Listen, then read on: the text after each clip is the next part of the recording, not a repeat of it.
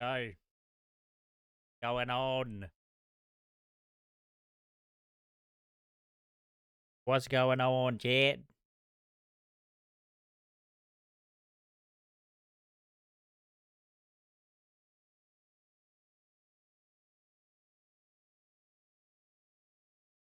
Damn.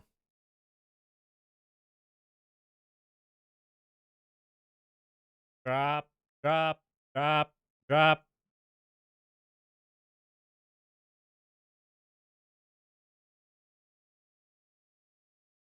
Really trying to keep it PG.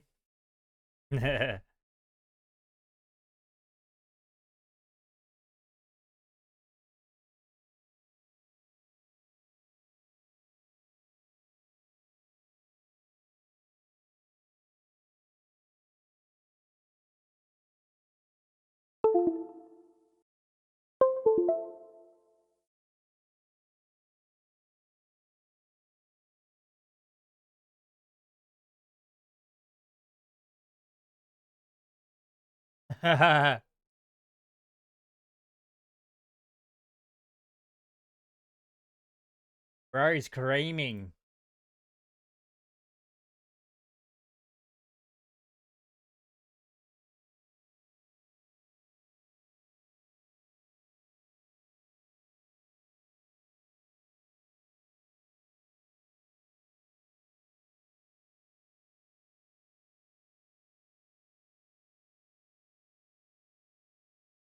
Bro, he's screaming. Chuck us the lineup.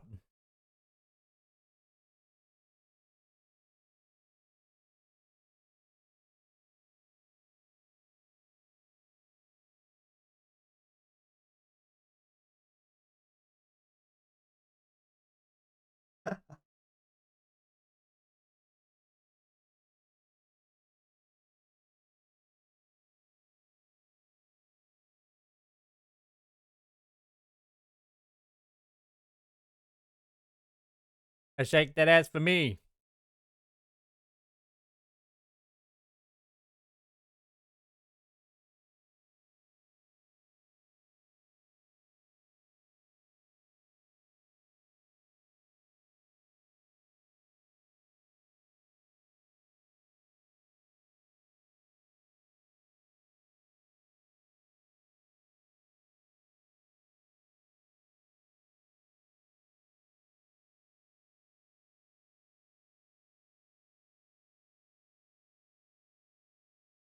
Keep it PG. Right, chat. We got some videos. Got some videos to react to. We'll get this one started. Fit versus fat. Is being fat a choice? Fit men versus fat men. Interesting. Do you think just being in a fat body and being in the public space encourages obesity? Yes. Shame is what led me to an eating disorder. Whose fault When is that, what though? we're looking for is Whose fault is that? stability. That's your fault. It's See, the an problem is that you're a amalgamation. professional victim. Would you agree, like, looking at his physique, like, he's at a perfectly, I would say, maybe healthy? No. You think? He's definitely overweight, definitely obese.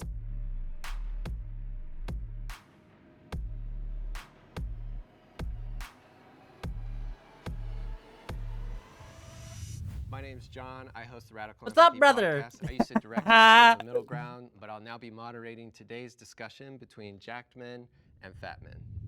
Our first prompt is, I have felt disgusted looking at a fat body. Can our agreeers please step forward?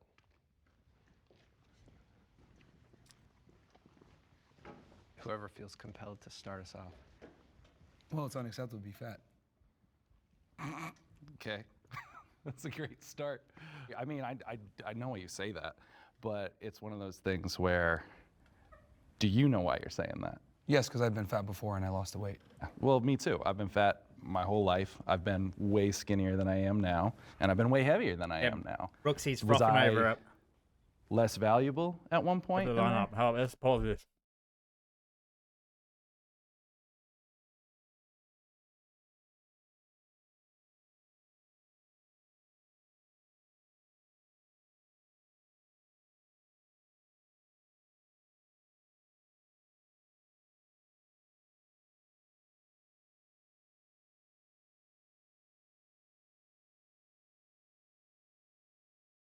Oh, the Matrix is in there. Okay.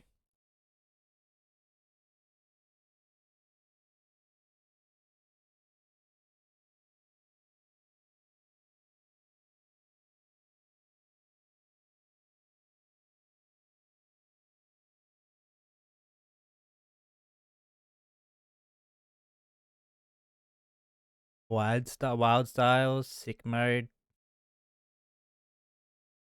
That's all I know.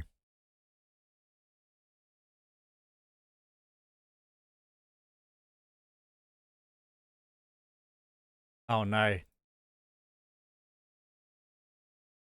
Leaked.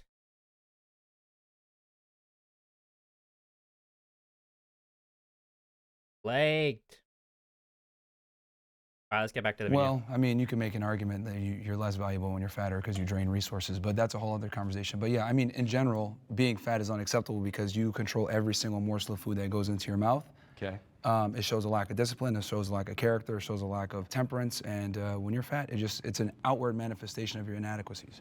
When I see somebody who's 500 or 600 pounds, all I can think of is, why do they care so little about their health that they can do this, allow themselves to gain that much weight, knowing it's taken 20, 30, 40 years off their life? I just can't imagine not wanting to live that badly. I understand that. No, it's I've definitely go, felt Brooksy. disgusted looking at my own body and looking at other fat bodies in my life. A lot of the disgust I felt looking at people was me feeling disgusted with myself and then projecting that feeling onto other people. And I don't think anyone on either side will disagree that health is important. I know that my own mental health was way worse when I was spending every fixate of my life trying to get smaller and trying to be thinner. I don't think there's anyone that can look at somebody 500, 600, 700 pounds and not think, wow, what have they done? And not be disgusted. Like, how can you not? I just can't understand You can't nobody assume that thinking everyone that. has the same opinion, though, because unfortunately, some people have emotional stuff that happened, traumatic stuff that's happened, so you can't discount and just say, oh, because they're fat. Boo-hoo, man. Like, there's way worse stuff going out in the world versus people saying, oh my God, I'm sad, I'm gonna eat some ice cream. It's like, no, dude, it's like, you're fat, you made that decision, you live in the best country ever. If you live in a civilized, first world country where you have electricity, internet power, etc., you deserve to be bullied. It's ridiculous to me that we have all these fat people running around. Meanwhile, people are being bombed in Gaza. It's ridiculous. We are so privileged here in the United States and in the West in general. When I see a fat person, I'm like, wow, you got the gift of life. You got the gift of being in a developed country, and you're a fat POS talking about body positivity on TikTok? What the hell is going on But now you're here? segmenting, though, because not everyone thinks like that. What do you No, we call need it? to bring Like shaming back. Okay. We need But to how- bring but shaming one- back in so many other regards oh. besides obesity. We need to do it with sluts. We need to shame fat Jesus. people. We need to shame everybody when they fuck up. Because shame has been one of the strongest defenses against degeneracy and human fuck ups. You had a personal experience you wanted to share. You said you used to be overweight. Now you're Oh not. yeah, so I did an experiment back in like 2015 where I like bulked for like almost 2 years, and I got up to like 250 pounds, and then I dieted down. It took me about 7 months. I systematically did it, controlled my calories, tracked my macros, tracked my protein, carbs, fats, and systematically lost 1 to 2 pounds per week. So you chose to gain up to 250. Yeah, you were so I've naturally been in all skinny spectrums. beforehand. Like I'm naturally skinny. Yeah, yeah. And then I was like, all right, I'm gonna get fat as an experiment. Yeah. Did it, and then I was like, all right, now I'm gonna lose the weight. And then all I did was just track my calories, ate the same food every single day. Yeah. Went to the gym 4 or 5 times a week, and everything was controlled, and it got done. Was it monotonous? Of course. Was it No, boring? yeah, Of yeah, course. I agree with you there. I am naturally this way. This is with working out 4 or 5 times That's a week. not true. This is No, 100% you true, can't. bro. Nah, bro. No, Come to the gym with it's me. not. This is me It's not working out. natural at all, because at the end of the day, if you don't lose weight, by definition, you're not in a calorie deficit. If you're not in a calorie deficit, then you're gonna either maintain or gain weight, and that's the problem is that people don't track their calories. And that's true, but people burn at their resting metabolic rate a different set of calories. Doesn't matter. Let's not get too granular right now. Ragini, it's going to be one of those episodes, right? Let's bring in the disagreeers and hear from them.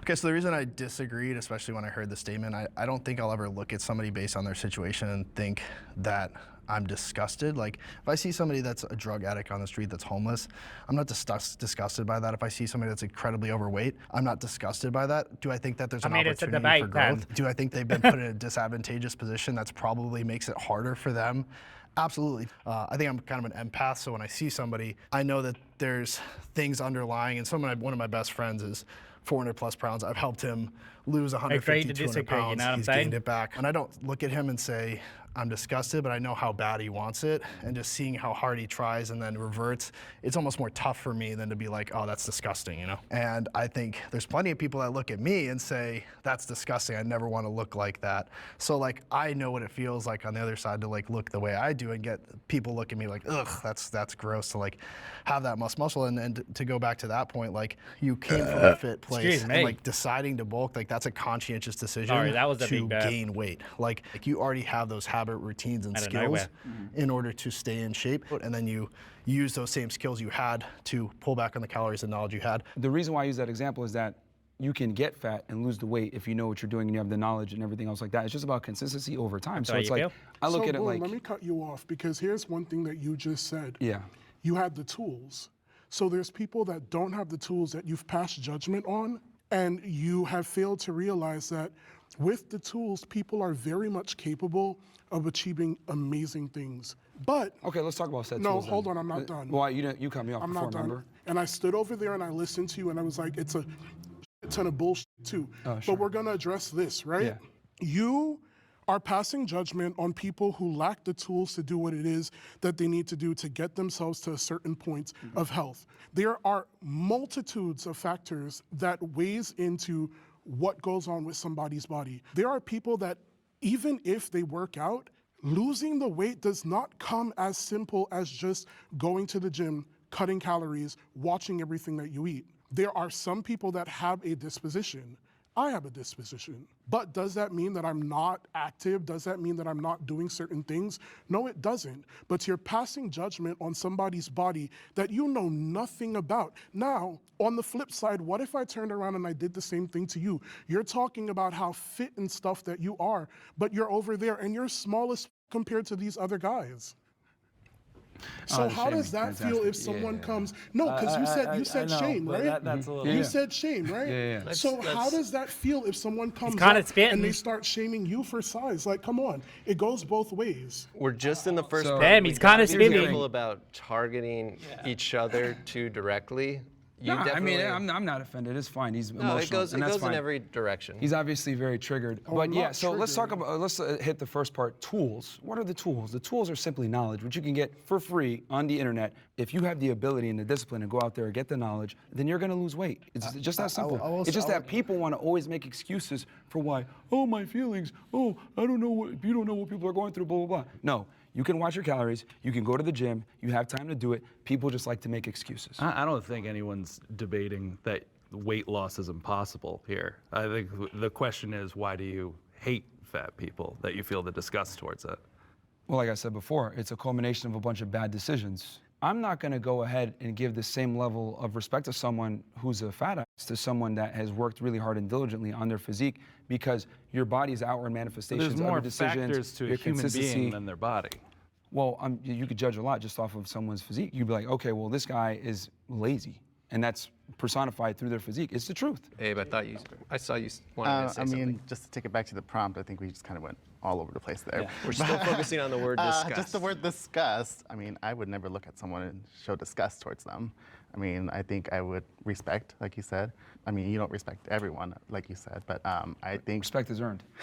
I mean, it is earned. Yeah, but, this I mean, I guy's think at a huge red humane pill level, we and- can learn to appreciate each other's differences.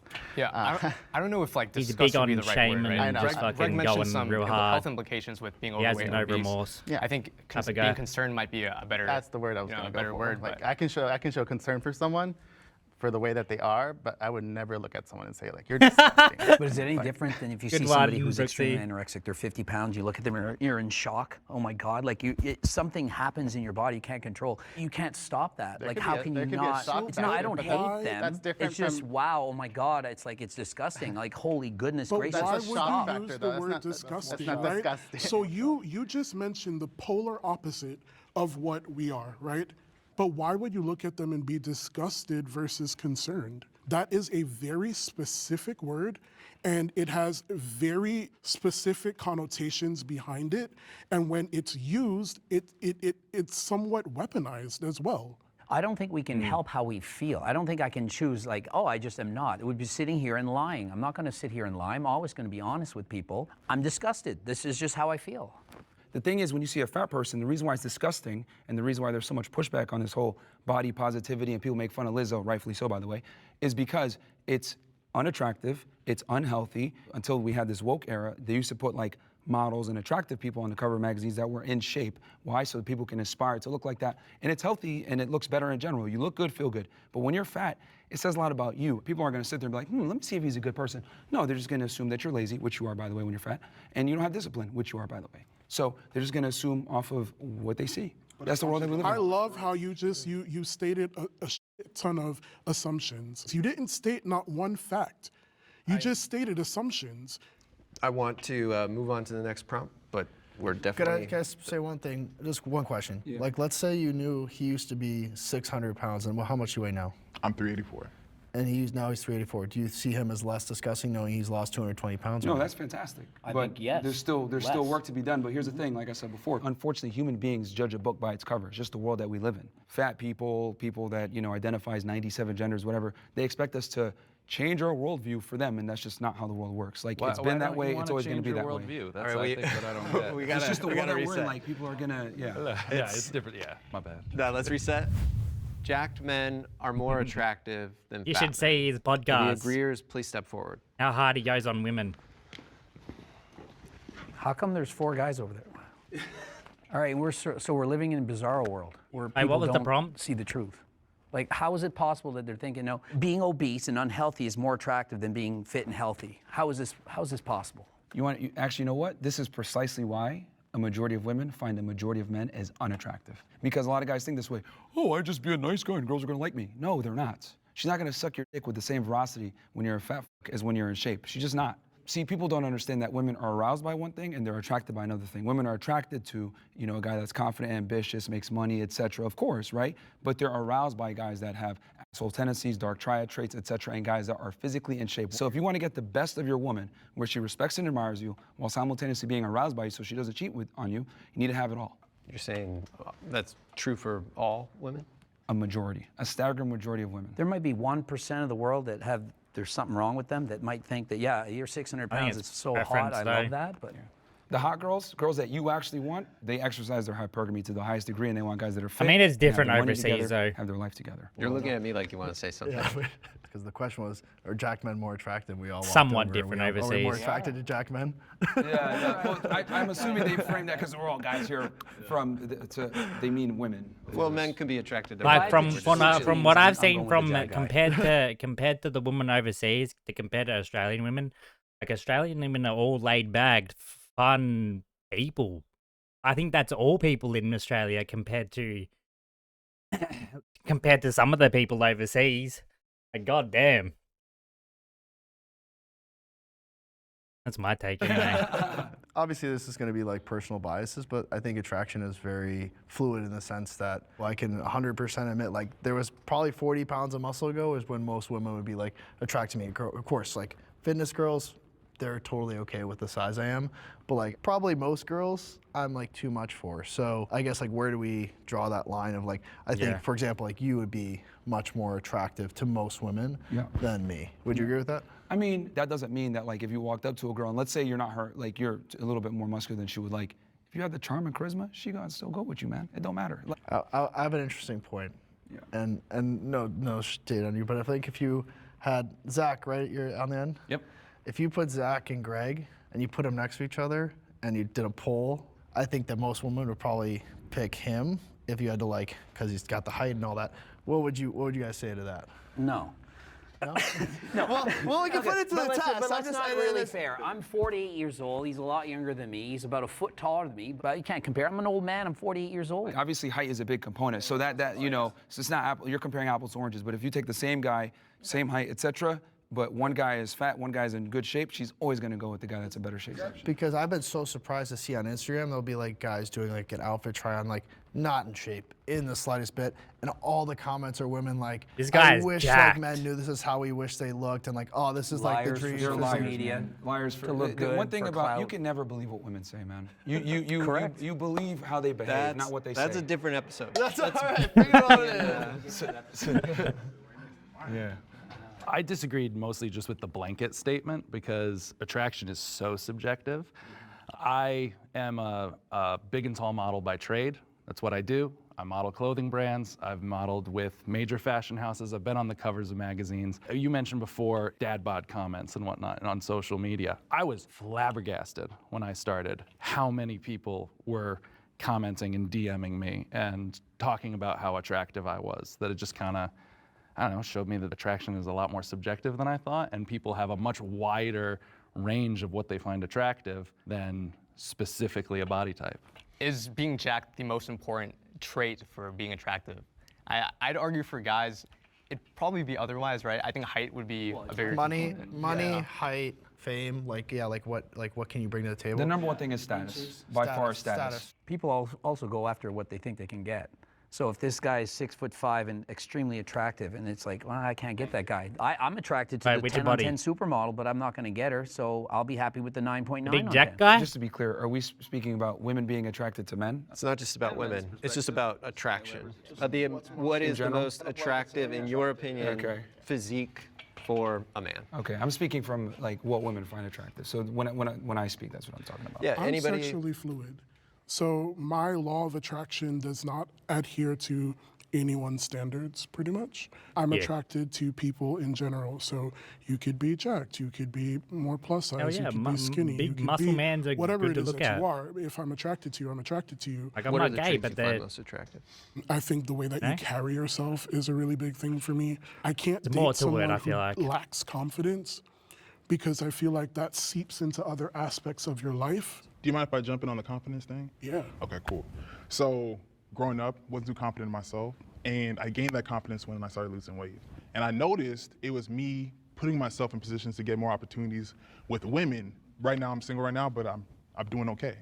But the confidence came from me losing weight. So I do agree that it's a subjective kind of standpoint, but socially, I understand that physically fit men, that's just like what everyone's liking. It's like what, I don't that's think what it's as trends towards. subjective as guys are trying to say. Attraction isn't a choice, and there are hardwired traits that women look for in men. And what I've come to realize is that what women put out there is what they find attractive or politically correct things. Oh, he has a dad bod. He's nice. He's a good guy. The reality is that women don't respond well and favorably to these men. for sure. There's a reason why nice guys finish last is a thing. It's because when you're too nice and you kind of bend to her will, etc., girls aren't aroused by that. Girls don't want to say what they're really aroused by. Guys that are able to stand up to them, guys that are able to tell them, well, that was a stupid comment, or hold them accountable for their stupidity when they do dumb things. This is what women find attractive because these are leadership traits. Have any of those things happened to you, though? Well, I mean, I've talked to almost 3,000 women, and what I've come to realize from talking to all of them is that most of the time, you know, when they're in a comment section of TikTok, like, you're so handsome, blah, blah, blah, will they actually go on a date and have sex with that guy? Probably not. But they say that because it's politically correct, and women tend to not want to be adversarial. They're going to say what sounds good, but what they're actually aroused by are two different things. But they're married to those guys. Yeah, that was kind of what I was Most getting to. often they're married to- married And to marriage is a failed institution in the West, and this is why most men get divorced by women. This is why they get destroyed in the divorce courts. This is why women overwhelmingly initiated the divorce rates in America. 80% are initiated by women, because we sit here and we lie and we believe what women say they're actually attracted to. No, they're not attracted Let's to a go lot of back things to they talk about. attraction for a second, though, because I'm married. Sure. I have a child. Cool. I have a beautiful wife. I was this size the entire process through it. Would you say that you're an average guy? I would say that You're I'm how bigger tall? than average. 6'5", Yeah, you're not an average guy. and a model You're not an average guy. for being slightly I overweight. wasn't a model when I started But dating you are my a very wife. good-looking, I was tall, a big bartender guy fucking who's doing on whatever. magazine covers. So But I out know, of the I think- million guys but- overweight, you're at but the you're not top. an average guy. But I 1%. think what you're I'm missing saying- is he just said that he wasn't any of those things. He's not 5'6", before man, like he me. met his Try wife. being 5'6" and doing it. No, I totally agree with you. Well, that's what I was gonna actually agree with Myron for a second. Believe it or not, we're talking about. You mentioned status, and then a lot of people other mentioned confidence. So you even put it in your own pecking order ahead of being jacked or being Yeah, status physically for sure. attractive. Wouldn't you say that matters more? he? Confidence, how you carry yourself, how Yeah, you do well, it? yeah, I the, mean, the prompt was simply, is it easier? He does look you familiar. Yeah. or And are you I'm fat? Apparently he's a model, one to argue model the as well. fact that our society definitely finds Jack guys more attractive. But I disagreed with the statement because it was a blanket statement that I have found untrue in my own life. Do you, all of you, feel like you'd be more or less attractive, let's say 50 pounds lighter than you are, and simply like just body fat? I think so. I think so. Yeah. Yeah. Something that I struggled with for a while is, in me losing weight, am I still going to be able to book the jobs that I book? Because I've built an entire brand off of my body. I mean, granted, like, cool as shit, like, you know, I did something that's all my own, like, I worked on that. But then I was also just like, if I lose this, are you still gonna want me to, like, do this campaign for you? Are you still gonna want me in your magazine? Are you still gonna wanna dress me? And then I had to, like, take a step back and say, like, well, what is it for me? Do I want to be skinny? No. Do I wanna look like Greg? No. Do I wanna look like Myron? No. But I know I wanna look like me. I think talking about the law of attraction, you focus so heavy about what women would find attractive and the perspective of the woman. And I feel like, are you even attracted to yourself? When you look in that mirror, when you put your clothes on, are you like, damn, like I did that? Because when I got up this morning and I threw on my outfit, I was just like, yeah, I ate that. Well, if you're going to talk about being attractive, et cetera, typically people are speaking from a romantic sense, from a heterosexual standpoint of men and women. So that's why I answered the question, because it was very broad. That's what I mean. But of course, you need to be able to look at the mirror and respect the man that you see looking back at you. When you look back and you see the guy and you're in shape, et cetera, and you feel good about yourself, look good, feel good. A byproduct of that is that women just tend to find you more attractive. It all works together in tandem. Are you happy with the way you look? Of course, But I had to work to build this physique, and it took many years. I was an athlete in college, was a Division I athlete. It took many years to be able to do this. So, What'd you play? I rowed in college, crew. Oh, sweet. Rowing, yeah. I like rowing. So I think when fat people look at the mirror and they say, oh, I like that, that's coat, man. No, you don't. They say that to try to bring themselves up, but the reality is most of the time when you're fat, you look in the mirror, you're like, damn, I really let myself go. Not every You're fat like, you know what? person- It's not that much of a priority, so fuck it. Abe didn't get to answer the question going around. Yeah, I was in the same boat as you, just because I feel like I don't agree with the blanket statement. Personally, for myself as a gay man, I Some things. find myself attractive. I would say like I go for guys like Half you, and half. as you as well, and I feel like I get a lot of hits on those types of guys, and I'm pretty content with know how what- I not every- navigate my attraction. And Can't keep track I think of what it he's goes a lot saying, though. to the status and their But don't ask confidence. me what. So, like we said, so. All right, let's go to the next prompt. After 4 years, the Radical Empathy podcast is now back. There's a new episode out. Og! Go give it a listen. Ignore your health, body, and if you The body positivity movement is problematic. Will the agreeers step forward?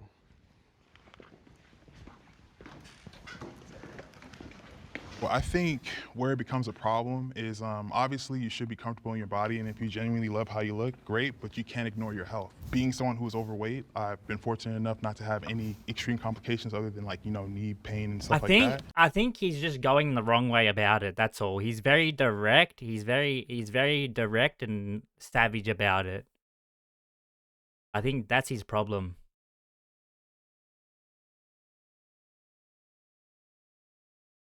He's very direct and savage about it, which can look like he's been a wanker about it. I think that's his problem, and I don't think he really cares. I've seen some clips on his podcast. He just goes hard on everyone, including women. But I know people that, that are my size or bigger, and they have cholesterol problems, heart problems, diabetes. I have none of that. So the body positivity movement becomes a problem when you hide behind this shield of, oh, I should love my body, da da da da. Great, but you have to be healthy too. You can't ignore your vitals. You gotta like check yourself on the inside.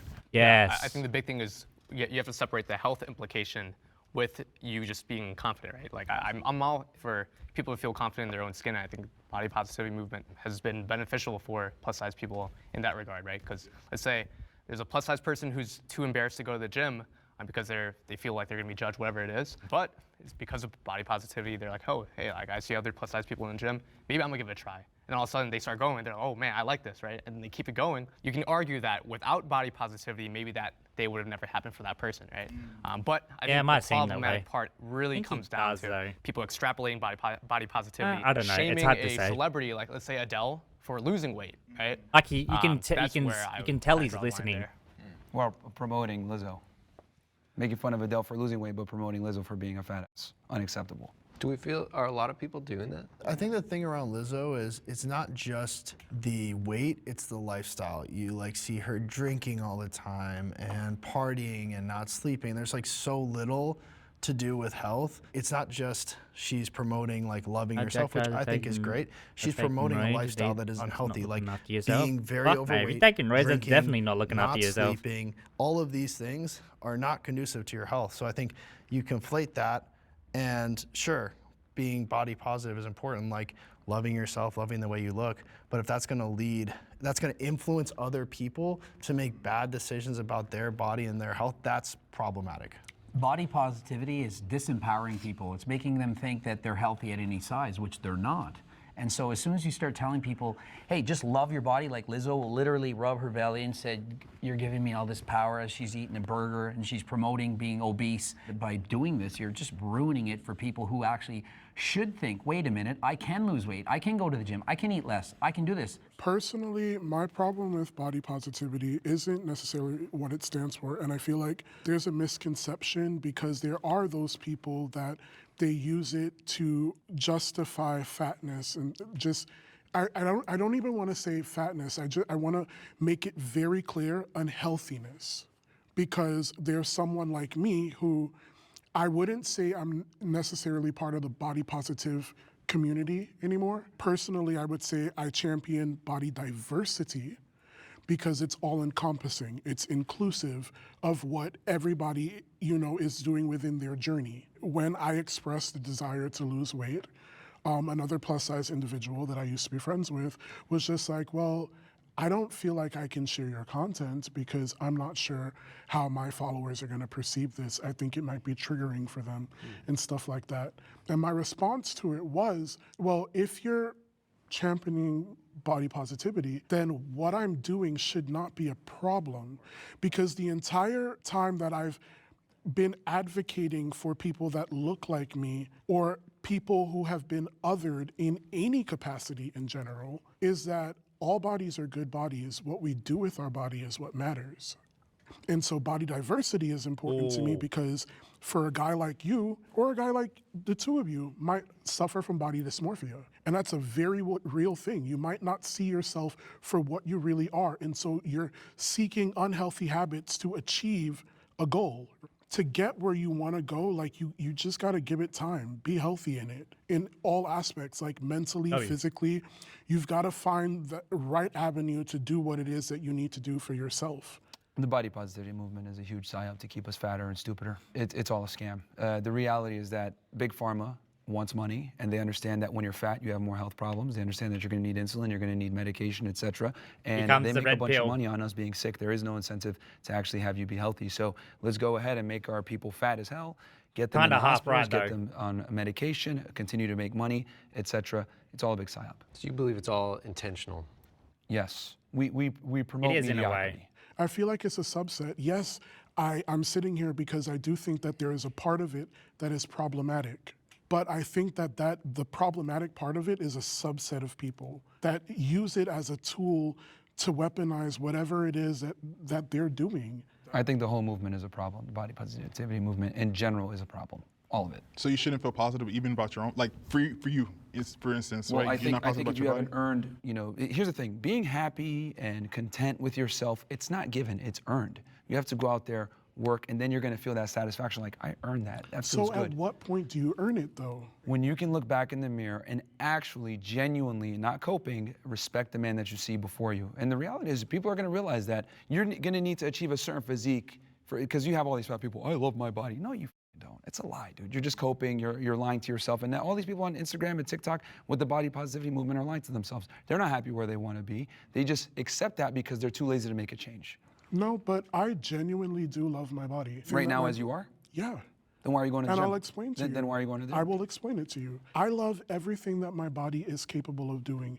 I love the fact that at my size, I can do a lot of things that other people smaller than me still cannot do. But you want to lose weight though.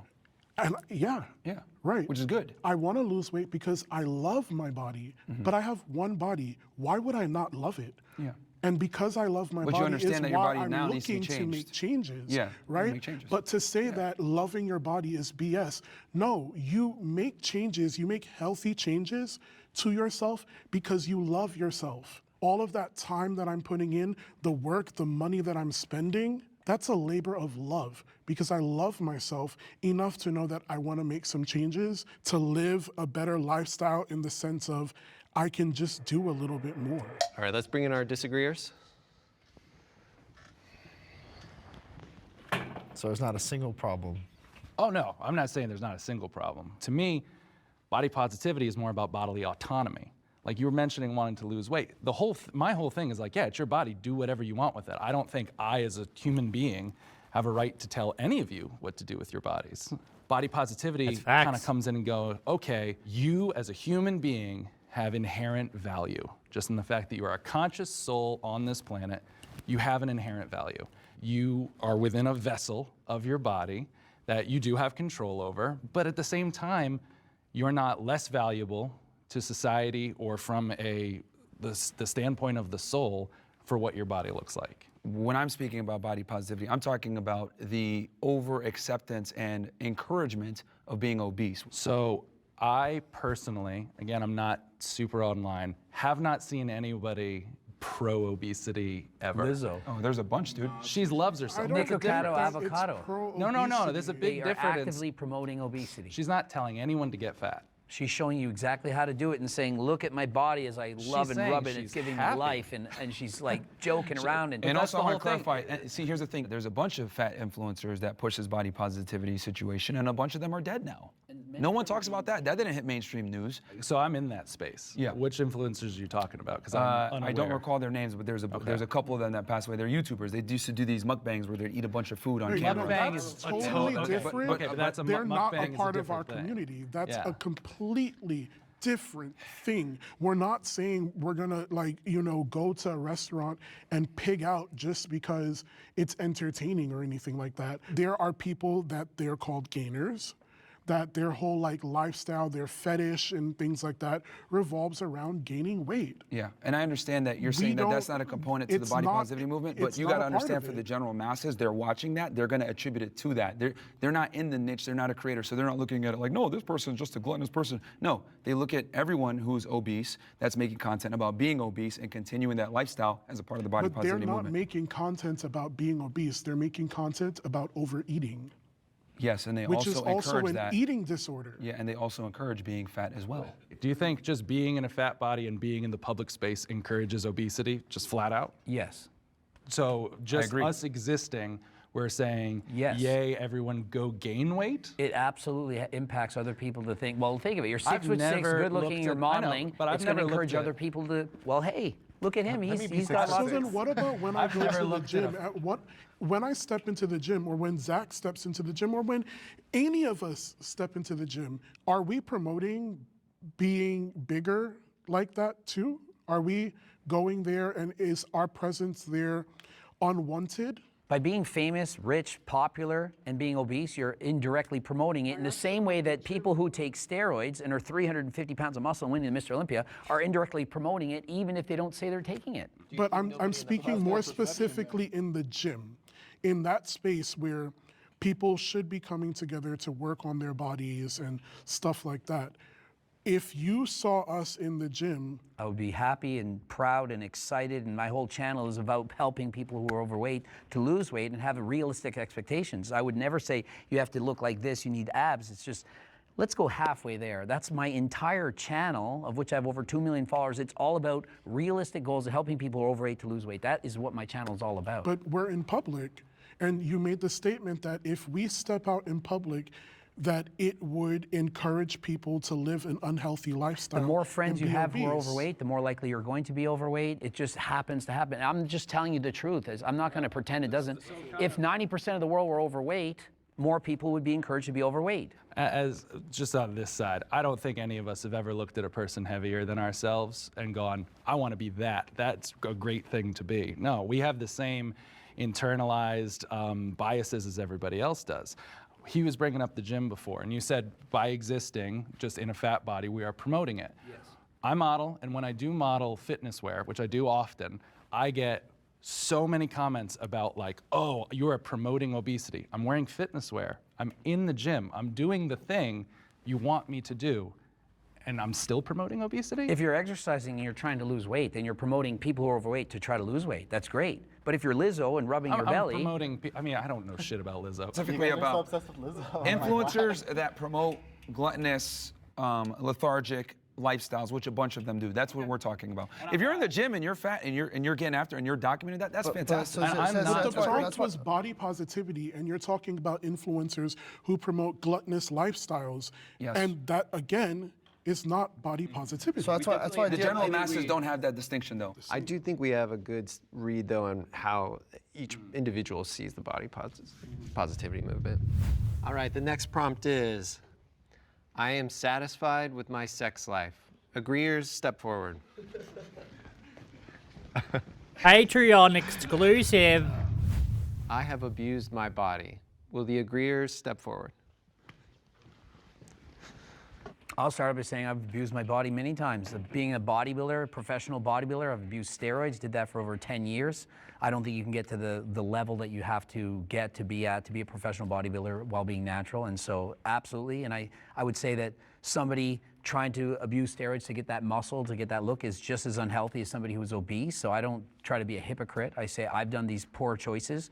I'm 48 now, I don't do steroids anymore. And so I recognize that what I did in the past was bad, probably took years off my life. And so I would say to people who are overweight, why don't you do the same thing? And if you're not, then do you really care about your health? Because if you do, you would stop doing the things that are leading to being morbidly obese. But then to your own argument, you spent 10 years doing something you knew was inherently unhealthy. Correct. But then you're going to turn around and tell people that they should just wake up. But yes, exactly. Like people should have told me, Greg, why do you keep doing this to yourself? You do not recognize what's going to happen? And if we call it shaming, why are you abusing steroids, Greg? Think of it. Think of the years you're taking off your life. Maybe I would have waited. But the power was in your own awakening, right? The power right there was in your own awakening to realize within yourself that you were doing something negative, and then you made the change for it, right? And that change is now consistent. That change is now something that you can give a testimony about and help other people change their ways or persuade people to just not do it at all, right? But building on what you said, what was the moment, where the perspective shifted? Well, I got old enough and realized I can't get any better at this. I can keep taking more and more drugs and try to sustain this, but I said, it's not worth it anymore. So I had to completely change my mind around what I was doing, which was being judged on my appearance. And remember, I make money on how I look, and so that's gonna have a huge impact on me. And I had to say, I need to get my dopamine, my self-worth from something else. So I quit doing all the bodybuilding competitions, and I said, I'm gonna start riding bikes, I'm gonna learn Spanish, I'm gonna do something else where I can feel good about myself. And it's hard. Like, look at this guy, 300 pounds of muscle. 20 years from now, is he gonna wanna still be this size? He might look back and say, I maybe regret certain things. And I think if somebody's overweight, they're gonna think the same things. Like if you're 400, 500, 600 pounds, you're gonna think, is it worth doing this? Is it worth eating all the time? It's tough. I think this is the first like actual middle ground I think we're finding, which is really great because it's true. I mean, I've been harmful to myself on both sides of the spectrum. There are times I was taking, 20 to 30 diet pills and laxatives a day, eating less than 400 calories a day, working out nonstop. And then there's the other times where I was eating way too much, smoking way too much, drinking way too much, and abusing my body in the other way. I think we all come to the realization of what we're doing is harmful in different ways at different times. Like it took you 10 years to realize that was harmful.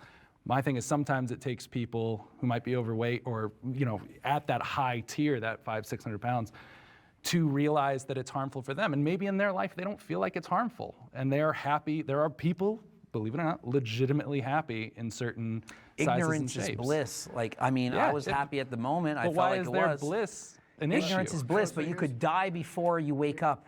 You But you could have die done the before same that thing happens. taking steroids. That's my whole exactly. I thing. could have died doing Yeah. what I did, and so is it not my responsibility to tell people don't copy me, and so would it not be somebody who's, you know, And I don't think there's 500 anything wrong pounds with to that. do I the think- same thing? I don't think there's anything wrong with that. Even when you said before, you're like, well, I wish someone had shamed me, saying, what are you going to do? You're going to kill yourself. That's not shaming to me. To me, that is compassionate and looking out for somebody. It's when you take it to the other level where you start insulting them, degrading them, making them feel like shit. As that men, doesn't. we insult each other and shame each other, but it's as a friend. Like, this is what guys do. Girls don't do it. They all suck up to each other. You're all tens. Guys are like, look at your gut, look at your belly, you fatso. what girls do. I know, that's what No, it's important to I'm telling you what they do. The It's masculine fact. from the feminine, because it's guys talking here, and I think it's important to distinguish when something is feminine to say, well, we don't adhere to that over here. Yeah, but there's been no shortage of generalizations on women in this episode so far, and I'm really, really curious about your answer to this prompt regarding like self-abuse, like bodily abuse. Yeah, I mean, I'm a lifetime natural. I've never taken a drug before in my life. However, I was an athlete in college, and obviously when you're a Division I athlete, you're training 2 to 3 times a day. It was very, very intensive. I would train through injuries, which wasn't intelligent, but at the end of the day, I looked at it like, hey, we got to win. We got, you know, some teams to beat this season, so it built a mental fortitude. I think abuse is good to a degree if you're able to overcome it and learn something from it. I did a lot of stupid things. Like I broke the world record in the bench press, and now I can't bench press anymore. And it was my favorite lift. I've had hip operations. I have both elbows reconstructed. I trained too hard. I couldn't stop myself. All that pressure, desire, whether it was Jeez, man. installed by myself or from others, to try to fit in, to be socially accepted. And I was addicted. I was bench pressing with shoulder pain. I should have stopped. I couldn't. And so, you know, I set the record and it's done. I can't even lift anymore. I don't squat, bench, or deadlift, because look at Ronnie Coleman. You guys know Ronnie Coleman? He's in a wheelchair. He can hardly walk. He's in pain medications. And imagine putting your body through all that torture, and then you get in your 60 and now you can't do anything. So one question I have for you then is, knowing what you did obviously has allowed you to create this platform to speak to these things, to talk about steroid abuse. You understand all the intricacies. Do you think that you would have been able to do that, let's say, if you'd kept your natural status throughout your whole career, you didn't break world records, you weren't an IFBB pro, you didn't have all of those accolades to stand on, do you think you would still be Greg Doucette and have all the following you do? I do not think so. I think I'm one of those 1 in a million cases that was able to do what I do and actually got the success that I got. But if I look back and I'm really honest with myself, I regret doing these things. I was natural world champion and I was breaking world records natural, so I had Hey, the 67 records, NX, but I thank you wanted for the more. follow. I wanted Welcome more on in. glory. I wanted more people to say, you're How you cool, going? we like you. And so I ended up taking steroids. I did that because I wanted to fit in. I wanted to be sponsored. I wanted a pro card. I wanted to be famous. And it worked. At what cost, though? How healthy am I really? Everything it is that you're saying, right? I don't feel any ounce of like shaming you for it. I think everything that you said is really important, to acknowledge that and to know that and to then share that, right? But the difference is that like, had someone shamed you, I don't think that you'd feel the same way about it. Yeah, I'm good. Instead, people poured life into you and told you like, hey, I don't think that this is right. I don't think that you should really keep doing this because it's doing more The harm. opposite happened. I was rewarded. When I started getting Well, popular okay. on social media, I was talking about my steroid cycles. I was talking about what I've done. And they're like, look at your muscles, look at your chest. And it was like, do you know how hard it was to stop? Because I was being rewarded with dopamine, with people saying nice things about me all the time. And for me to stop, I know that my views on social media go down. If I went on a steroid cycle right now, people are gonna fall, wow, Coach Greg, you're back. We miss the old Coach Greg. And so it's hard for me to be the 48-year-old old man that's still preaching fitness when they say, we love the old Coach Greg, the jacked muscle freak. And I have to fight the urges not to use steroids every single day. Because I know I would look better, I know I would feel better, but I'm like, it's not healthy, and so I have to say no. I get It's what very you mean tough. about the dopamine reward thing, because for me, I have a similar situation, but kind of in the opposite way. Every time I start watch a lot of slimming things, down, man. I start getting the, I what watch are you doing? anything Why at are the you start of my losing weight? stream. Because I am in that large guy space. So it's like, it's very funny how much For about on an both hour. sides, outward opinions Hour to an just hour and like a half. really, really just make what we do hard. I know that when I am doing more cardio and like I'm a big hiker and biker, and sometimes in the summer I'll slim down, but then all of a sudden I'll get a ton of comments from people just being like, we liked you heavier, we liked you this. I'll have clients that'll stop using me because I've gotten too small. And so you're kind of seeking that dopamine, that approval, also that career boost. you get stuck in this loop of doing things that you know aren't good for yourself. I wanted to hear from you, just going back to the prompt, why you A came bodybuilder, forward. Brooksy? Oh, I mean, That's this I guy, think yeah? Obviously, professional bodybuilding has its risks. Obviously, I try to mitigate them as much as possible. I work with a company that I'm doing blood work through, quarterly, every 3 months. I am very, very methodical with what I do, and I'm very, very on the mild side. You would be surprised, but I've been training for 20 plus years. I think that's the key for me. I would say, like being this size, 100% not healthy. Is it unfortunate that I am very passionate about something that is bodybuilding? Yeah, it's kind of like I fell into it. I love it. It's hard for me, but I made a decision with my wife that at age 35, that's it. I'm done. Like no more competitive bodybuilding. I have an understanding, but like Greg, I have the foresight to know like there has to be a limit to it, because if you just let it go, I would have to be probably 25 more pounds of muscle and like have to do things that I'm not willing to do in order to be like, let's say Mr. Olympia, right? So, because all the way through my 20s, I was closer to like 230 pounds, natural all the way until I was like 27 and a half. So hopefully I'll be okay going back to that size. Do you use steroids currently? I mean, I use... Ooh, I think That's the biggest insult in the world right now. No. I only ask because, again, we're on the topic of body abuse, right? So I'm only asking that in that realm because of what you said about it. I'm not asking that No, as it's kind of like, it's just like anything when like you're that. jacked like that and you say, do you use steroids? It's like, you think you can look like this natural? Like, if I said, hey, are you on steroids? Look at that body. Like, if I said, you look like you're on steroids. Yeah, people think you're on Thank gear, you. it's a compliment. If I said, obviously you're natural, it'd be like, what the what do you mean, obviously? There's no obvious. So yes, I'm enhanced. Okay. It's literally just like a question that I have, but it's also just like, well, what do you do as you're progressing in that to get to the points that you want? So that's where that question stems from. And I also really appreciate your candor for that. Yeah, I mean, I think it's, I will 100% say like some of the best shape of my life was natural in my 20s, like very lean, probably my healthiest. Like if anybody tells you they're like an IFBB professional bodybuilder, it's almost 99% of them are in some capacity enhanced. It might be very minimally, it might be through the roof, like you wouldn't even believe what they're taking, but it's there, it's part of the sport, it's unfortunate, but like that's the problem. That's one of the problems we talked about earlier with the fitness industry is like, that's the expectation. Let's bring our disagreeer in. Hey! Good job not abusing yourself. Yeah, so I took abuse as like doing things that's negative for your health. And for me, I've always approached fitness from a health kind of lens, right? Like Myron, I'm 100% natural. I'm never gonna look like Eric, I'm never gonna look like Greg, but it's something I'm content with, right? For me, I'm kind of in for the long term. I wanna be able to do what I do when I'm 60, 70, 80, 100. Focusing more on the health aspect of it can be a good middle ground, because I feel like if you're looking from the outside in, sometimes can be like, dude, how am I gonna look like Eric? Like, how is this ever gonna happen, right? But you know, people have different goals, I would say, within fitness, and yeah.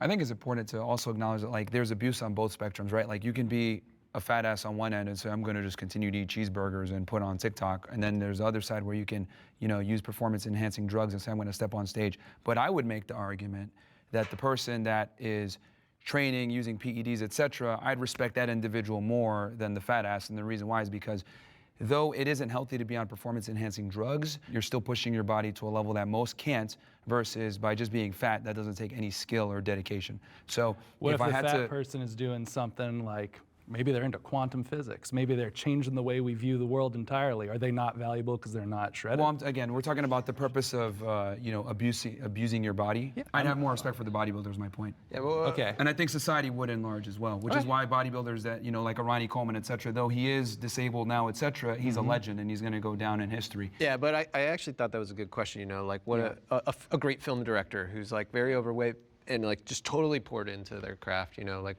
is there respect for someone like that? Well, that's great because he's able to do something exceptional, right? And he's able to diversify himself from the general masses, right? But will people know that when they meet him, that he's a famous director, unless he's very prominent?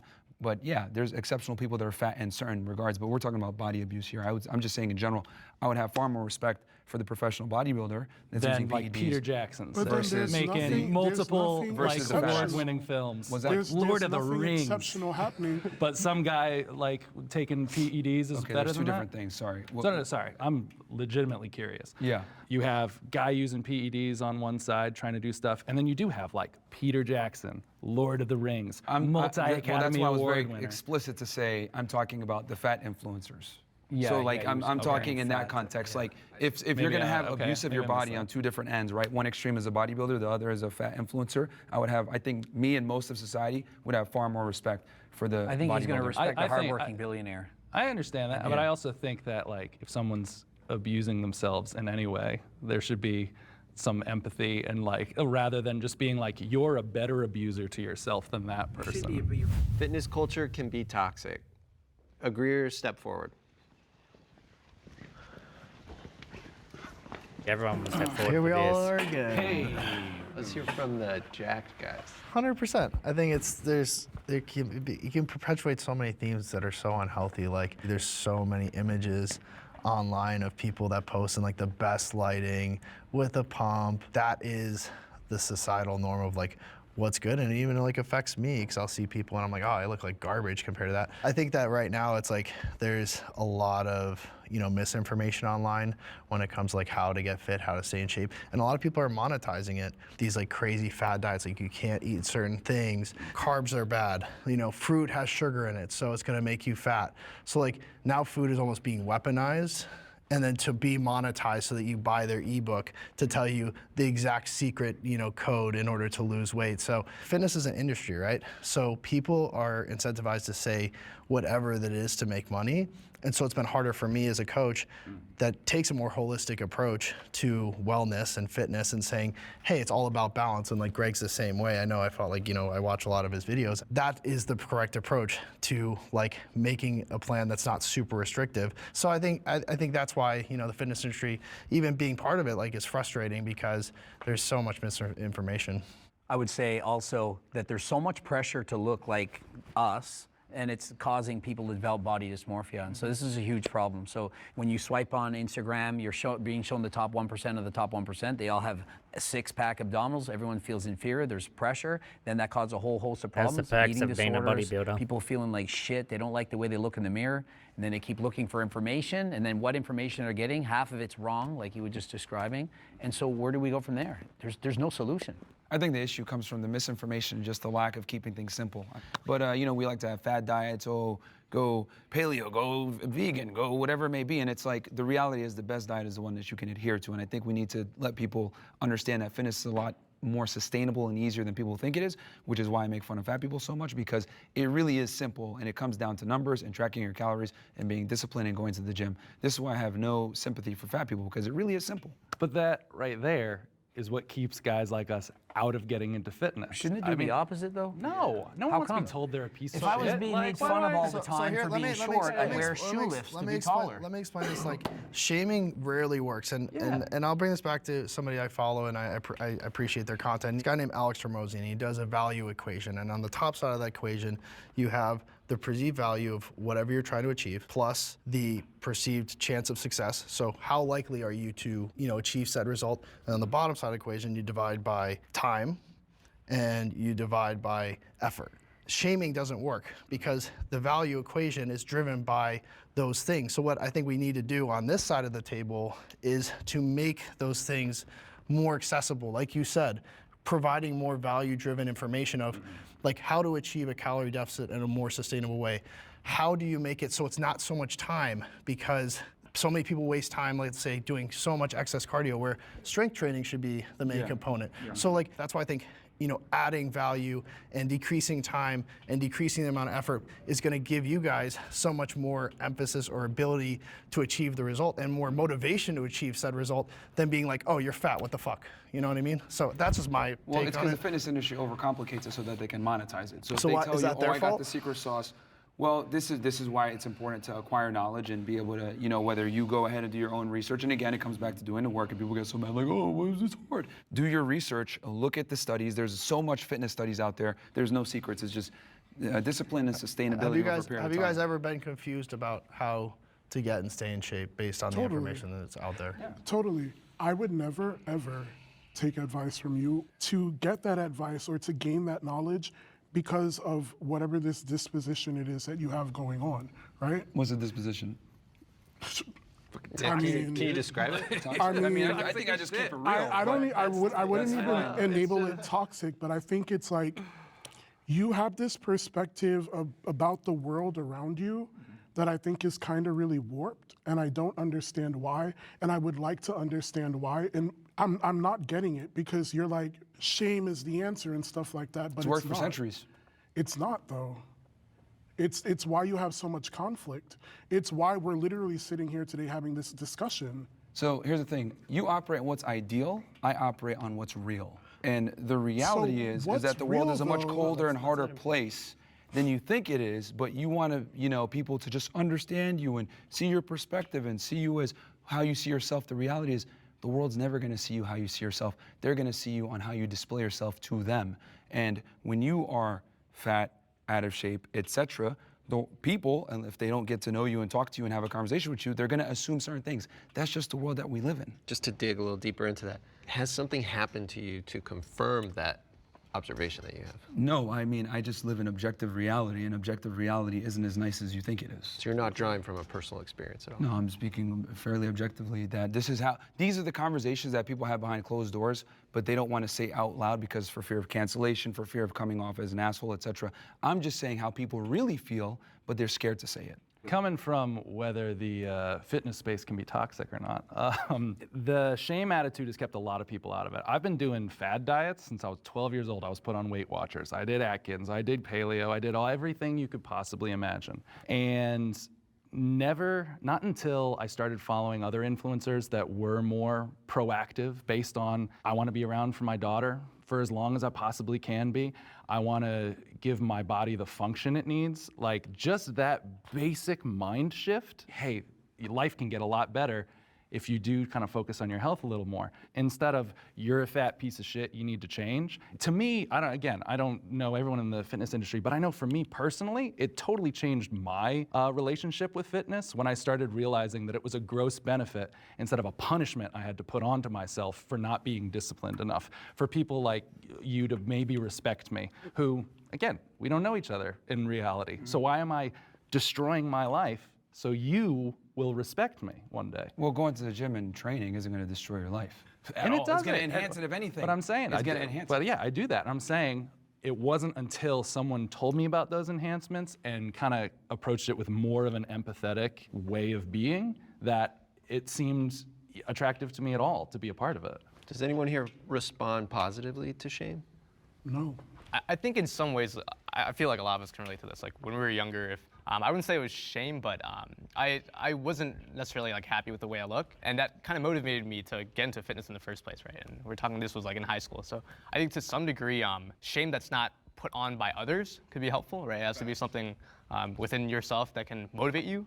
I'll speak on the shame thing too, because the shame that I guess embodied came from myself. So when I was on my weight loss journey and I was like losing weight, the day that I weigh in and it was like the scale read 1 pound over, like I would take those pills that make you shit, literally, to like lose that extra pound to see. Like, so going back to the toxic situation, that's where I got fucked up, because I would do things in response to me not getting that positive stimulus to hurt myself ultimately. Damn. Do I have therapy now? Yeah. Because it's a double-edged sword for sure. I think shame is good. I think it's a very natural response to inadequacy, and it tells people that, hey, maybe I need to change. Like being bullied as a man, being shamed, it's a good thing because it stimulates you to change and make a better difference most of the time. But some people don't respond. Like some people, when they get shamed, they get shut down, and now they proceed further into that negative, behavior, because it's not something, as Zach and everybody else was mentioning, was positive. I haven't heard this guy talk part yet. Of the masculine journey is overcoming adversity. It's not a talk of masculinity, bro. It's just like being a pussy and being like, okay, I'm going to prove you wrong. And this is the thing: it makes or breaks you. Not everyone's going to win. We need winners and we need losers. The losers are the ones that shut down, like, oh, I'm sad now. I'm going to continue eating ice cream. Okay, you're a fucking loser. Stay over there. But there's guys that rise up to the challenge and say, you know what? I'm going to do better. I'm going to fucking surpass you. And that's where guys need to be. You need that killer instinct where you use that as fuel. It's up to you how you want to do it. Isn't the goal of the fitness industry to get people more fit? Yes. Of course. That's the blanket goal. Of course. And we're saying shame and calling me a piece of shit doesn't motivate me to get more Doesn't fit. work. Well, we need winners and losers. No, We need winners and losers. The industry like there's is going to the be one inevitably catering there's to going to the be people, losers. If you correct? don't respond favorably to shame and bullying, etc., and you don't overcome it, you're effectively a loser. Let's be clear though, you just said the right word, fitness industry. It is a industry. Yeah. It is to make money. It's not necessarily to get people into shape, it's to make money. So sure, there's gonna be junctions along the way. Like I'm a coach, there has to be tough love. Like if you're not doing the things you're supposed to be doing, I have to be a little bit harder on you. But that's not gonna start your journey, me being like, you're a fat piece of shit. Whereas like, if we get into it and we're 3 months in and you're not making progress because there's a lot of things you're not doing that we're coaching you on, then of course there's gonna be some tough love, there's gonna be some extra accountability, but I think there's a difference between accountability and tough love than just like shaming somebody into doing something, because that's not gonna create that like long-term ability to obviously achieve it on their own. But Myron would prefer, you would prefer shame. Shaming is a component to get people to be accountable. We all About just my want to situation. know when shame motivated you to be better. Me personally? Yeah. I mean, I'm speaking in general here as No, far I know, as like but don't shame speak working. general, But speak for yourself, personally. When Well, did see- shame change your life? oh well, here's the thing. I think every man growing up has been shamed to some degree, where they're like, you know what, I need to improve this. Whether they grew up No, skinny. You though. Right. Well, yeah, I mean, I was skinny, right? And then I got picked on, and I was like, okay, I'm either gonna let this define me or I'm gonna overcome. And I was like, all right, I'm gonna go to the gym and start training. But does it work in any other interpersonal relationship? Like, have your parents ever shamed you, come down on you, made you feel like shit? Absolutely. Did you I thank them deserve for it. all of it, 100% of it? Absolutely. Absolutely, they shame me, and I think that's fantastic. And I think that's a part of your parent's job is to shame you for your. I think for your he's fuck on ups. mute. What about people in abusive He's muted. relationships or with abusive parents who are now in no contact situations or anything like that? Not me. I love my folks. They're great. Yeah. But like, just for the TV record, in case they watch it. Like, but I know a lot of people who There's are always on a like line. no There's contact. always a line. But So that's all I'm saying is in the in the fitness world, I would rather be with someone who's trying to uplift me, trying to get me to improve, hold me accountable. Tough love, absolutely, I think is important. Yeah. There's a total difference between tough love and shame. Absolutely. shame is a component of tough love. Shame is only done with the intent to hurt somebody, not to uplift them. We got to reset. You gotta reset. That's fine. I would not like to be on the other side. If that's true for you, come forward.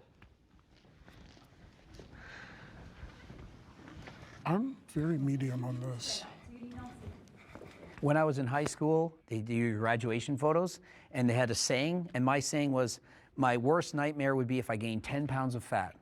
Literally, grade 12, I remember it clear as day. I was already a competitive bodybuilder, and so to imagine being 100 or 200 pounds overweight when I strived my whole life to look kind of like this, I just couldn't imagine it. It would be a nightmare for me.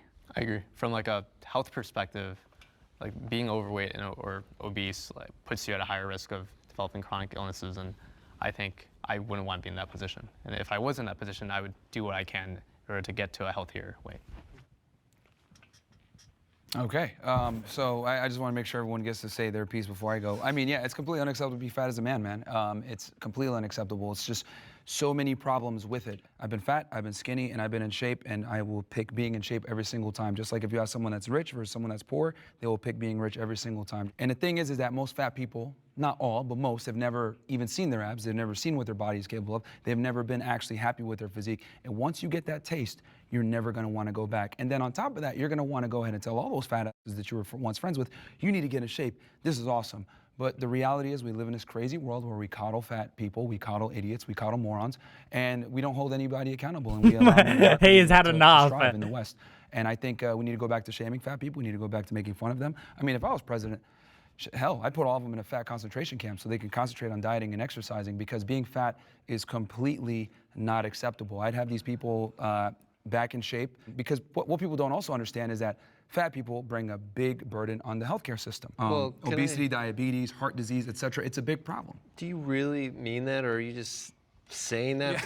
I'm dead ass. Yeah. If I was president, make me president, I would get rid of the obesity problem like that. I find it interesting that they can lock us up in their homes for almost 2 years saying wear a mask, etc. But then I say, I'm gonna lock these dudes up in a concentration camp where we're gonna get them healthy food, we're gonna get them exercising, and I'm looked at as crazy. Yeah, I hear what you're saying. I guess there's a distinction between having opinions about how COVID was handled and genuinely believing that all fat people should be in a concentration camp. Yes, And a I just wanna make concentration sure- camp. Let me be clear. I'm talking about a concentration camp where they're concentrating on diet and exercise. So I wouldn't necessarily want to go from one extreme to another.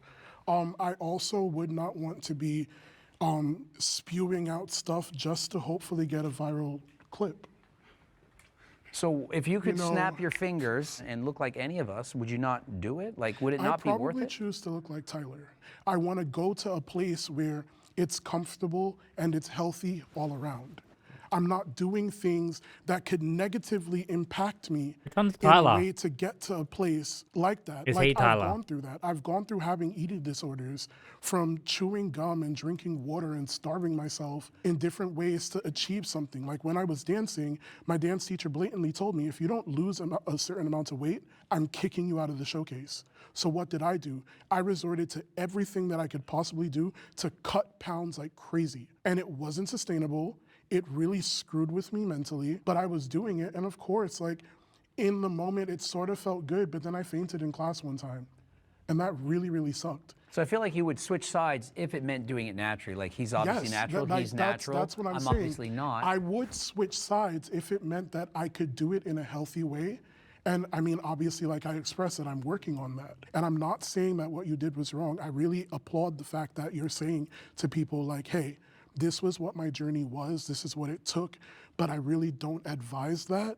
Okay, so here's the thing, man. Like, excellence and comfort cannot coexist. If you want to be an anomaly and you want to be the trendsetter, you want to be the top guy, you got to be able to be comfortable being uncomfortable. As far as like weight loss, because you said I'm just saying things to get a viral clip, how would you deal with the obesity problem? Like I said, pouring life into people. How am I dealing with it? I'm sharing what it's taking me. Explain I'm what pouring sharing- life is. Like, what would that actually look like? As someone who creates content online, I share what it is that I do in the gym. I share my routine. I talk about like, hey, today was a shit day, but guess what? I pushed past that and I just benched 405. That's more than I weigh. When I want to hang out with friends, if I know that my schedule does not allot me that time, but I know that I have this time during the gym, I'll tell my friends like, hey, pull up with me. So you're inspiring others? Yes. Okay. Well, what if I told you at the camp, everyone's exercising together and they're inspiring each other? But Same thing. you approached it at such a negative way. Like you approached it from a place of shame. And like most of us have blatantly told you that shame didn't really work.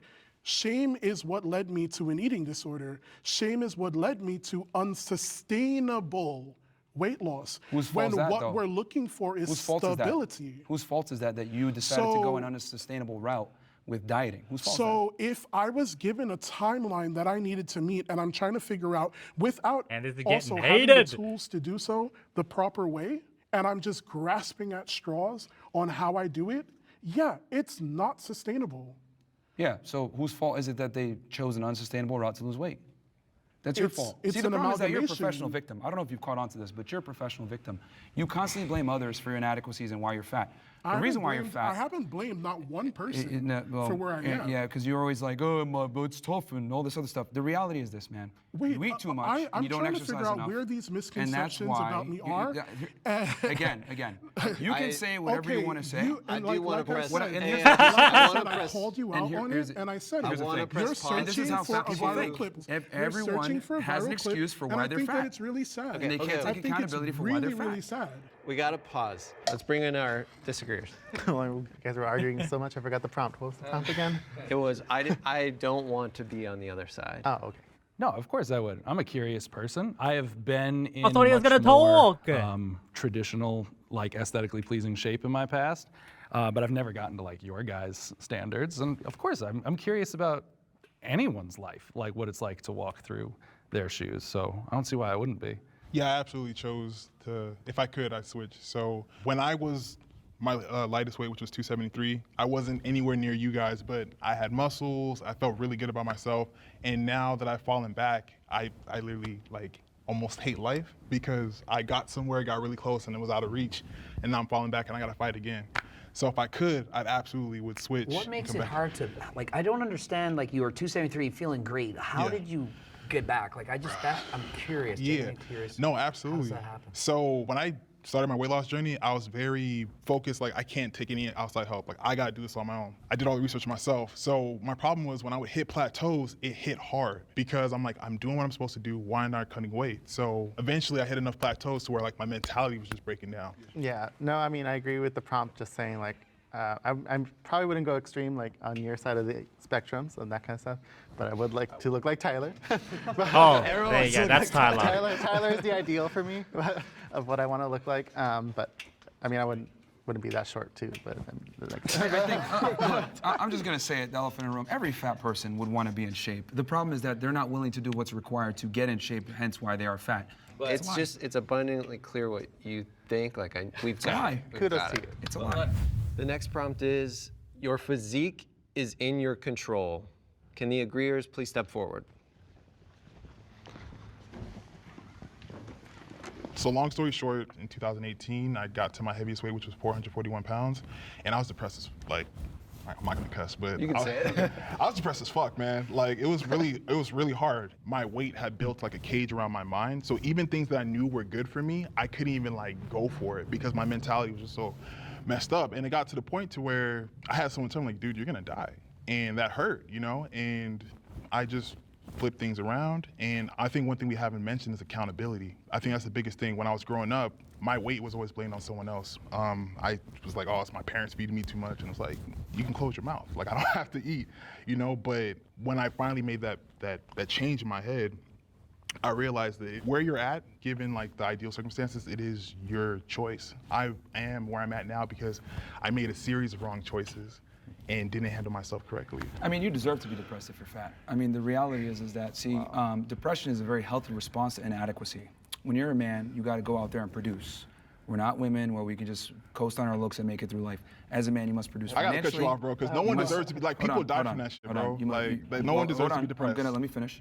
The reason why you feel depressed, and it's a healthy response to you being fat, is because it's your body telling you like, wow, what are you doing? You need to fix this. You're sad because you're not going out there and accomplishing what you're supposed to do. It's your masculine duty to make money, to be successful, to lose weight, to be strong and fit so that you can protect and provide for the people that you love. And when you're not able to do that, you get depressed and you get sad, rightfully so, because you're a fuck up. Have you experienced depression? Well, I've had times where I've been sad and stuff, but I always get over it. So you shouldn't speak on it then. I That's like think real that's very shit. insensitive people to Yeah, people who actually people have deserve mental to be health disabilities. Depression most of the time is not real, no. That's fucking wild. No. That's Okay. fucking wild. It's The not. earth is flat. A too. lot of the times when people are depressed, it's because of their own inadequacies. You're messing up in So if something you get in your raped, life. Is that an inadequacy? He doesn't 'Cause people mean in get all depressed from that. cases. I'm No, sure he's he doesn't saying mean- he's well, saying When like you in the see- when majority. you see a That's- blanket yeah. statement There's like always that, going to be right? exceptions, but I'm speaking generally in this context of being fat and why you were depressed. It's That because wasn't the only reason why I was depressed, but go on. okay, Yeah, yeah. but it's a Wild. component. You know what I Yes, mean? it was a big component, It was for a sure. response to your Yeah. inadequacy as a man. And the thing is that we live in a meritocracy. I know everyone likes to run around and say, "Oh, everyone's equal and it's all equality for everyone." No, that's not how the world works. Why the fuck should I be treated equally to someone who's fat, broke, not disciplined, and not as intelligent? It's a Hey, competition. what's up, brother? Life is a competition. Where are you getting the notions that people are not disciplined?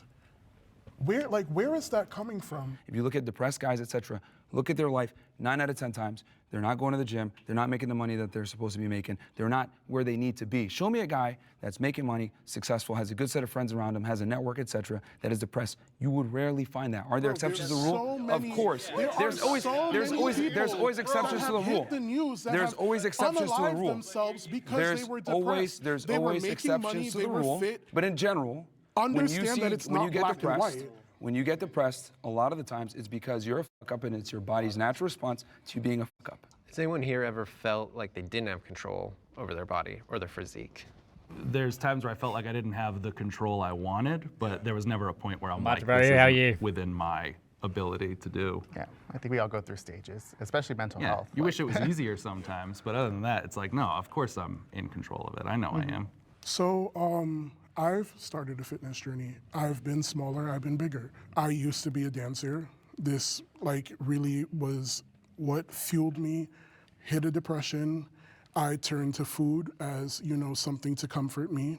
And I realized that I was spiraling, right? Started working out again, kind of fell off of it. But this year I told myself it was my year of renaissance, right? that I was going to actively make the changes in all aspects of my life, including my health, including what my body looks like and what my body is capable of.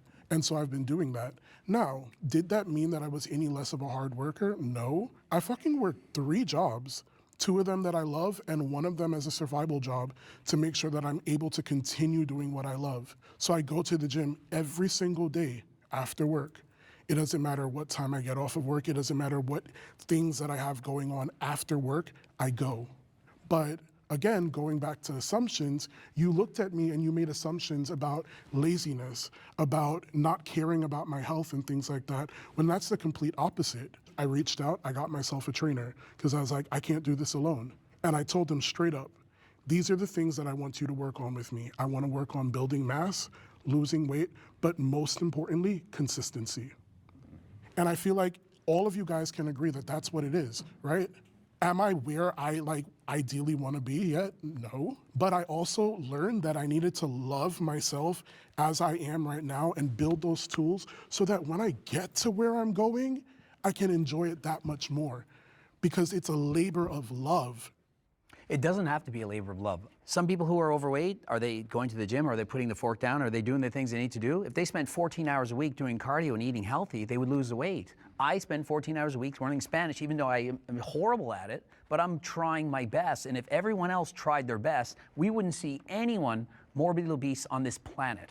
I don't disagree with you at all, but I think you said it's like you're spending 14 hours doing Spanish. For me, you know, I still work out every week. I still prioritize my health, but there are other things in my life that do Eat take a half higher the calories, and you're going to be very skinny. But that doesn't matter to me. Guaranteed. That's the whole I'm thing. not saying you need to. I'm just saying no one should make excuses. And that's why I think that's why we all sat down. I totally agree. It's within my, because I've gotten really svelte in my past, but I was at like my worst state mentally, like didn't feel good, wasn't prioritizing the things that meant something to me in my life, my career, my family, my daughter. Health is still super important to me. That's why I still work out, still lift, still do cardio, still hike, still bike, still do all those things. The amount of time I've had to spend in the past to get to that isn't worth it in my daily life. I'd rather spend that time, you know, focusing on that. Also, would you agree, like looking at his physique, like he's at a perfectly, I would say, maybe healthy. No. I think He's definitely overweight, definitely obese. I mean, if you count BMI, I'm not trying to put you down, just being honest. By a BMI standpoint, But there's a I'm big difference absolutely between obese. this weight and if you gain 200 pounds. But if you gain 200 pounds, it'd be like,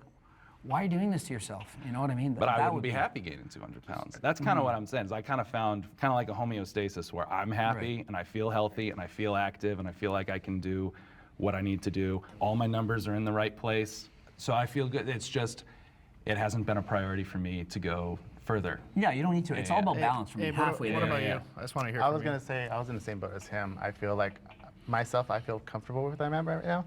I've lost 100 pounds. Congrats. I know, thanks. And I can keep going, that kind of stuff, but like doctor says, everything's fine with you. You are obese, but I will never forget the doctor told me you're healthy obese, which was like blew my mind. Healthy for being obese. Yeah, probably. so I needed just one health condition to qualify under health insurance for a weight loss supplement for them. I didn't qualify. I had no high blood pressure, didn't have diabetes, didn't have anything else. So I was like, okay, well, I just want to lose weight because obviously as I get older, it's not going to be like that. But I mean, perfectly, I know I had the control to get where I'm at right now or where I want to be, but I'm pretty happy. So. Yeah, that's awesome. I feel like what's sustainable is different for everyone, right?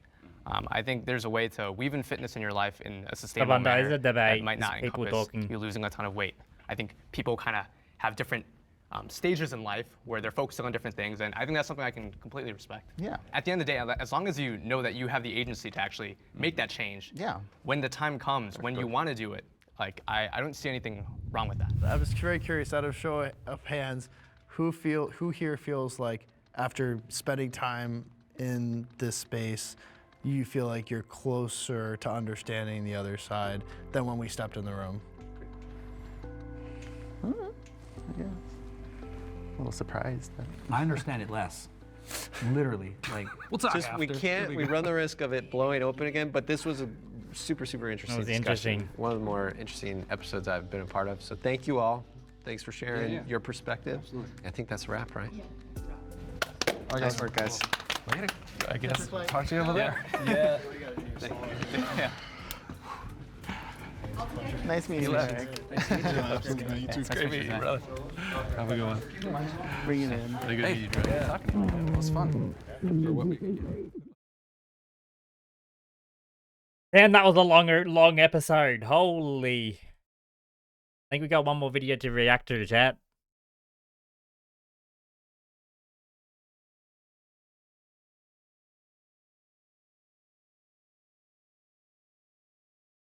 We got a video by Patrick CC. There's not going to be my video, the original, down in the description below. There's the Friends with Joe Rogan effect.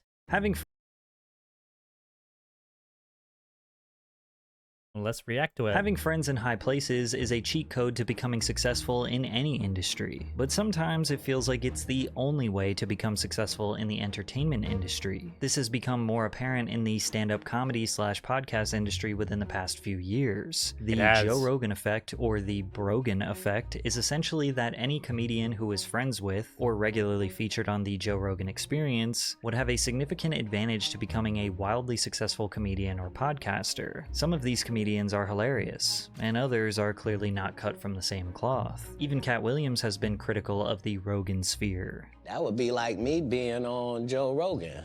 Joe don't want me on there. I need to be on Shannon. Joe got 6 comedians that never been funny. He want to push out. Today we are going to analyze Joe Rogan's impact on the comedy industry and the comics who strategically aligned themselves with Rogan to advance their careers, starting with Brendan Schaub, who Joe convinced to become a comedian only to regret that decision a few years later. In December of 2014, Joe was sitting across the table from UFC heavyweight Brendan Schaub, who was just coming off his second loss in a row, this time by knockout. Joe spent 20 to 30 minutes dissecting Brendan's fighting skill and capabilities, and then blatantly stated that he is not good enough to fight in the UFC. The reality of your skill set, where you at now, I don't see you beating the elite guys. It's not that you don't try hard, it's not that you're not dedicated, it's not that you're not disciplined, it's not that you're not intelligent. There's shit that other people can do that you can't do. Now, Joe was just trying to be honest. He was trying to be a good friend. Their other friend, Brian Callen, who is a stand-up comedian, chimed into the conversation to suggest Schaub had a comedy career in front of him. What I care about is the fact that you have a future in other things and you're really good at. Like, you're really funny. Dude, you know how many pictures that I've gotten sent to me that say, don't put me in a sauna, make me my way out? No. He say funny shit. Now, when you have 2 professional comedians telling you that you are funny, and you already host a successful sports / comedy show, it's obvious that pursuing a comedy career is better than continuing to get knocked out in the UFC. So Brendan officially retired from MMA and began podcasting full time. Schaub has been featured on the Joe Rogan Experience 90 times, which is more than any other guest in history. His exposure to the massive JRE fanbase allowed him to bypass the 10-year grind through small clubs and dive bars that all comedians have to do to build their name in the industry. In less than 1 year, Brendan was doing solo stand-up tours, and his shows were in front of fairly large crowds considering he had not proved himself as a funny comedian. He started another podcast called The King and the Sting alongside Theo Vaughn. By the end of 2018, Brendan owned and produced 3 very successful podcasts, was traveling around the country selling out comedy shows while being aligned with some of the biggest comics in the business after just 2 years in. He then released his first stand-up special on Showtime called You'd Be Surprised. Now, releasing a special is a huge moment in a comedian's career, as it stamps a permanent piece of their art that was carefully crafted over years of hard work. Most legendary comics waited 8 to 10 years before they were good enough to release their first special. With an average rating of 1.4 out of 10 stars, it's safe to say that comedy fans decided that Brendan was not ready. And while I'm not going to sit here and pick apart his entire special, his first joke about getting a haircut definitely speaks volumes about what he thinks is a good punchline. You go, but don't sweat it, bro. We got Jamal here. He's very good. Just sit in the chair, he'll be right with you. So I sit in the chair, I'm thinking to myself, all right, clearly Jamal's a black dude. This dude comes out of the bathroom, he's all, what's up, man? I'm Jamal. He was Asian as shit. Feel way better about this if I needed help with math or some shit, you know? I was just like... The joke is 2 minutes long, but the whole story was about how he got a bad haircut by an Asian barber named Jamal. He also made fun of an Asian doctor who was servicing his injury after his loss to Travis Brown. This giant Asian doctor walks up to me and goes, Mr. Shab, I'm sorry for your loss. He takes out the biggest syringe you've ever seen in your life, like he's out of a goddamn comic book. Goes, Mr. Shab, I have to numb your lip. You need many, many stitches. This be worst pain in your life, guaranteed. Worst pain in your life.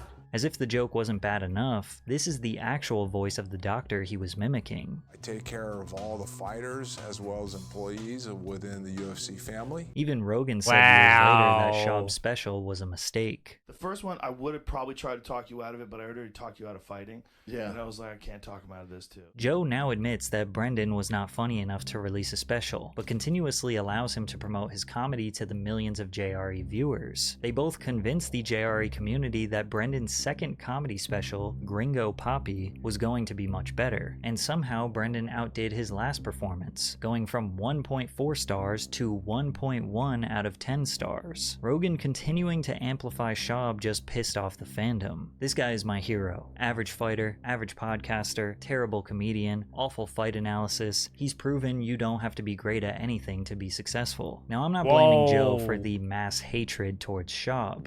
He definitely did that to himself. If anything, this just proves that Joe is a good friend, willing to continuously promote his buddy despite the obvious lack of comedic talent. Which begs the question that people have been asking for years. Does Joe Rogan understand comedy? Because there have been countless examples of jokes sliding right over his smooth, round head. But first, a quick word from today's sponsor. Wait.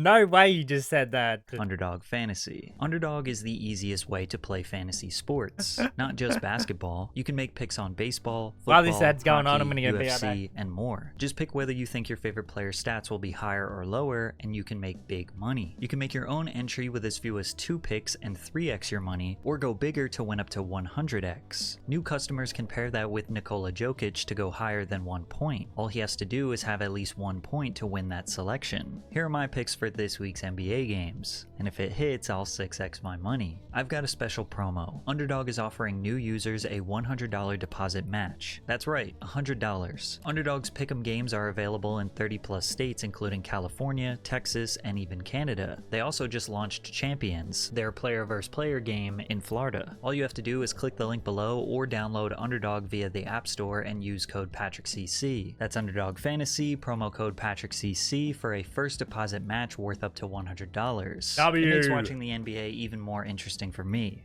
So rep your team and make your own picks with Underdog. Dolphins commit infanticide. They kill babies. They do it on purpose. Yeah. Well, they killed their own. Mulder was so smart and thoughtful.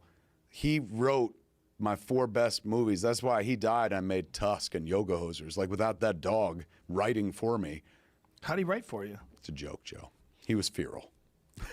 He was just saying he was so smart. Oh. He was so smart. How smart was he? He's so smart he wrote my last few scripts. Joke didn't quite land. Sorry, I was missing something. I wasn't paying attention. Since Joe Rogan has been a comedian for 36 years and is the highest ranking comedy tastemaker, you would assume that no joke would ever have to be explained to him. That all came from a pair of rich, noble. Where were they again? In France? Wiggers, I think they called them. No, Wiggers are white people that wish they were black. It's a totally different thing. Yeah. We had the first one at our school growing up, and they put them in learning disabled classes. How crazy is that? Ever? Yeah. You guys had the first one ever? I doubt it. Joe being so quick to explain or take a comedian's words so literally is arguably more hilarious than if he just laughed. And to be fair, what makes Theo Von so funny is that you never really know if what he's saying is true or not. You could also not see your body if you want. Like, I'll go sometimes, I remember one time I went like 8 months without seeing my legs. Theo's first appearance on the Joe Rogan Experience was in March of 2017. By then, he already had a Netflix special that came out 1 full year earlier. Now, getting a Netflix comedy special is huge today, and it definitely still was in 2016. But you have to consider Netflix had 75% less subscribers back then, so way less people had the potential to see it. It wasn't until Theo started making appearances on podcasts that he developed such a diehard fan base. So getting on Joe Rogan was arguably more important than Netflix. And it was on this very first appearance where Theo's ridiculousness and Joe's killing the joke dynamic was established. Like, if a plane crashed, I already know I'm planning ahead, dude. I'd eat a Vietnamese guy. Why? because that's easy. It's a starter move. If you attack somebody bigger, if you eat somebody bigger in front of other people, it's going to alarm people. You got to eat a small person, so stature is important. I think if you gum down a Viet, people aren't going to be that upset at you. Well, the Vietnamese people are going to be super upset. What are you talking about? No, they're Somebody's okay. dad. Yeah, they're more understanding of things, dude. Joe begins to take Theo seriously and starts talking about why Theo's wrong here. But Theo is a master and is able to use Joe's own boring tangent as the punchline. But what is interesting is like Vietnam is one of the few places where Americans can go back to Vietnam and they don't seem to hold any grudge at all. Exhibit A. Exhibit A, man, honestly. Theo told another story about being neighbors with and working out with David Duke, who was a KKK member elected as a Louisiana state representative. Instead of hearing Theo's insane story, Joe just began searching Wikipedia to learn about David instead. He touted himself as a pro-life fiscal conservative, was known as an ex-Klan member. He eschewed overtly racist language and instead pointed to crime in the city, criticizing affirmative action and minority set-asides. Yeah, I just did chest and tries with him, so I wasn't in all that. You know, we just did basic workouts. Title this, Joe interrupts another guest story to try and remember something that doesn't even contribute to the conversation. Despite this, Theo did make Joe laugh a lot. Some argue that the only time Joe ever belly laughs is because of Theo. Oh, dude, I used to do, sometimes I would do so much cocaine, my freaking eyes would dry out. Ooh, and look at you grinding. You're thinking about it. You go deep, huh? Oh, dude. But you're that dude. You go deep with whatever the fuck you're doing. I Let's like go. to get right on the. I like to be a peeping Tom if I can. I'll watch your whole family eat dinner.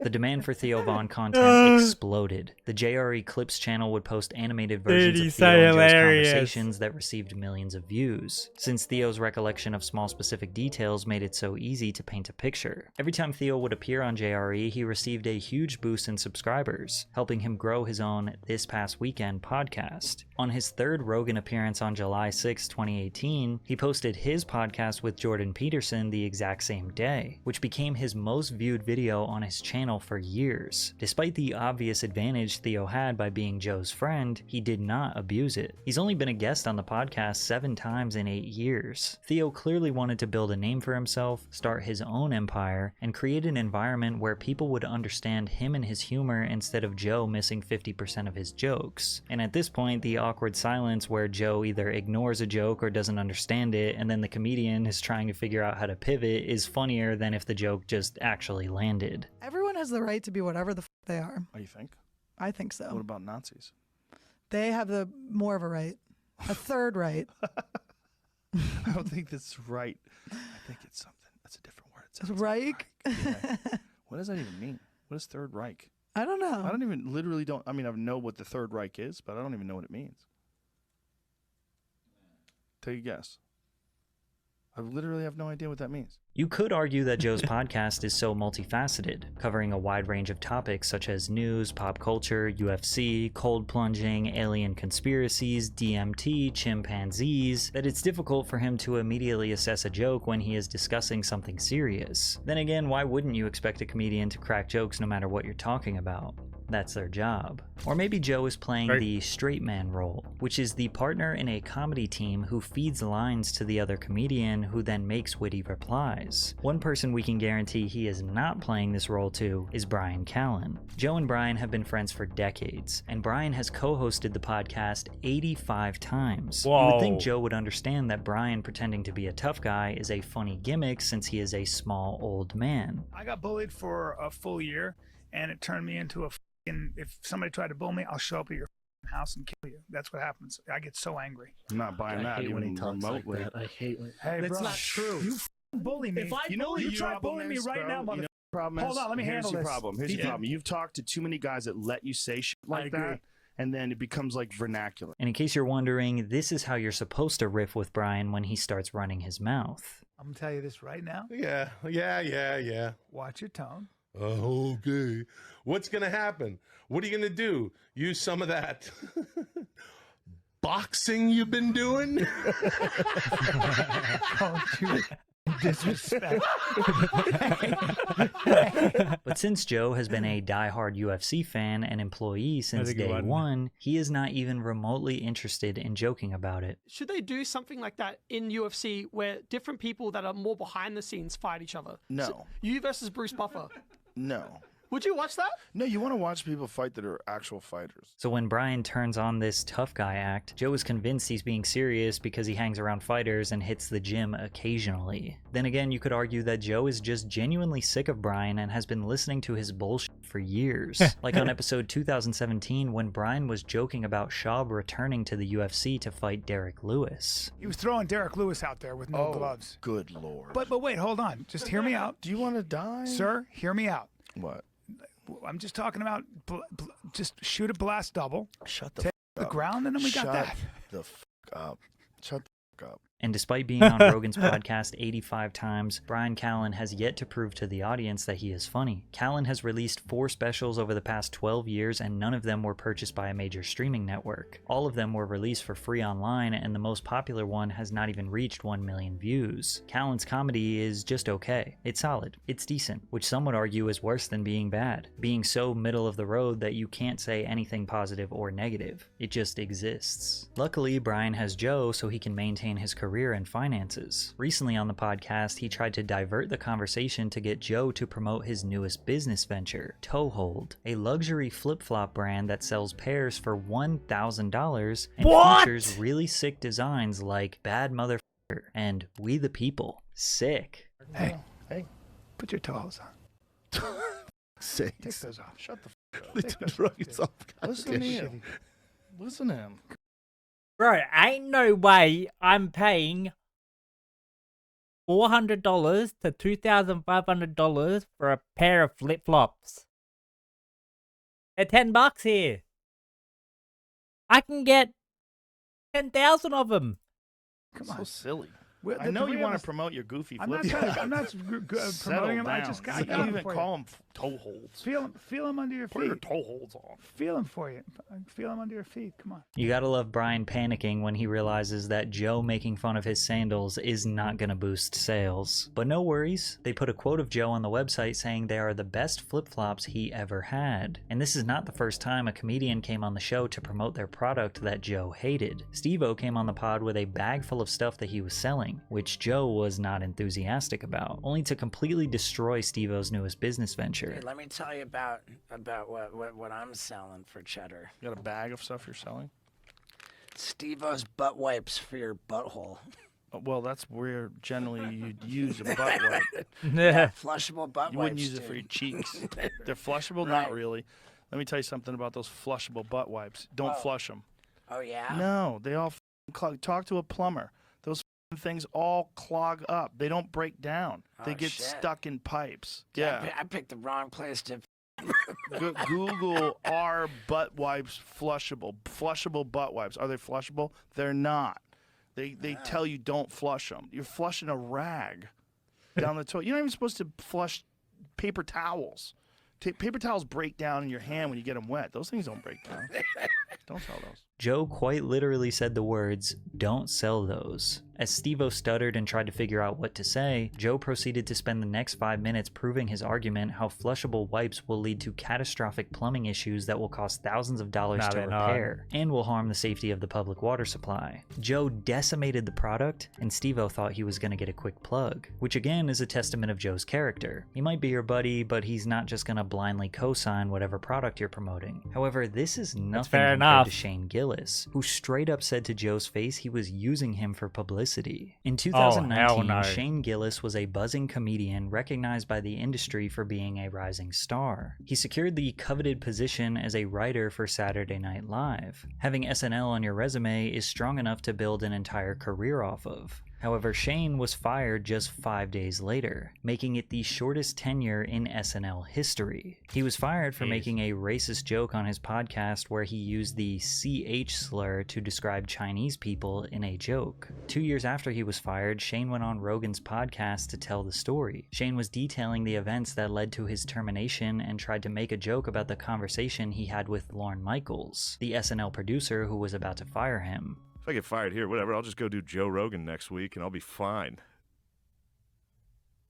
Anyway, I thought that was funny. No? What? I was like, I thought? literally thought that. Oh, okay. Yeah, I thought it'd be funny. Well, it could have been funny. Yeah. I was booked up, though. No, it's fine. It was just funny to truly. That was a conversation I actually had. Really? In Lorne Michaels' office in the middle of that. That's hilarious. I was in pure fucking panic. Terror? Yeah. Yeah. Yeah.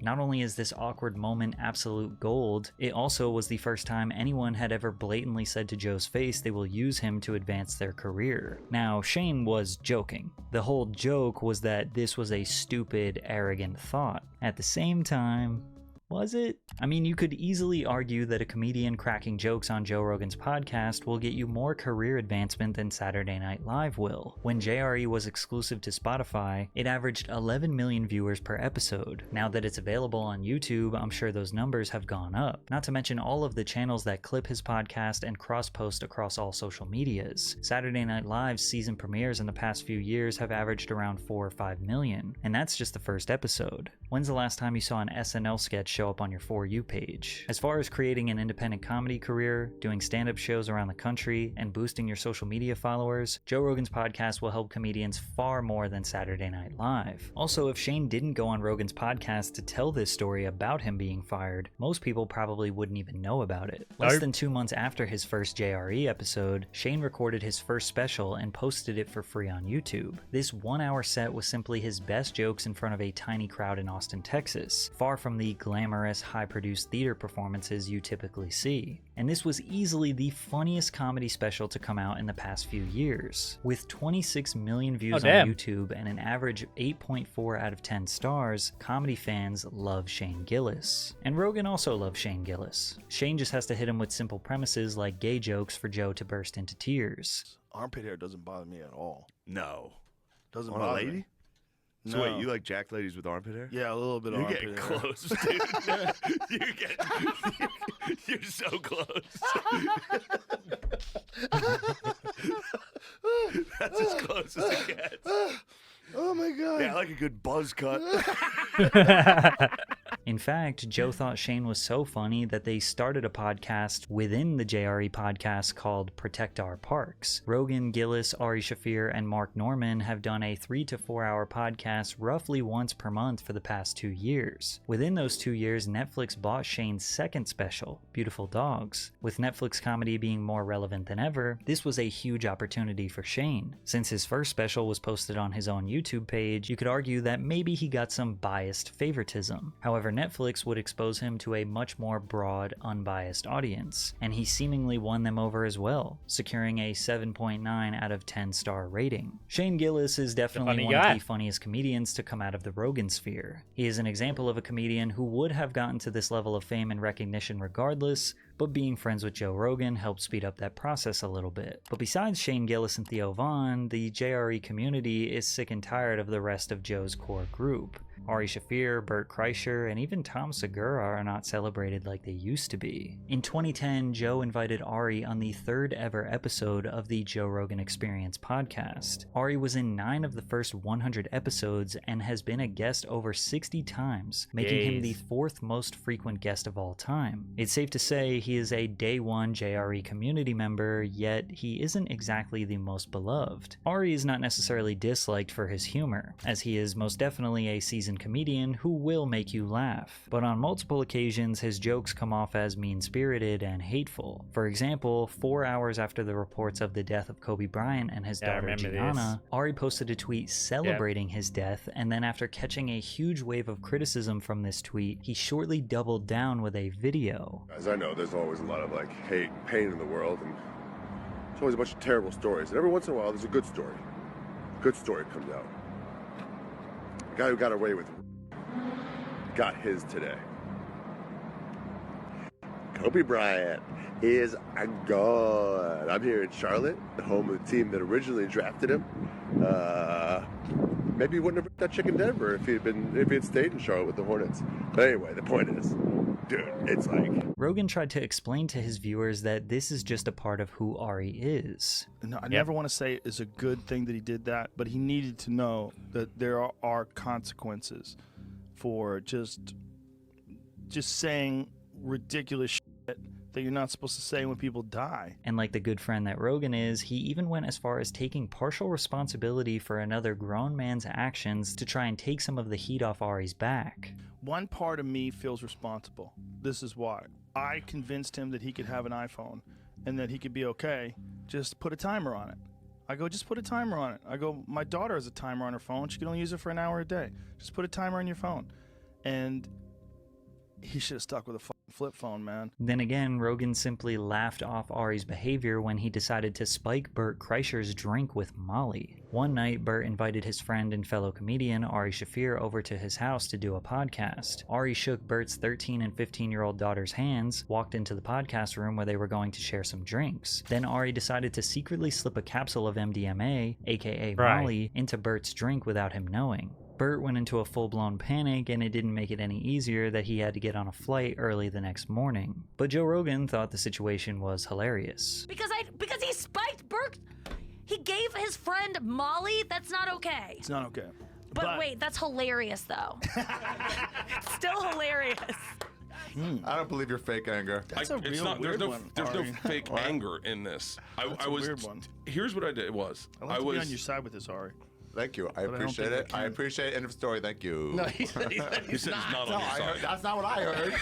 No matter if you're right or wrong, you can always count on Joe to be there for you. The reason he defended Ari so hard is probably because he knows he needs to give Bert Kreischer a reality check, because Bert has let the Brogan fame spiral his life out of control. After Bert released his 2009 comedy special, Comfortably Dumb, he secured his own reality show on the Travel Channel called Bert the Conqueror. Despite the show being the biggest thing going for him, Joe Rogan and Bill Burr sat down with Bert to tell him some harsh truths. Bert said, "They sat me down and told me, your Travel Channel show sucks. You're funnier than that. You need to do specials. You need to do podcasts." Burr remembers the conversation vividly. He was down in the dumps trying to figure out what the next move was, and Joe Rogan and I were just starting podcasting. Joe is 100% the reason why Bert quit TV and began pursuing comedy and podcasting more seriously. But he did more than that. He invited Bert to be a regular on JRE from the very beginning. Bert has been a guest 37 times. In the beginning, the JRE community treated him like their funny fat friend who has some of the most ridiculous stories. He became wildly successful, securing multiple Netflix specials, his own reality TV show called The Cabin with Bert. The 2021/2022 Birdie Boy Tour was ranked number 4 in the top 10 highest grossing tours of the year, achieving a gross revenue of $23 million, selling 369,000 tickets over the course of 148 shows, and he even released his own feature film about his life that was in theaters. But the more successful he became, the more self-centered he became, once even referring to fans as pedestrians. It's so funny. A comic's brain is so different than a pedestrian's brain. But it just got worse. His alcohol addiction got out of control. His health was severely deteriorating. He became more obnoxious, constantly interrupting people, constantly wanting to be the center of attention. It got so bad where Joe just needed to humble him. Both Tom and Christina are Hold very on. nice people, I'm gonna be and they'll devil's be advocate. very. I'm gonna be devil's advocate. Shut the up for a second. Or how about the time Bert tried to convince himself that Netflix photoshopped a different man's stomach on his body for the flyer of his Secret Time special? Explain. My belly has fallen over like everyone else's. When I did Secret Time, I didn't realize that it already happened until they did the billboard of it. And they did the billboard, and I go, "That's not my stomach. My stomach's tight." And it was complete. You have the craziest, most delusional perspective. Realizing they're not going to budge, Bert tries to get Joe to compliment his shoulders. Thought your belly was smaller than that. I thought I was in great shape. And they put that up on Melrose, and I saw it. I drove past it, and I go, "Oh, they must have put someone else's belly on me or photoshopped it." Yeah, like and this is like when you go like, "I have legit the best shoulders." I do. Hold on, I do. I have legit great shoulders, like great fucking shoulders. Yeah. No, you don't. Joe, they're ripping through this shirt right now. Yeah, but you say things you don't really mean it, right? Like when you say things you know they're not true. Whether you think he deserves it or not, Joe Rogan has become the biggest comedy tastemaker in the world. I didn't even mention how he moved to Austin, Texas, opened his own comedy club, and created vast new opportunities for comics to maintain their careers. Most comedians don't rely on Joe's podcast for their relevance, but going on there and cracking some jokes isn't all that different than the 90s version of doing a 5-minute set on late night television. The only difference is there's no live crowd, and all you gotta do is make one bald conspiracy theorist who barely understands when you are joking laugh a little bit. And yeah, sure, maybe Joe has given some of his buddies an unfair advantage. The good news is you don't have to listen to them, nor do you have to buy tickets to their stand-up or watch their specials. But one thing you can't say about Joe is that he's not a great friend. I value loyalty a lot. And I remember there was a moment when I was sitting with Joe and he had a phone call with you. Joe was getting canceled for something. They didn't want him commentating the fights. And you on the phone offered your resignation over this. I got teary-eyed over that. Joe Rogan has been very loyal to me, and I am very loyal to Joe Rogan. I will say, Dana. I want to announce some up. Dana and Joe kind of look similar. Having friends in high places. Maybe because they're bold. No, but they have the same kind of features as well. Maybe they're brothers, cousins, distant. I don't know. Anyway, that was a good episode. Shout out to Patrick for that. Thank you for the lurk, Lethal. We're going to be opening up shop. We're opening up shop now. Fuck the hash one tonight. We're opening up shop. I need to open up shop. Business needs to be done.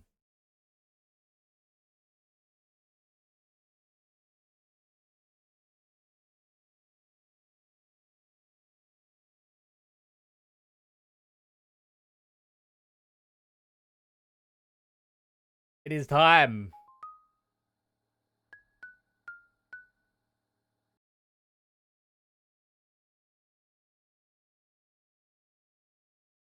Time to open up the shop.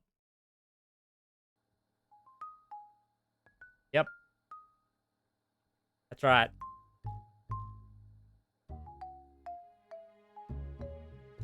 Different items without boxes, door interaction, detailed settings, menu cleaning, customization, self-checkout counters. No way. Furniture. Choplifters, security guards, CCTV keys, camera, anti-theft doors. That's gonna be so cool. Anyway, time to open up a shop. Let's go. Made a little bit of progress here. We got fucking Blaze on the counter. Got Blaze right here. Blaze. Yeah, Blaze, mate. You're getting fired. Yeah, self-checkouts come out. Just joking. You're staying here forever, mate.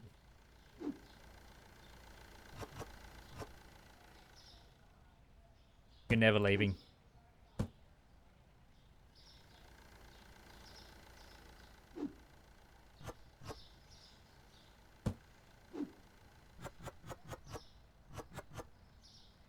Alright. Alright.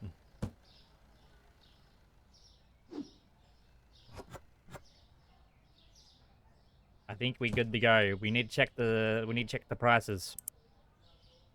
The pastas went down. Went down heaps. 18.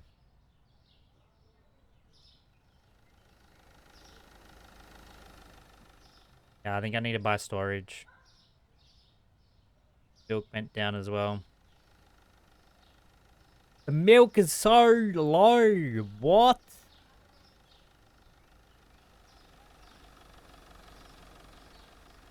Nah, that's crazy.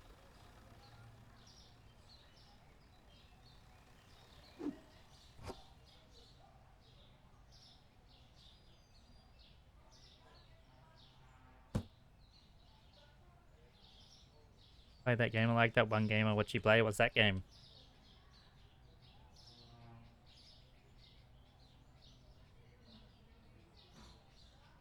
Okay, I need to buy some oil, some cans, some spaghetti, pasta.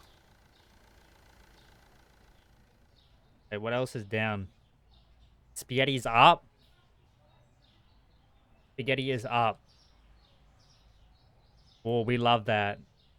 7:30. You love that. Okay, so I need to buy spaghetti, cans, oil, pasta. What do I need, chat? Cans, spaghetti,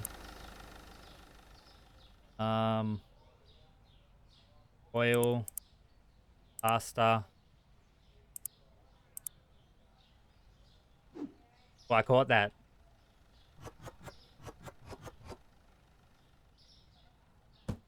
I'll be your driver. I don't think I want to take you out alone, though.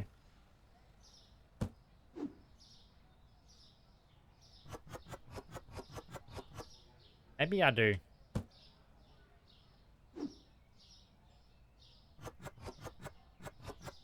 I take you out alone?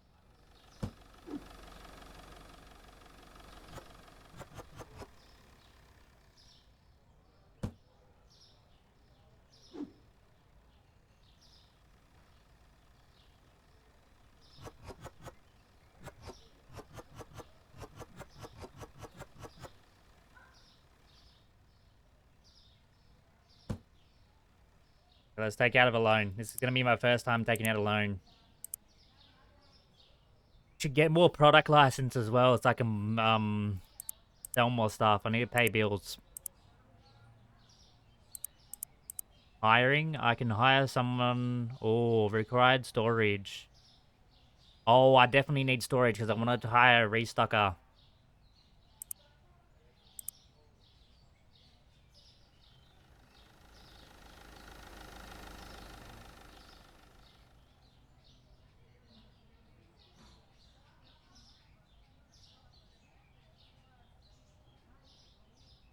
That's pretty good.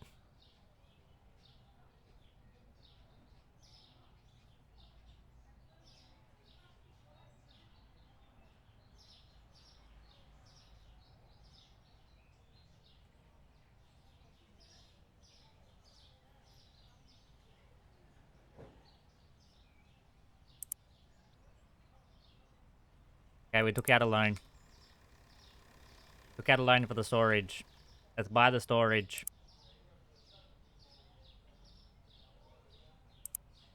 50. Growth, hiring, storage, purchase. Boom. We have open storage. Ooh, this is a little spot. Little storage spot. Need to buy a rack now. Where's the rack? Boom. This is what I need, right? Rack.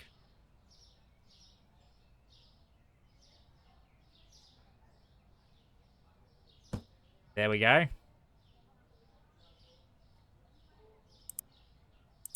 Now we need to hire someone.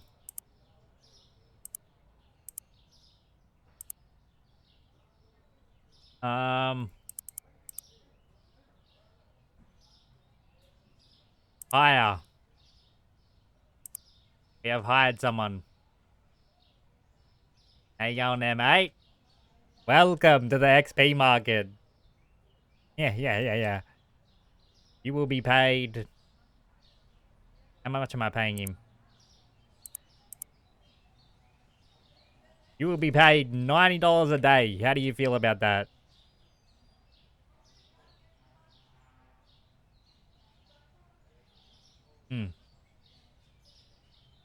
Cool. Hey, what's your name, by the way?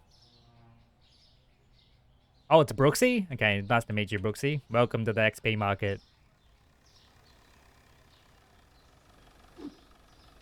Alright. Now we can chuck this shit in here. Ooh. The restocker's name is Brooksy.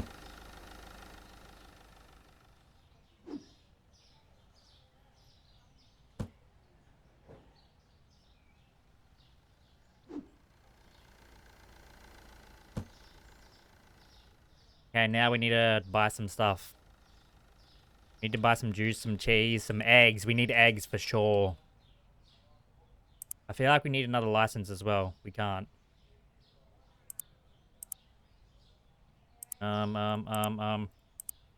We do definitely need eggs. Cheese.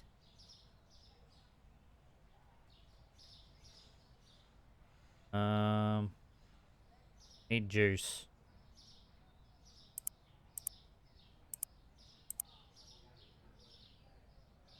L driver. Let's the restocker do it.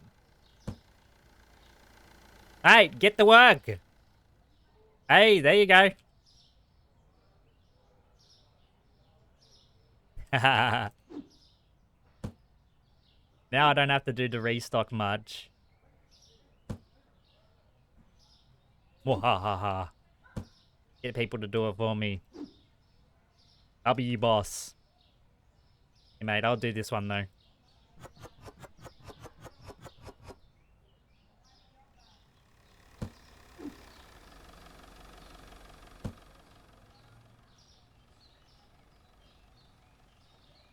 Getting into the abyss. Alright, so what do we need? What we need... What else do we need?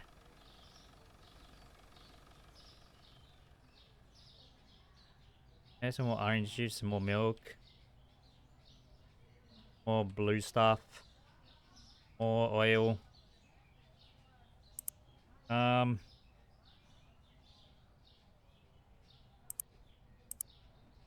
For that, more orange juice. More blue stuff, more flour, more that. Coffee. Get some more bread. Okay, here we go. L driver. Okay, I think we can start now. We're open to business. We're ready to make some money.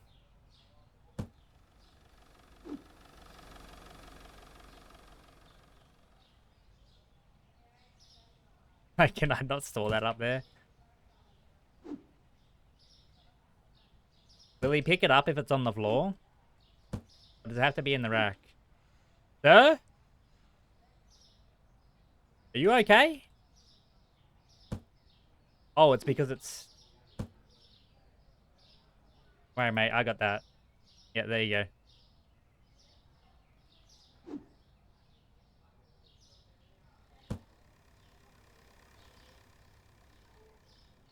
Where did it go? Did it disappear? Oh no. I think we found a glitch.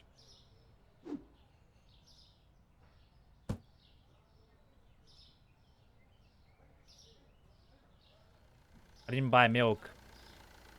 I think I need more racks. Racks on the racks.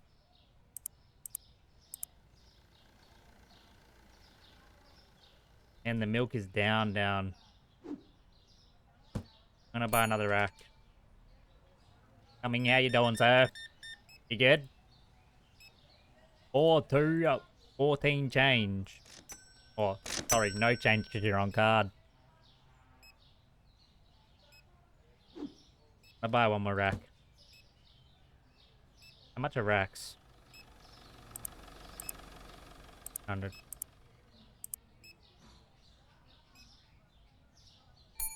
What happened?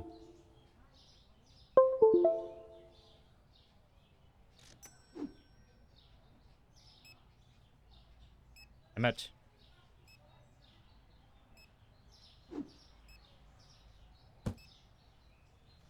Sorry for the wait, sir. Doing boss stuff, you know. $1.30 change. There you go, sir. Thank you.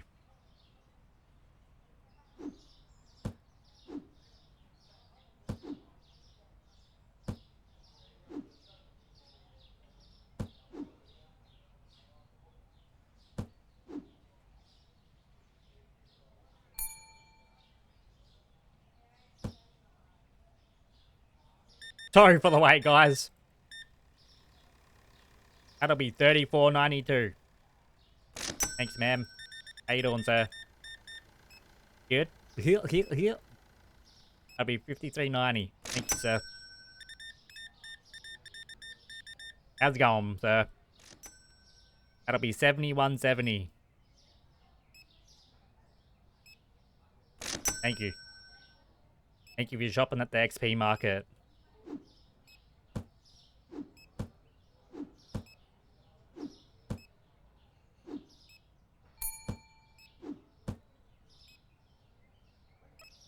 Oh, look at this business popping. This business is actually popping. It is going to be booming. You look at this speed, Blaze. This is how you do it, mate. I've served like 2 customers to your 1, mate. You need to speed it up. Sorry, man. I'm just, yeah. Never mind.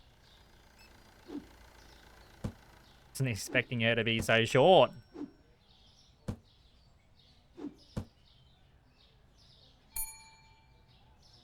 How you doing, sir?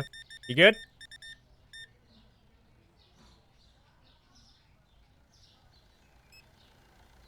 That'd be $65. Thank you.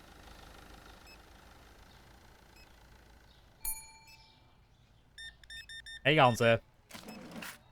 75 cents change? I got you. There you go. Oh my. Love your cereal, man.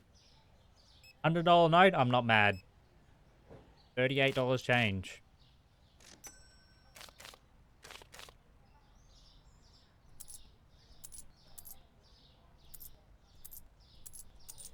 Sorry that took so long. I'm a bit slow today. It's been a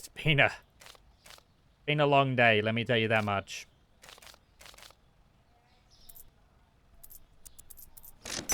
Been a very long day. Just some cheese, ma'am? I got you. 12.21. Is that you, Ellen? You shopping at the XP market? Good to have you here. Thank you. How you doing, sir?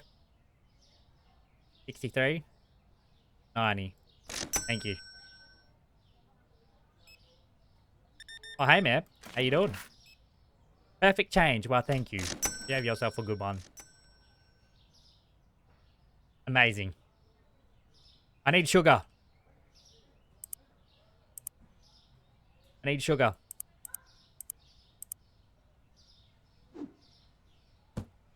Come on, Brooksy. Chop, chop. These shelves aren't going to stock themselves, mate.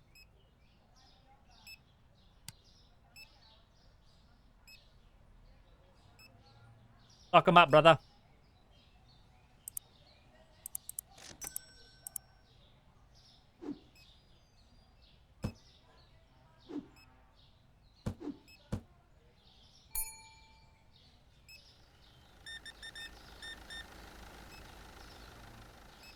That'll be 23.03. Thank you, sir.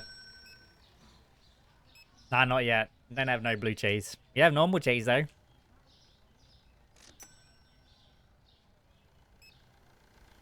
Look at Brooksy doing the work. Look at that, mate. Look at you go. Might need a raise soon. How you doing over there, Blaze? You good? That's good. You're a bit slow there.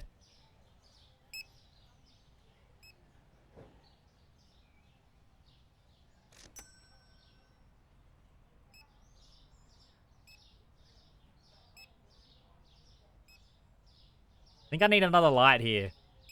It's way too dark.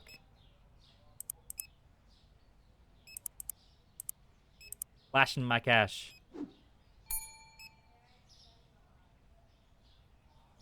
Well, I'll be one moment, sir.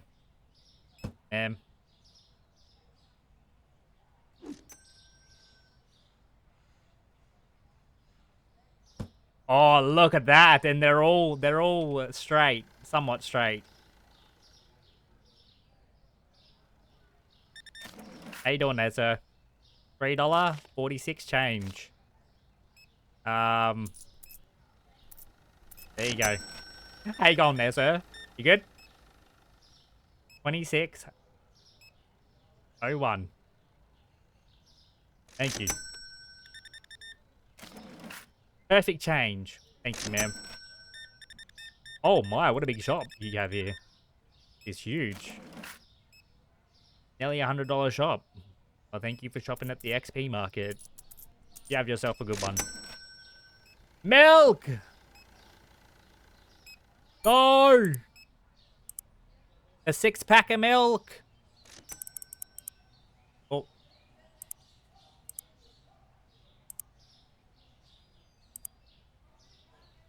Don't have any more milk. 6-pack of milk. Ah, shit. $9.23 change. 32 change. They shortchanged ya. Think he'll know. 2 cents. He noticed! Oh no! Sorry, mate. It was an accident, I swear.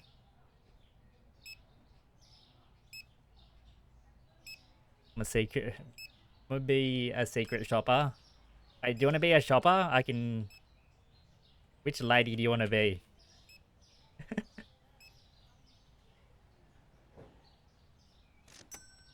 Probably the lady with the purple dress.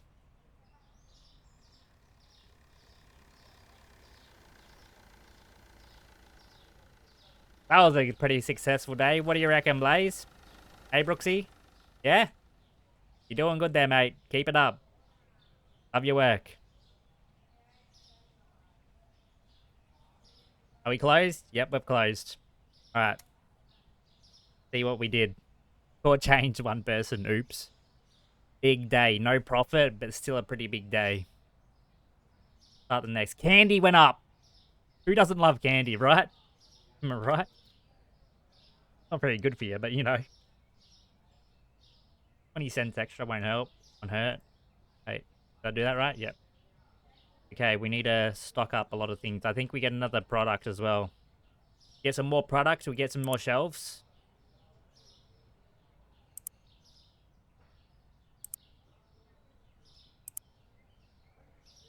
A W delivery driver.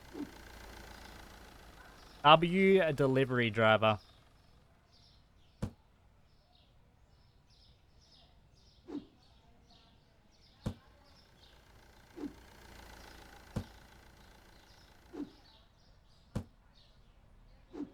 Okay, we're gonna order a lot.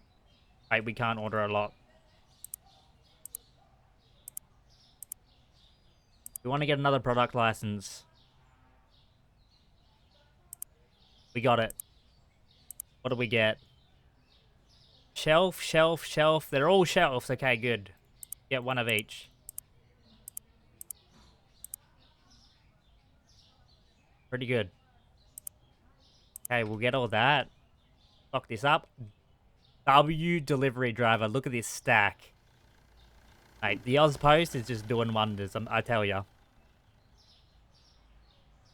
Okay, we'll put these down here. Yep.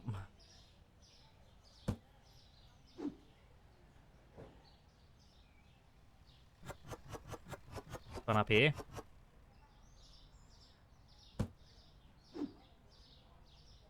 One right here. Hand soap. This one right here.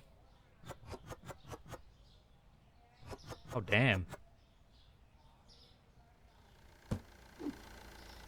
This here.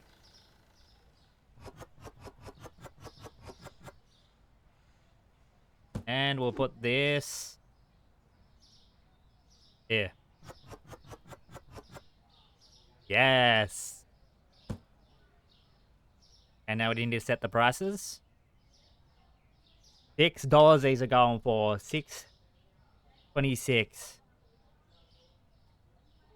20 cents extra, I think is pretty. Hand soap is going for $2.30.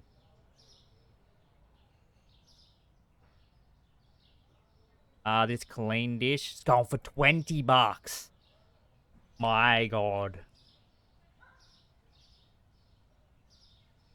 20.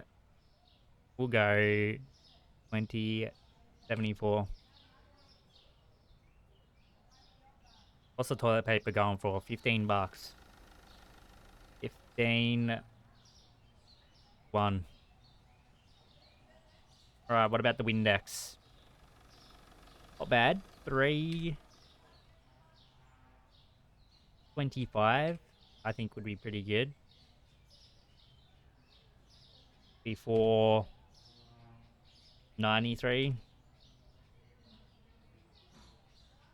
Pretty good so far. I think we need more toilet paper though. I think that's gonna go like no tomorrow. Okay, we need candy. We need peanut butter. Candy, peanut butter. Candy went up as well. Did we turn that price up? We did. Nice. Okay, candy. What did I say? Peanut butter.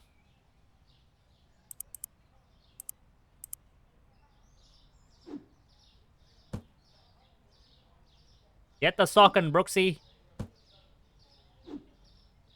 Not gonna stock themselves, mate. I need pasta, I need bread, I need spaghetti, I need Coke. The eggs, I need cheese, I need a lot of stuff. Oil. Panicking. I'm panicking, man. Running this business is so stressful. What do we have low? Yeah, we definitely need pasta. Need oil. Pasta oil. Pasta. Oil. Get some bread. Get some coffee. Eggs. We got... Oh, we can't afford any more else.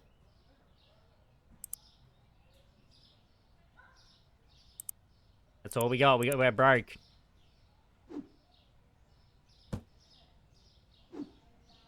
Yeah, broke. Get the stocking.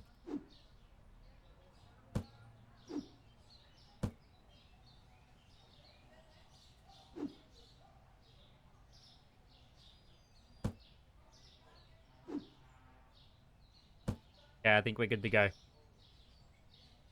We're opened up for business. Let's go. Let's have a good day here. What else do we need? Need Coke. Don't have enough money for Coke. It's fine. If we have a big shopping day. Welcome to the XP market. It is opened up. How you doing there, sir? You good? Nearly see my reflection in that.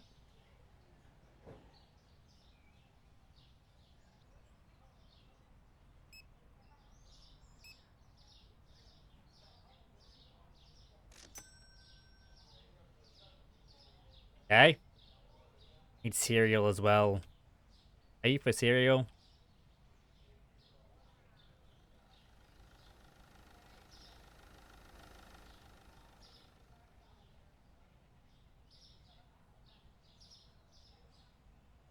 Good work, Brooksy. Love your work, mate. Love your work.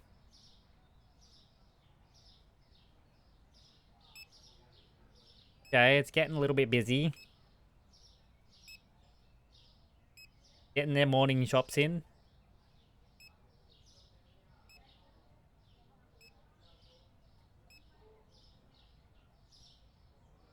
Dude, this game is so fun.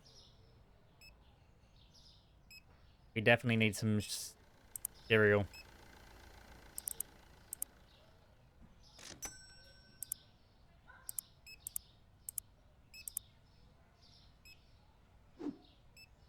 I can do this one, mate. No worries.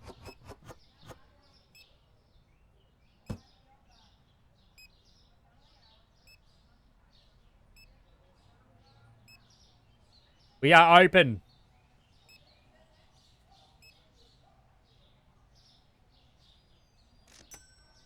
Need more Coke.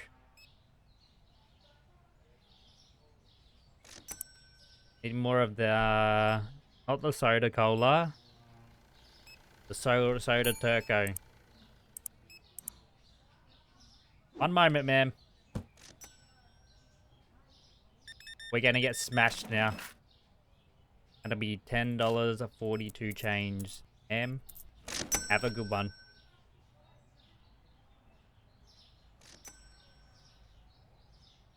Low on them, getting low on them. How you doing there, Granny? Nan, having a good one? Perfect change. Thank you, man.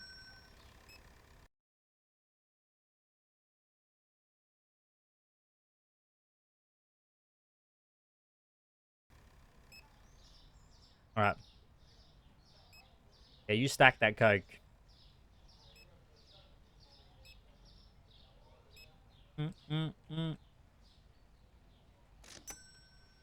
Is this your brother? Wait, what did she say?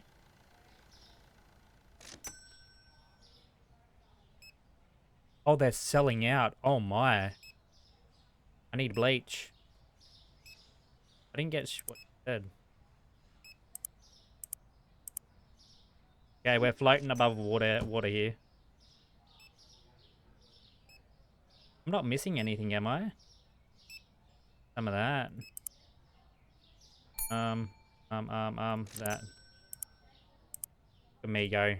Absolute businessman right here. 89.94. Thank you. Need some more toilet paper. The bottom. Get 2. We got 3. L delivery driver.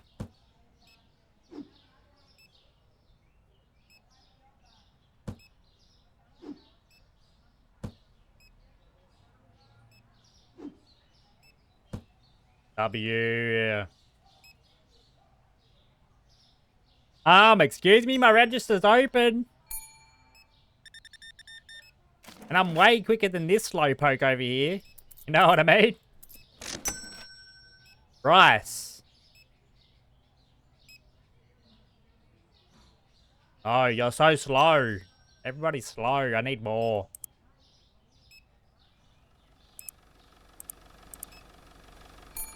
Alright, mate. I got this one. No stress. How you doing there, ma'am? You good? Thank you. 27... 56 change. There you go. Okay, we're floating above. We're floating above. We need more spaghetti. A sketty. Spaghetti? Hand soap? Hand soap is too expensive. Oh, 220 then, okay? Happy? Jesus.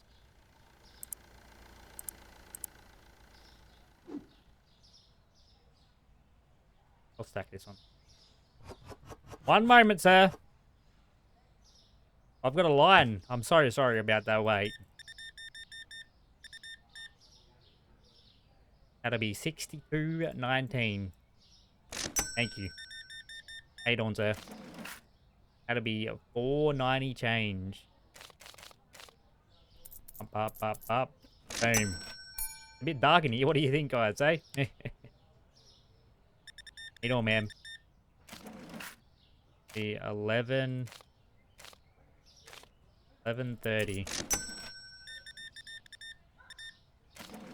Thank you. Exact change. Thank you so much. Oh my. A lot of toilet paper, man. You've been dookying a lot? You just got a lot of kids. A lot of people in the family, you know? Have a good one. Need cans. Where's the cans? Right there.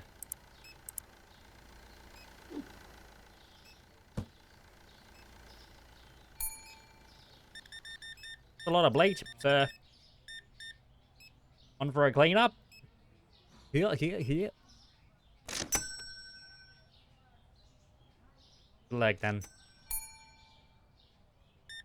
How you doing there, ma'am? I mean, sir. Sorry. It's the hair for me. I thought you were... Never mind.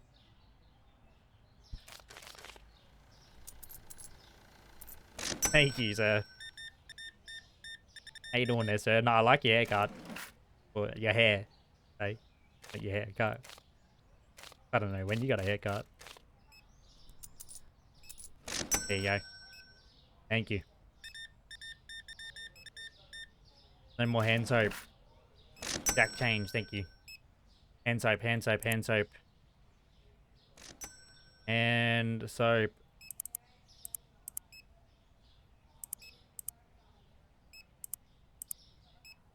Damn it! I'll just leave it there. We are closed for the day. It's 9 PM. The XP market is closed. Oh, how you doing there, man? Get your last shops in. 30, that'll be 39.84. Why, thank you. Shopping at the XP market. Here. Oh, we are low. Milk, water, cheese. Right.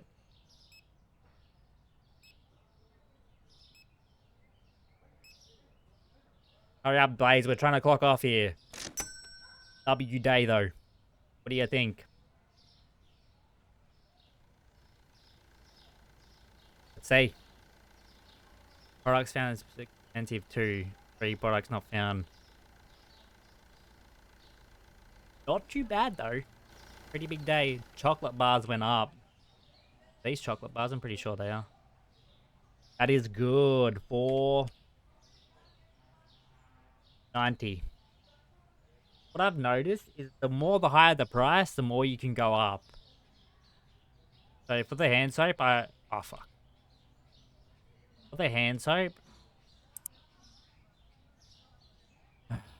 L driver. For the hand soap, I had to go 10 cents more down.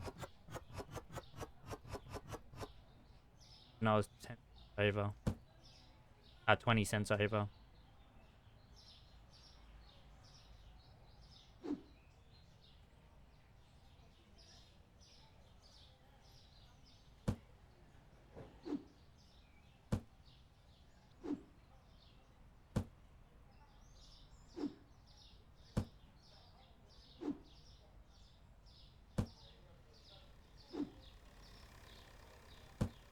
Oh yeah. Okay, so what do we need? Need some cool, crispy cereal. Some of that. Some muffins, some bars. Some oil, some rice, cereal. Some of that. Some coffee. Hey, do we remember all that, chat? Because I don't. We need some cheese as well. And we need cereal. We don't need bread. We need pasta. I can't even remember. We need cheese. Coffee. Tea. Milk. We need water.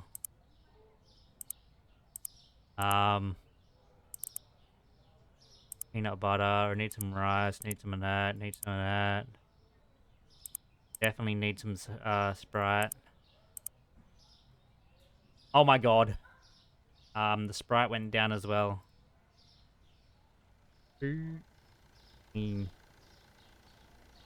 Sprite went down a lot. Probably could get some yogurt as well. Stop!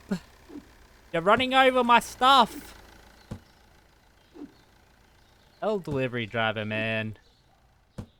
Come on now. Right, I got all the stuff off.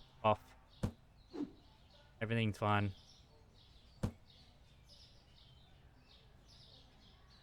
Everything's fine.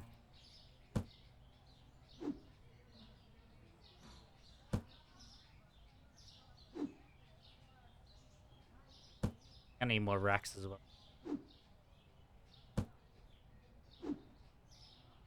I'll just stock this.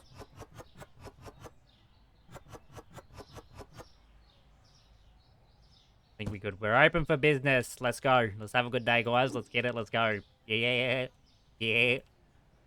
Yeah. Did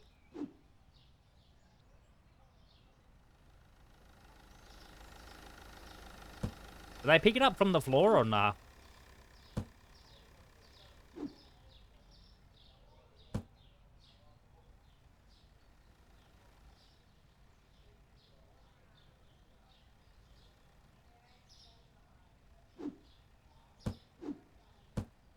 I need... Did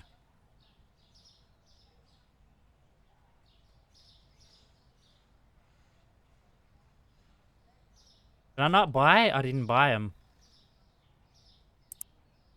I didn't buy cookie cereal.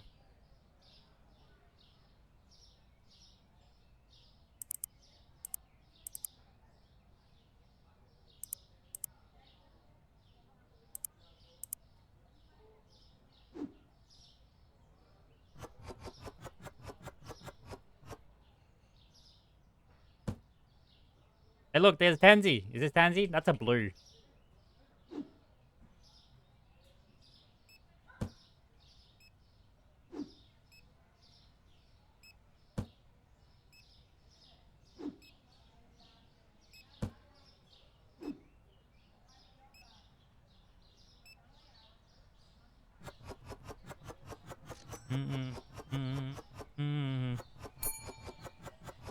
One moment.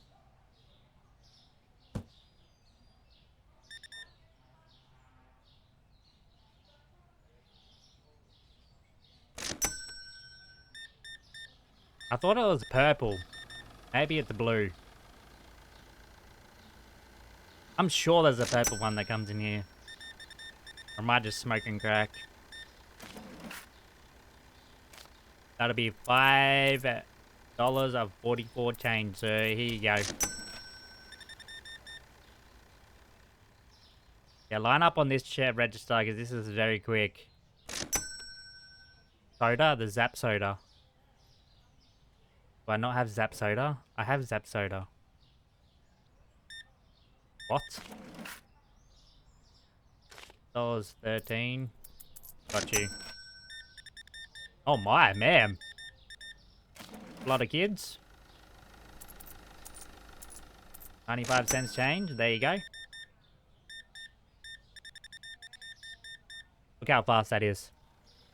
102? This has to be the biggest shop I've ever served. Thank you, man. Thank you for shopping at the XP market. Cereal is too expensive. $3.16. Did I not change the cereal? Jesus.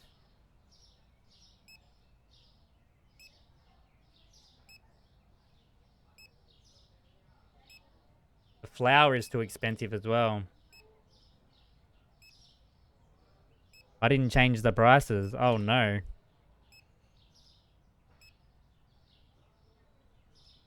Didn't change the prices. What else did I change? The soda, Zap Soda. I changed that. Sorry, sir. Working out the prices of my store, you know what I'm saying? 71. 02. Thank you, sir. Need spaghetti. We need spaghetti. We need spaghetti. Probably have already spaghetti there, but now we have more.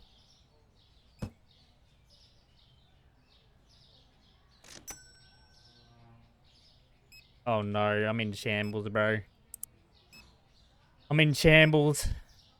I know there's more, but I won't be able to find them.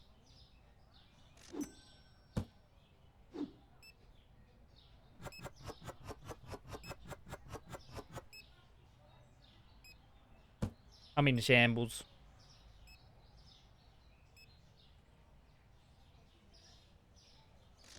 Where's the coffee?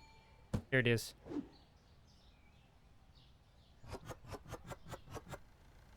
I'm in shambles. You're too slow, Brooksy. Jeez, man. You're about to get sacked. Sorry about that. Yelling at my co-workers, you know how it is. You're making that money though. I ain't gonna lie. You be making that money. Oh. 5 change. I got you, ma'am.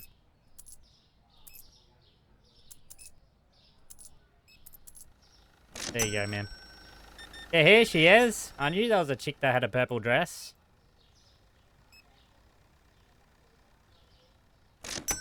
Oh, nice to meet you there, Tansy. How can I help you today? I got you. $54 and 36 change. No worries. You have yourself a good one. Step on me, lady. I mean, what? Pause. I need spaghetti. I'm in shambles. I'm actually in shambles. Oh my god, it's so stressful running a business. It's so stressful. $1.84 change. No worries, sir. There you go. Olive oil. You have no olive oil? Jesus, man. Olive oil, olive oil, olive oil.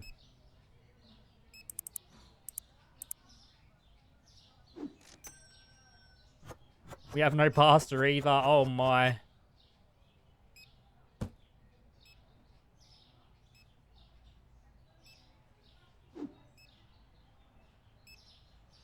I picked up the wrong one. I'm in so shambles.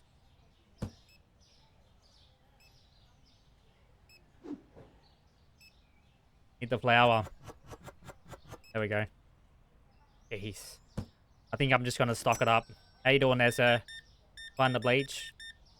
Unlucky. 37.21. Olive oil. I'm sorry, sir. We're running low on hand. You know what I'm saying?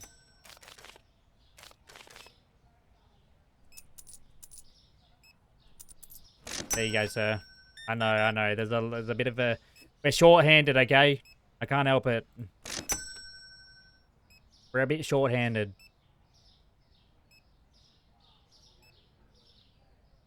We need a light in here as well.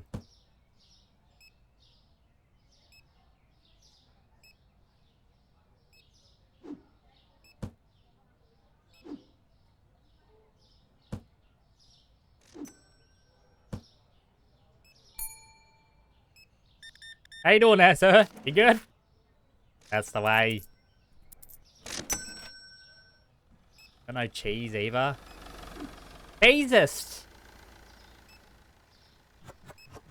I'm gonna be stacking these. I'm gonna be restocking these like no tomorrow, I think, and then he can just add to it. I think that might be the play. I'm so in shambles right now. Oh man, this is stressful. I'm freaking out. Help! Help! I need help! I need help!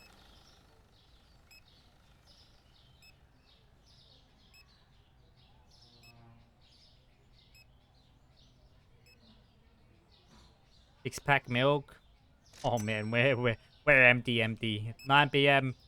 No more customers. The Xpiicy market has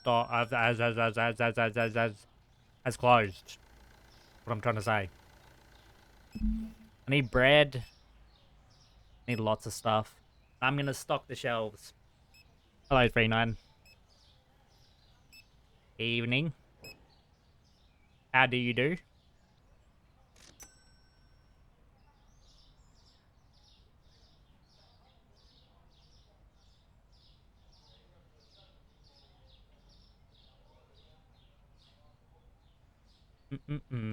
What do you reckon?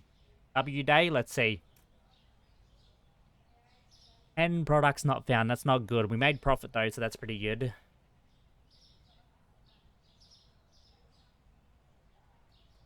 Oh damn, is that good?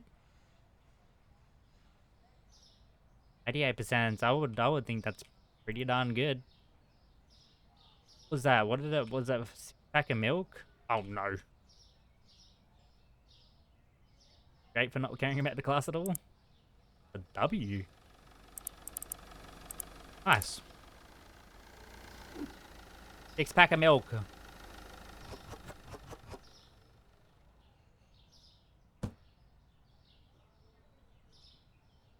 It went down to $10. No, 10.94. You have a pretty busy, booming business right now. Put this here. Okay, now we need to restock. Jeez. You ever get a break? Like, oh my. I swear you have exams nearly every day. Or every week, man. Okay, 3 of them. One of them. Yep.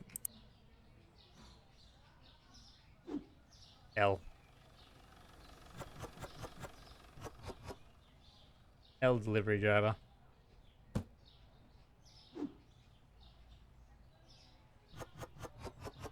You have the date off? That's not. I guess that's all right.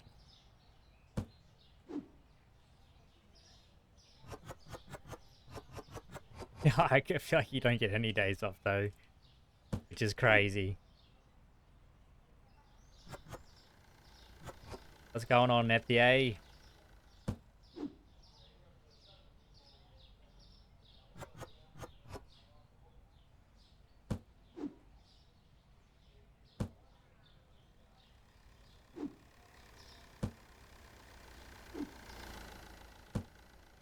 All right.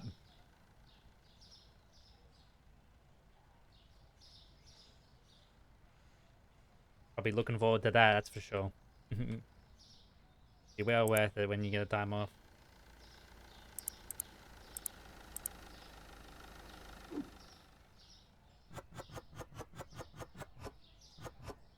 Alright, we get some chocolate in.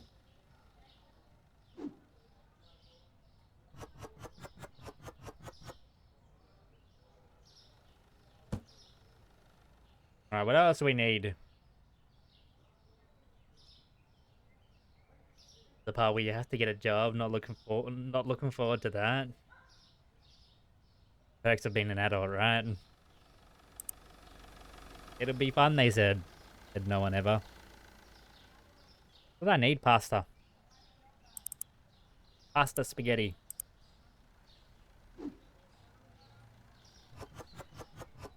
$22 left.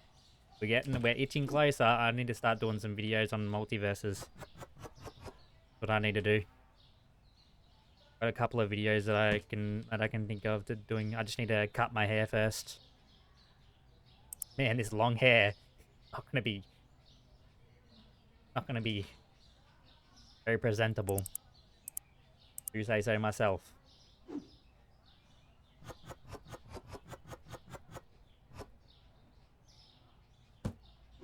It's this fighting game.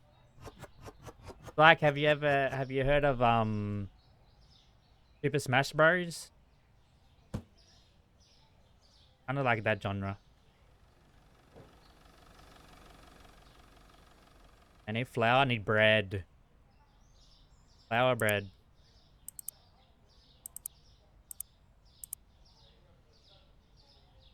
Yeah, platform fighter.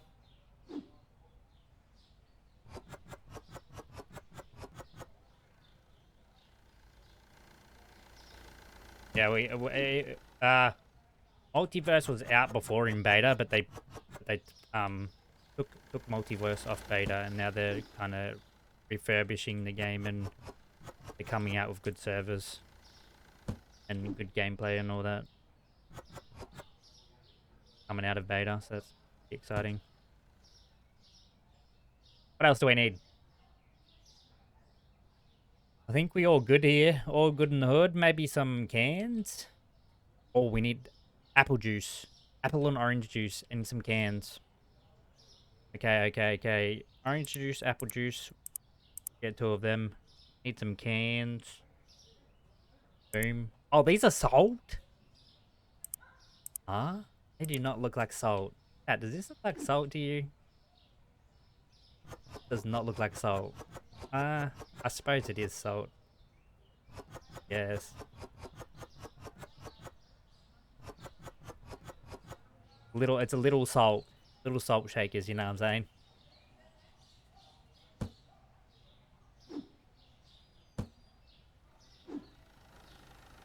Some apple juice here. Here you go. Big juice. I'll put that away for a backup. Hey, this is starting to become pretty good. Once I get all this stocked up, then Brooksy can do the rest of the work. Rest of the stock and add what I need.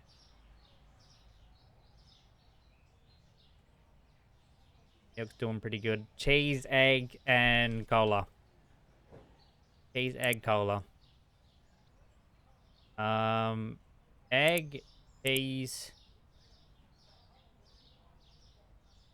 What did I say? Cola.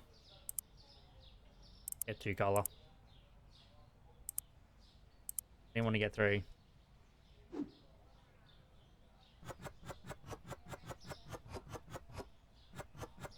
There we go. Maybe I need one more shelf in here as well. Bro, we are We are chilling. God damn, this guy on just going hard.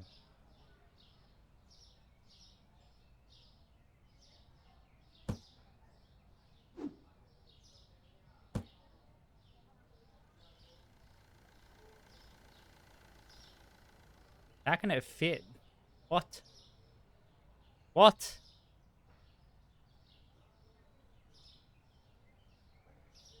What?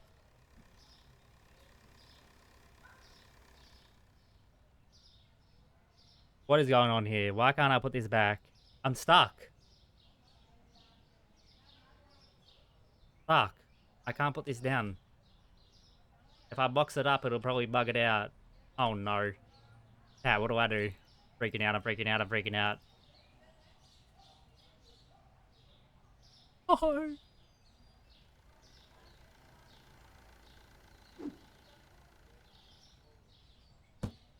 Did that just bug it all out? Oh my god, it didn't. Thank god. Thank god it didn't bug it out. Thank god it didn't bug it out. How does that... Okay. The game's physics, how does that all box up? Okay. How does this... I don't want to bug it again, but look. Put all this on the rack, right? I box it up. How does that fit? Okay. Oh my god. Funny.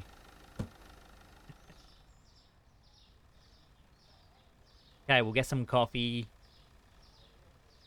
Coffee, eggs. I think we get some bleach as well.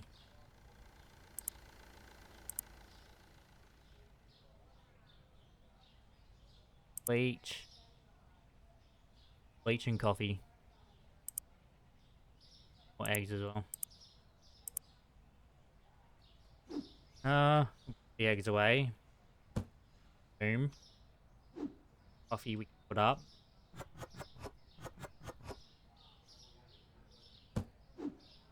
Put up the bleach.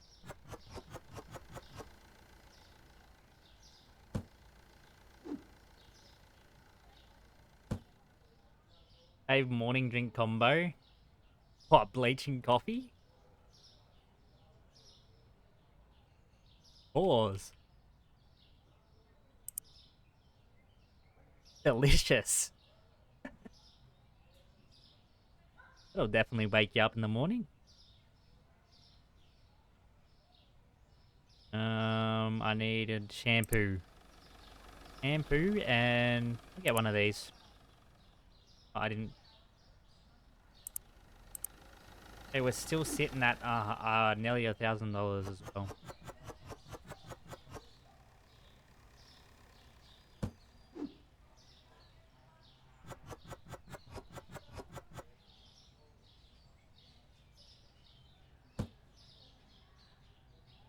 Yay.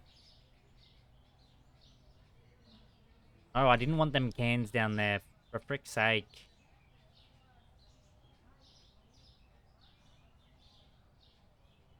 Probably get some more shelves, right?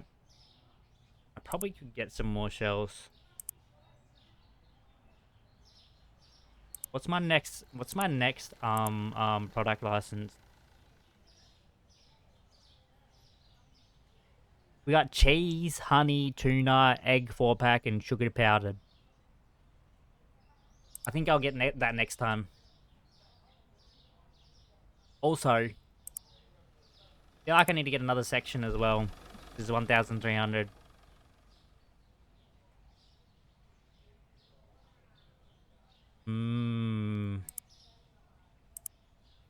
Okay, I'll pay my bills as well. Alright, we're good to go. Let's open up the store. Let's go. Get it, let's go.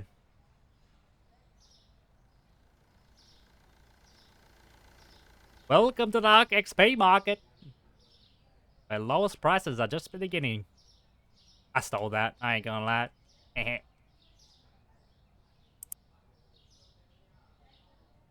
Where's the oil? I need to get my own kind of niche in my store.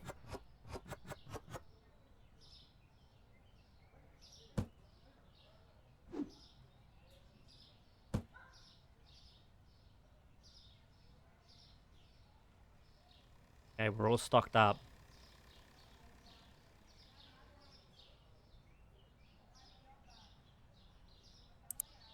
Could get more of this. That and that. Okay, now we're good to go. A moment, sir.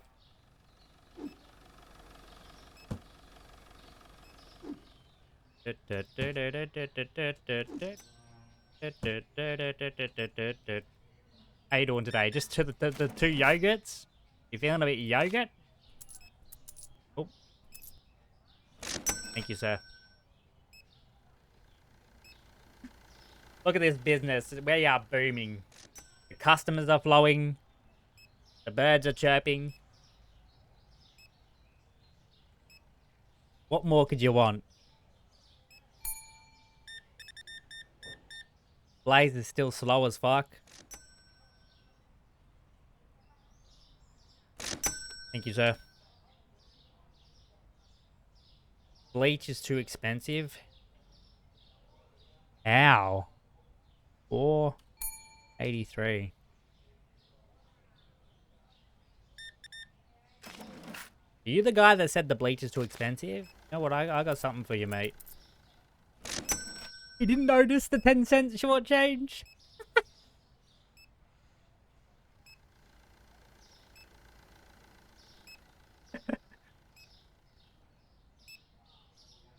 Oh no.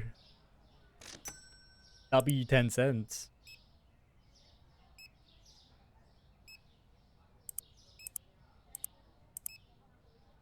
Is it them that I needed? It was. A moment, sir. Be right with you. How you doing today, mate? Good? That's good. 37, 69. Thank you. You have a good one. Boom. Hey, we're looking pretty good. How you doing, man? Perfect change. I thank you so much. See ya.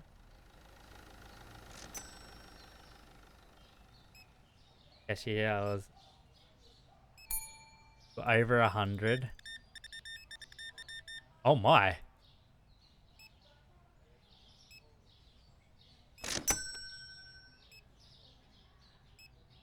Made up for the time I was short.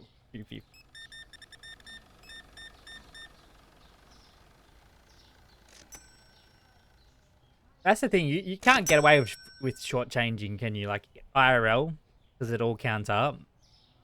It all counted up.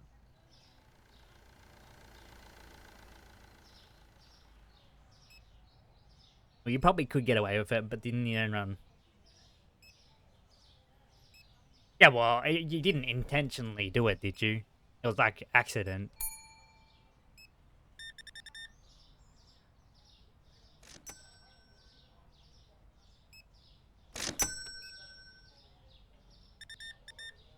Oh, really? Fair enough then. Probably just a mistake.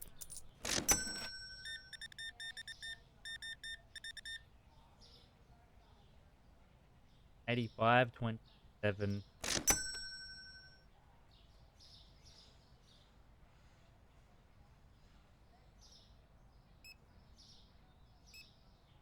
$8 hours? Oh, nah. I would hate to be that guy that had to go back.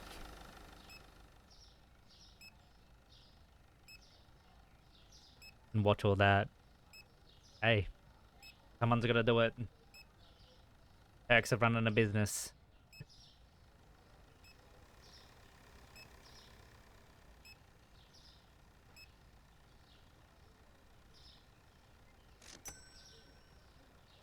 True.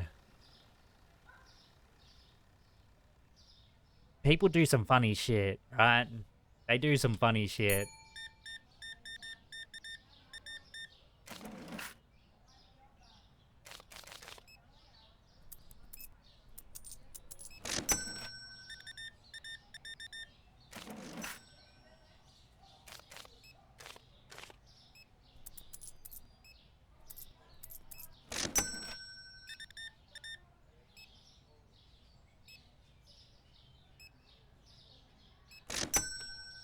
A bit dark in here.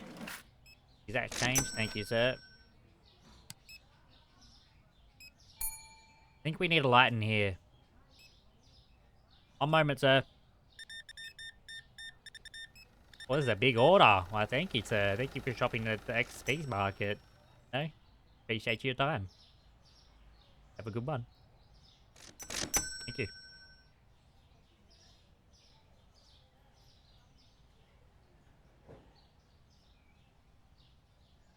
Oh, really?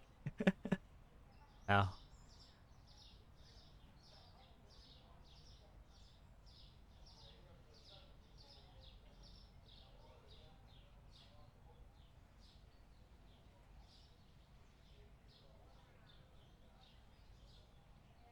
Hey, we're looking pretty good.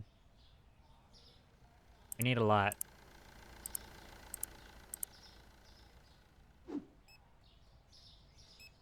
Oh yeah, right in the middle. That light connect to this switch as well? What?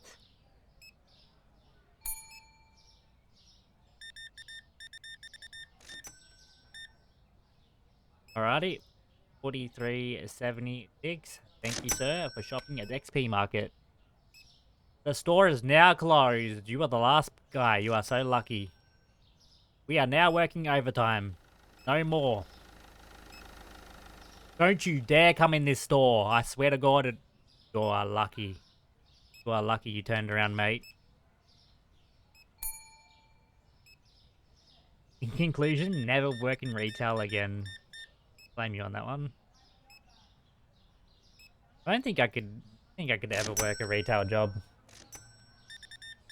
Maybe, it depends. Depends if I liked it. Oh.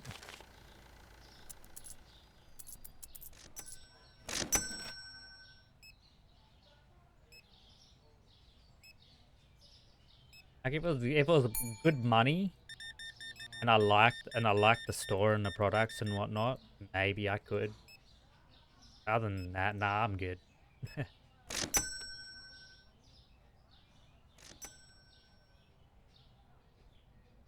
High five, mate. You did good. What's that cologne? Yeah. Might have to have a look at it. Need pasta. Alright, let's finish the day.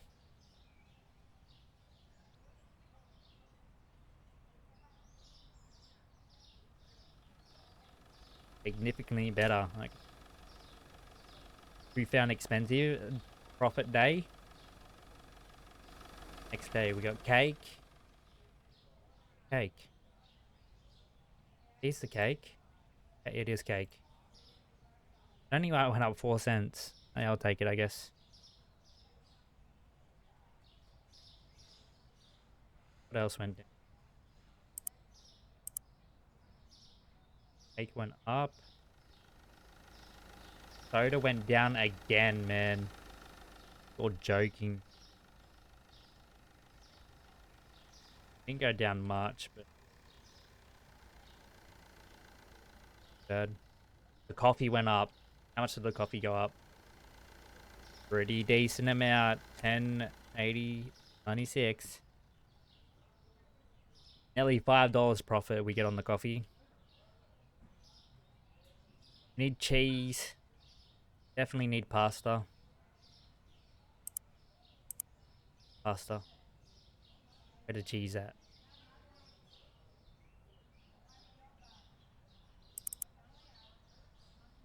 Cheese. The cheese. I'll just stock them. We got a lot of money now. Oh, I didn't want to do that.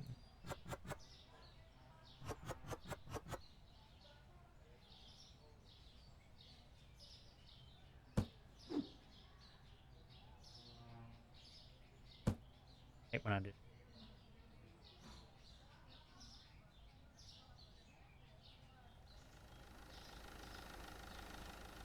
Okay, what do we need? What do we need? We need some water, maybe? Water. Definitely need this pasta. Stock it up. Oh, mate, Brooksy's busy. Need some flour. Damn, this is going hard.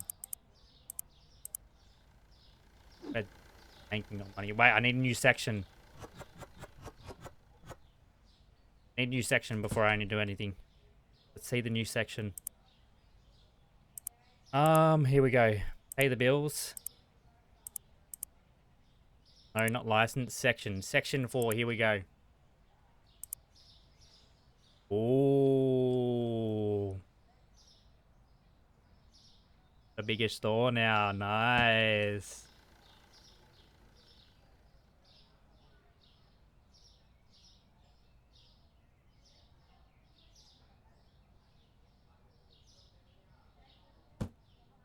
Nice. We have a bigger store. Can that not fit there? Are you serious?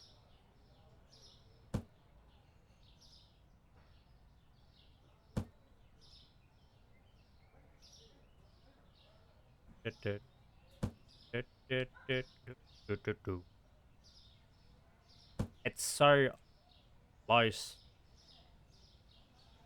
Hey, I can put this in here as well.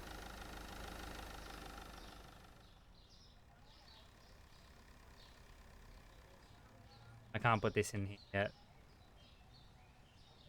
That'll be fine here for now. Holy shit. Where's Brooksy? He'd be loving this music.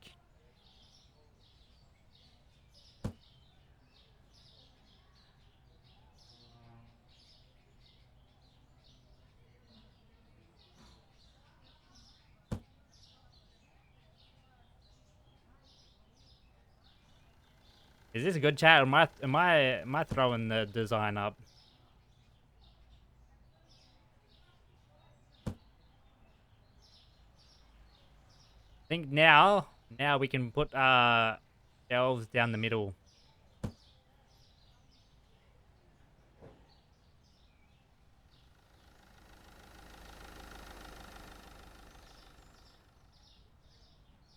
Good or not? I think this is gonna be good. Make it into a maze. Why do I feel like doing that? I think that would be hilarious.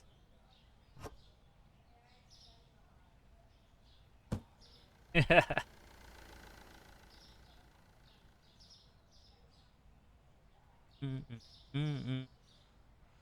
looks pretty big at the moment.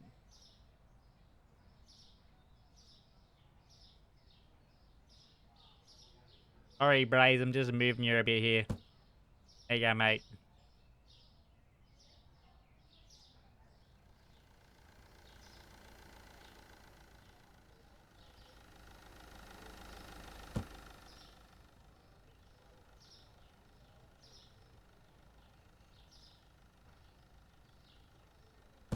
There we go. You have a new spot now, mate. Yeah? Live for chaos. Why is this locked? Next storage is 800. We need more shelves and more products so we can sell more, I think. I think that's the main goal. So next we get a lot of products and a lot of shelves. We opened up for business. Oh shit. I needed some stuff.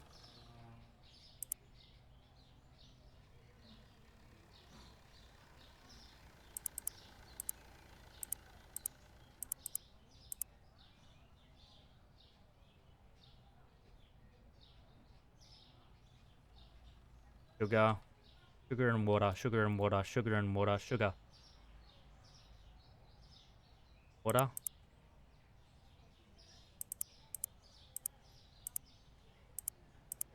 I didn't want to do that. Oh well. Quick!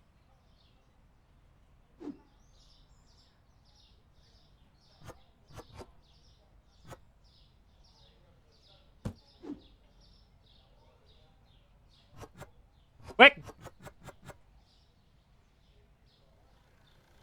Yeah, I can only sell legal substances. For now.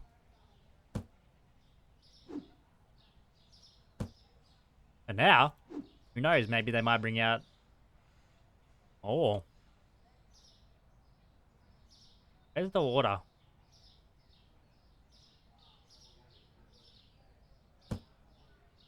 I had water there. Yeah, but only legal for now. I think they're bringing out a petrol station as well in this game, which is cool. One moment, sir. Ma'am.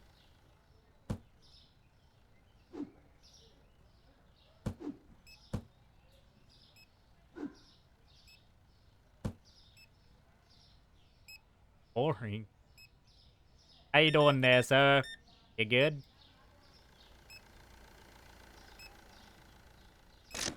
Good. Hand soap? Oh no.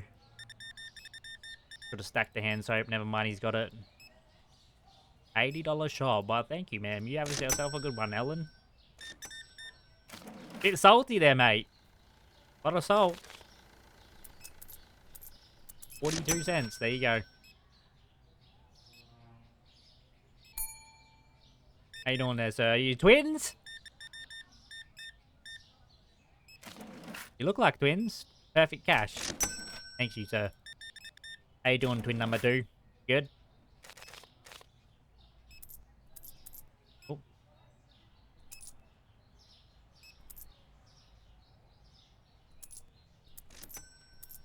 There we go. Up, ma'am. Some cleaning stuff. Perfect exchange. Thank you very much. Need 6-pack milk. Milk, 6-pack. Milk, 6-pack. Milk, 6-pack.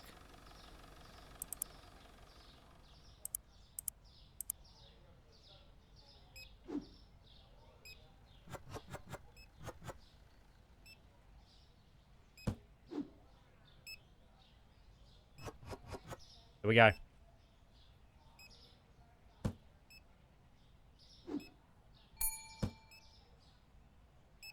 How you doing, Ezra? You good? That'll be 110.44. Holy moly. Thank you, sir, for shopping at XP Market. We need Coke. Hey, man. Oh. Need Coke.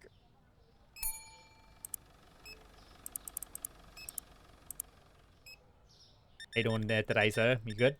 Good. That'll be 50.93. Thank you.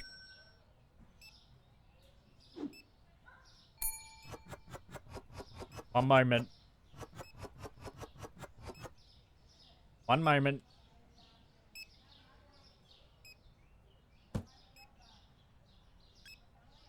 Just some eggs? Excellent.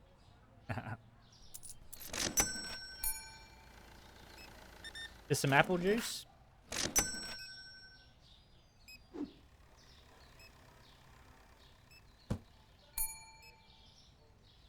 Hey, Map. How's it going?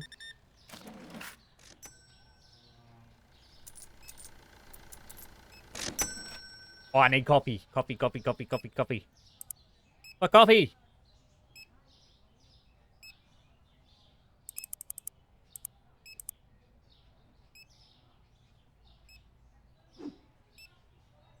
Oh, I need chocolate as well.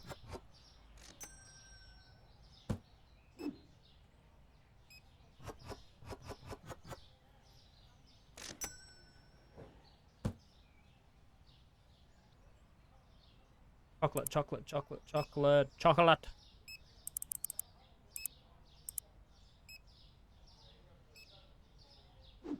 Oh.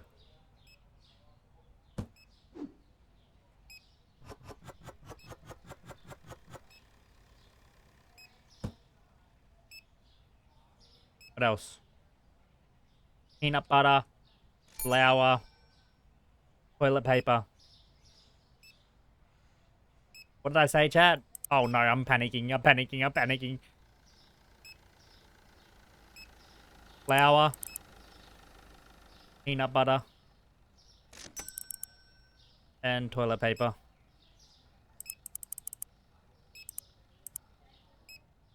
Dark in here.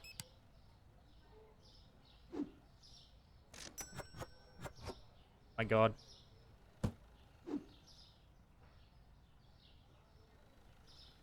So sorry for the wait.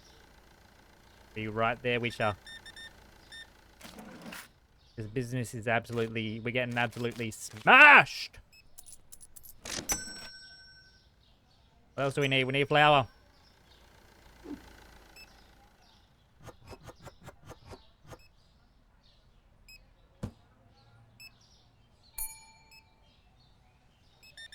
How you doing there today, sir? You good? Yep. 46, 56. You ring the bell and I'm right here. Are you serious? Toilet paper. No, we're running low. Oh my... This is who's taking all the toilet paper.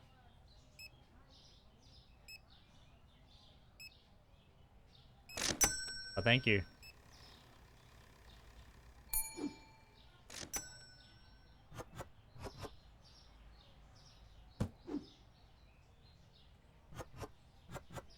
Need more shelves. I need more everything at this point. Oh my lord.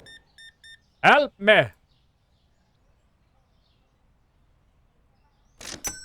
Help me!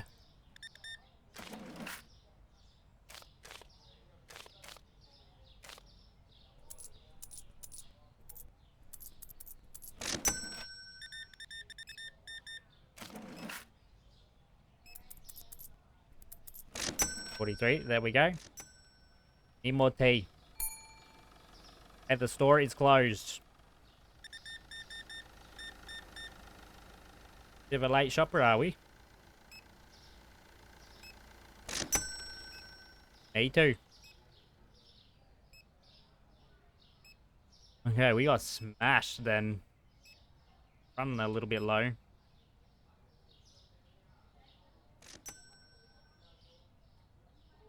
Okay. Hey. Make any profit? Nope. The cheese went down. Oh my god, the cheese went down so much. Are you serious? Okay, I need peanut butter. Not the butter. Where the peanut butter? Peanut butter. Probably some already. Grab some more.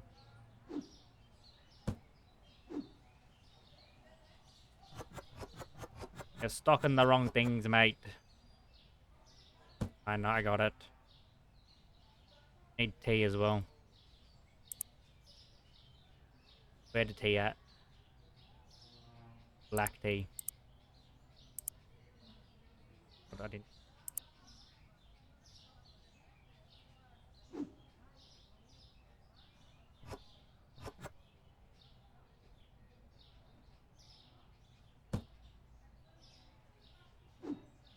Here it is.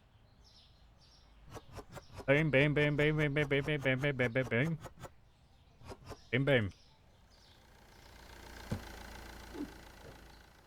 Coke.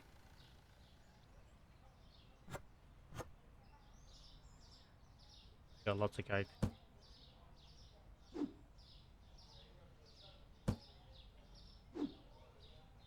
Coffee?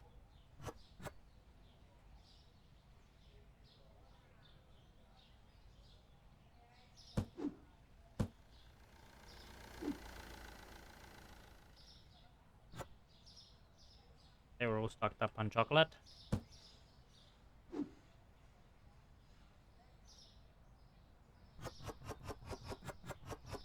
It's so stressful, man. On the business. Oh my. I need more work. I need lots of things. And I just need Jesus, honestly.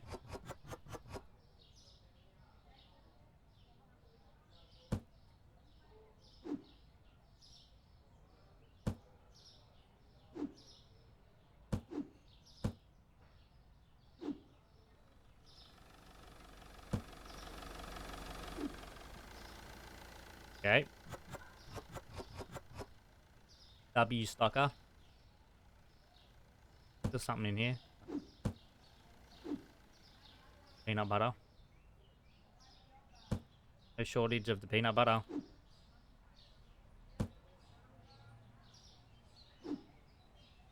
Yeah. Let's stack this.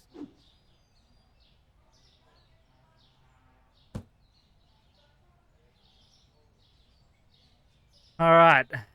I think we're good to go.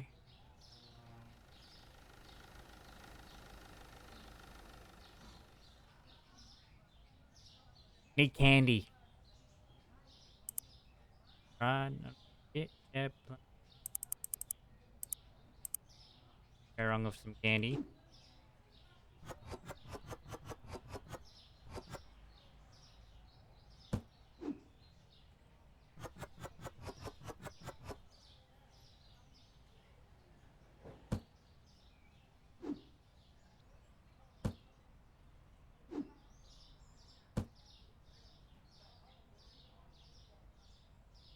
Okay, we need them.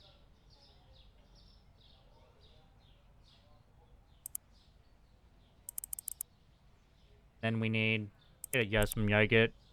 Some of that.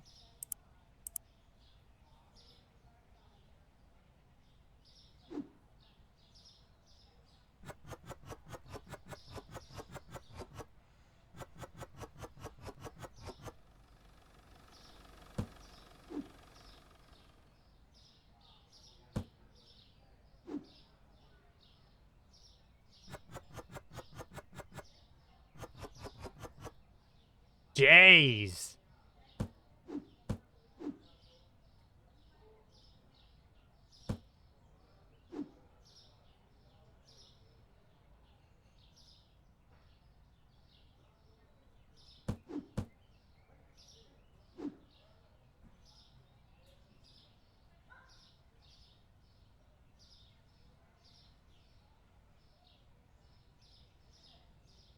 Where did I put these?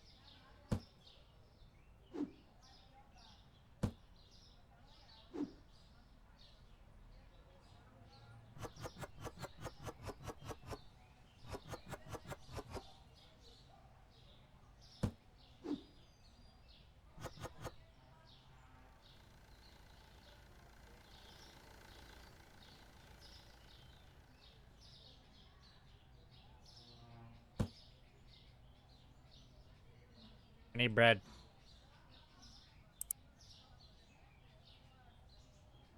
Where the bread at?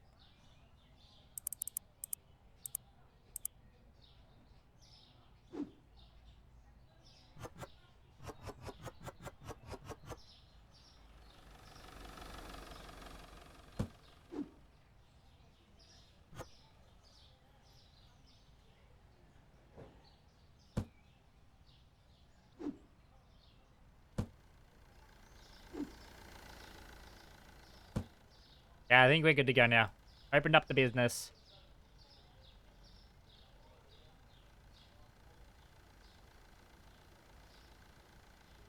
Yeah, I think we're good. We are ready.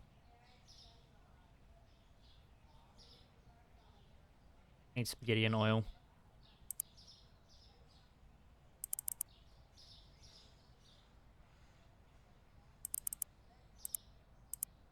Okay.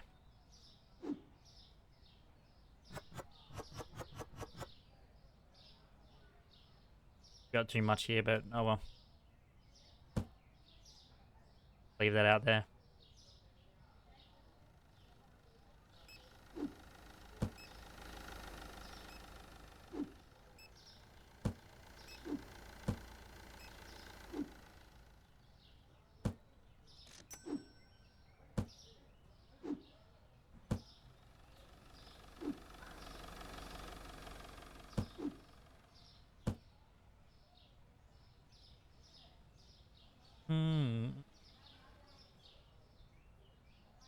Cereal. Oh. One moment, ma'am.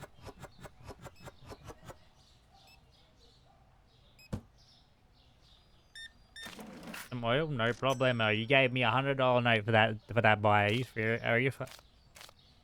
Are you fucking serious?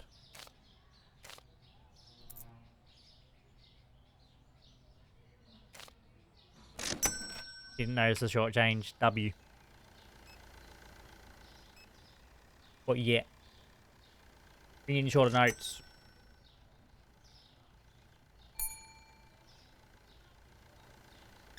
Just some coffee, mate. No problemo. I got you. Thank you.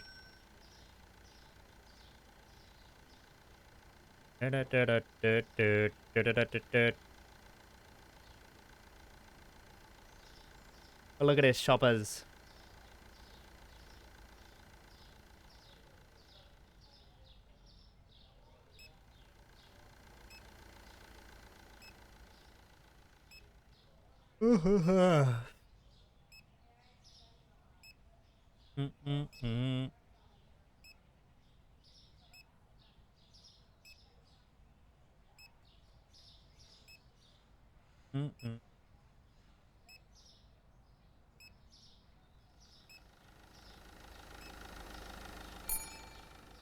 Oh, here we go. Thank you, man.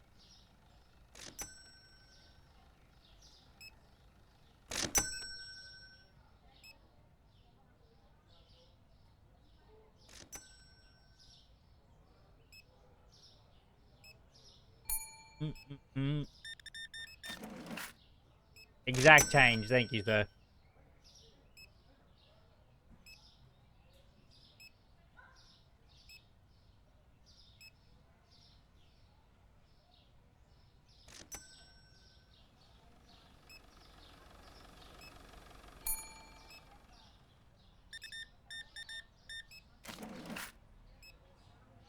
That'll be $4.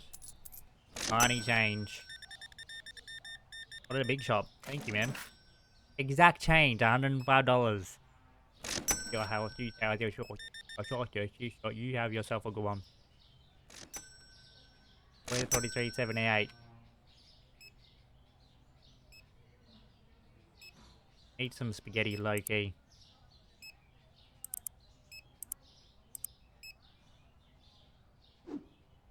Alright, Brooksy, I got it, mate.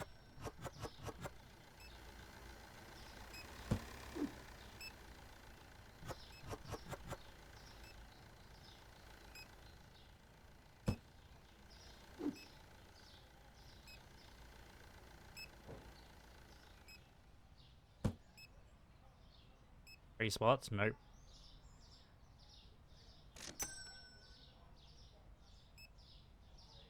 Got that cereal. Where is it? Get one of them. Guys, my checkout is open. Hello? My checkout is open over here. Hello? Ridiculously tired. Oh, I think I'll wish you there. Jordan, just thinking about it.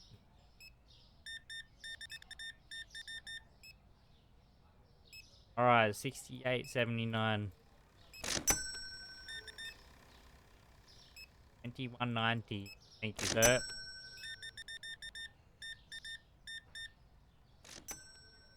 $46.15. Sir. Get me $100 note. That shop. Oh, really?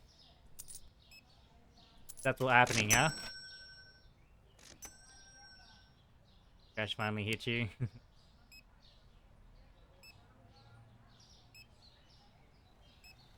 Need bleach.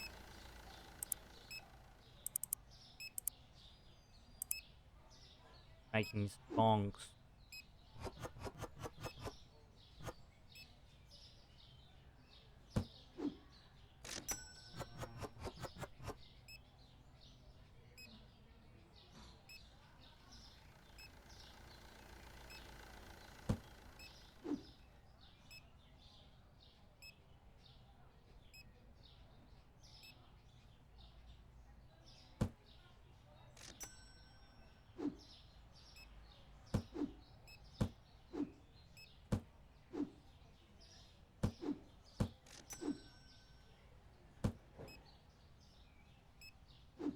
Cop it, eh?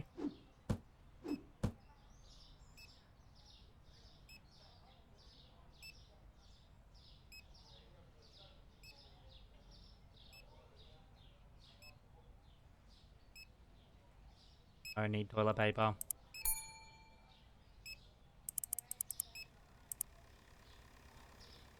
I hope no one wants some toilet paper. Probably gonna get some complaints from that, but oh well. Oh my, what a shop.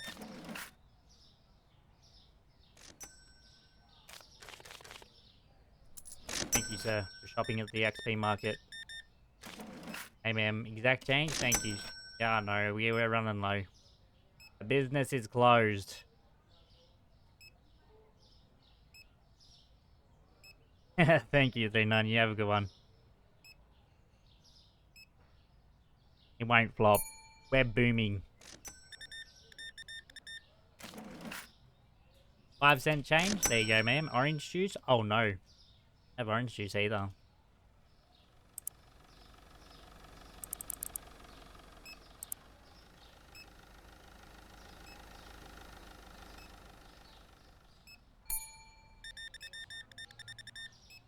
Boom. 192. Dishwasher tablet? What's that?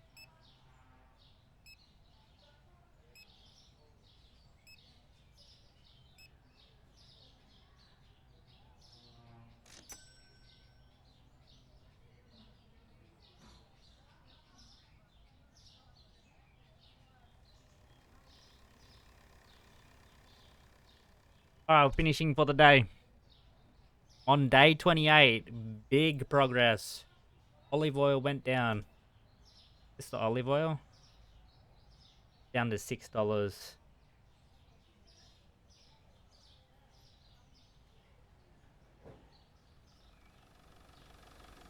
Let me get this order going. Oh! Not my product.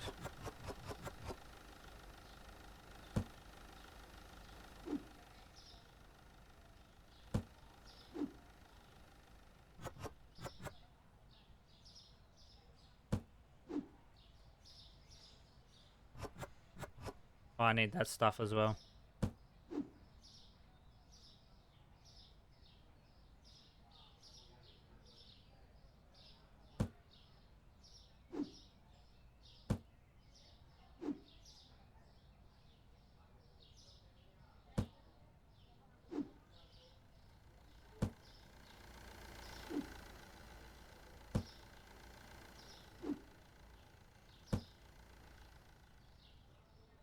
Need salt, rice,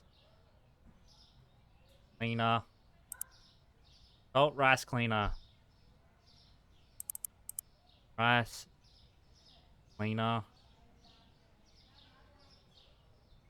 Rice, salt, clean. Cleaner.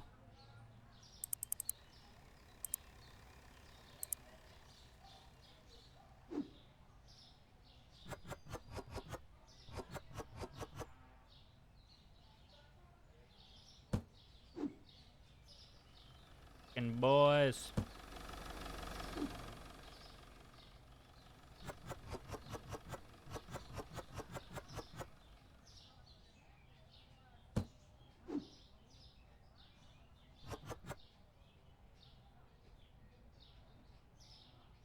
We need more storage.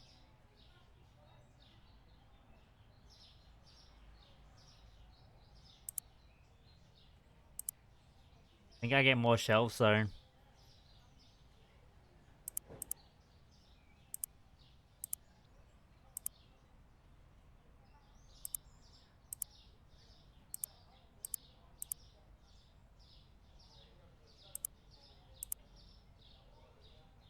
Okay, so what was that? Market. Shelf, shelf, fridge, fridge, fridge, fridge. Okay.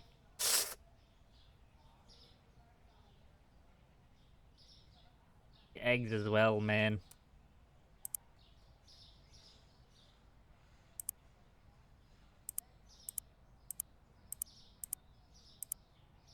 This is not good.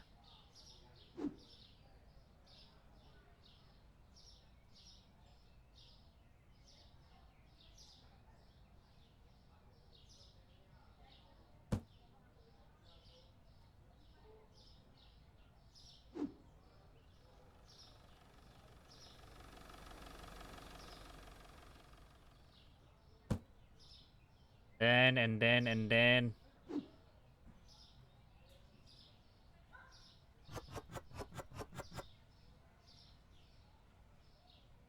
Oh no.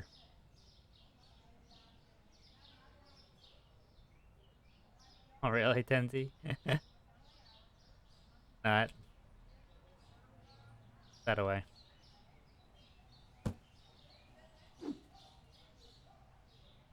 We have stuff now.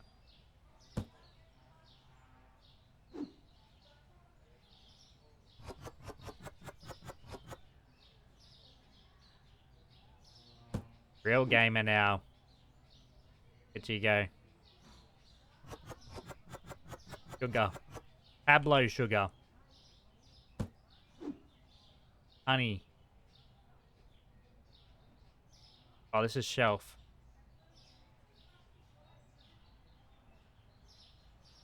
Honey up here.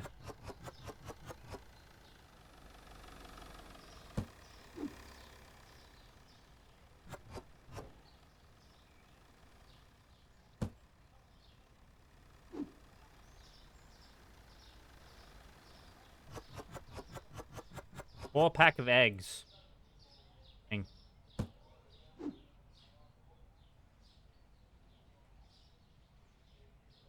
Frog needs fridge. I need more fridges. Walk, man.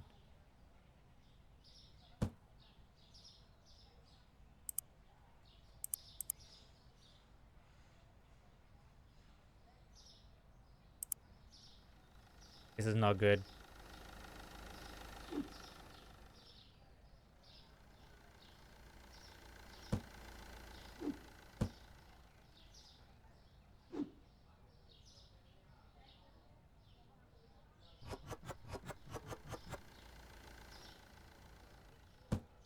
Well, I have to shelf them now, I guess. Can't not shelf them. Sounds wrong. 223. Oh, this one's pretty good. 5, 8.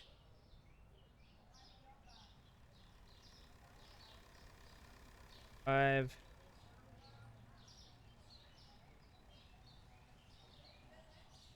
Ooh, 7. 3. Well, $12 for this.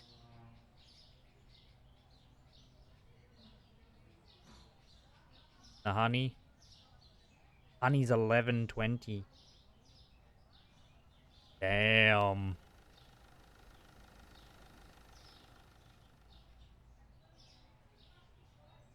Need some eggs.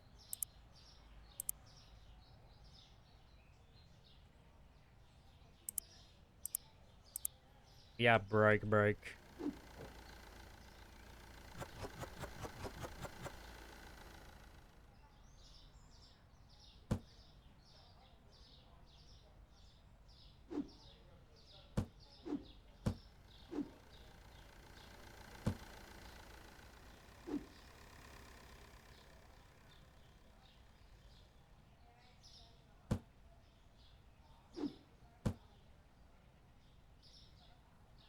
Alright, we're ready.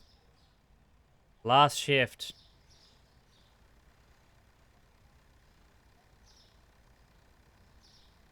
Last shift for tonight. Then we're closing shop.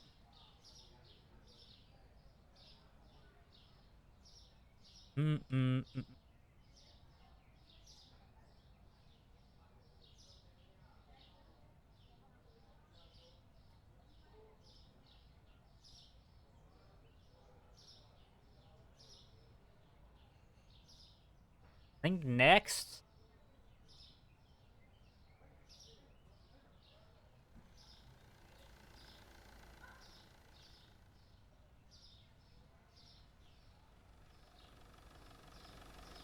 The yogurt is too expensive.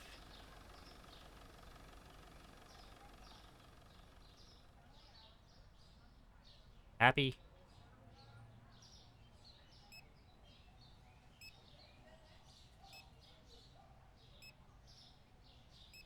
They're pretty stocked up.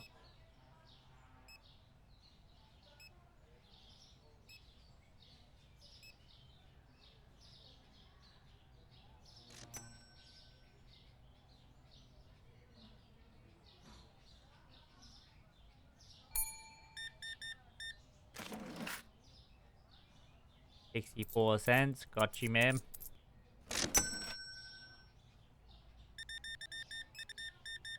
There we go. Card. No problemo.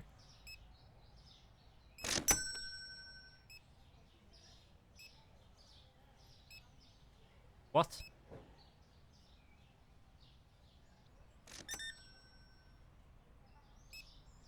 Oh, 96.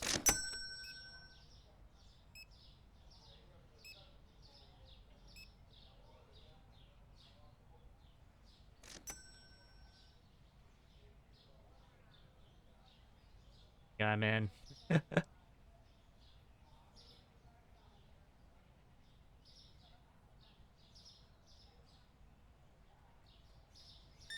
Oh my. That's a big shot, man. 3 cents. How you doing, sir? Cash? No problemo. Boom, boom, boom, boom, boom, boom, boom.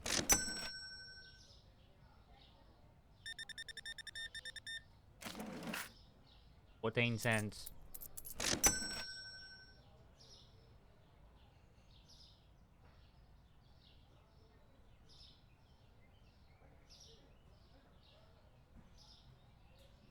Beautiful, love your work. Oh, sorry, sir. Daydreaming here.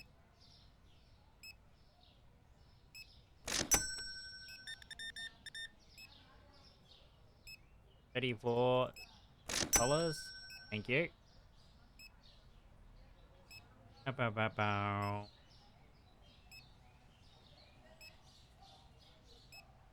Bow, bow, bow, bow. Oh, sorry, sir. 86. Yep. Exact change. Well, thank you, sir.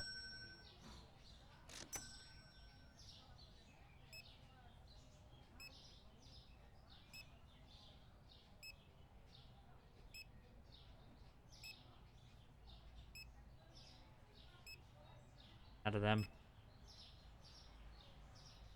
Okay, I can go purchase one of them.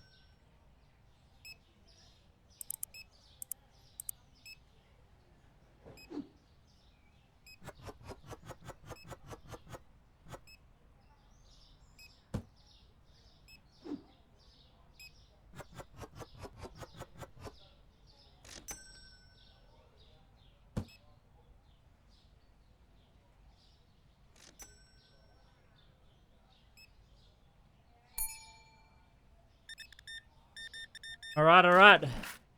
Exact change. Thank you, sir.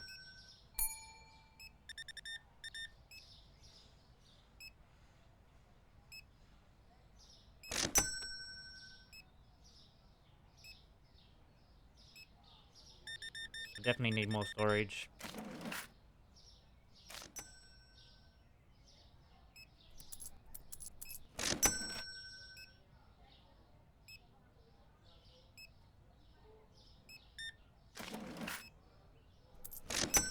Thank you. Need Sprite. Sprite. Yeah. Yep.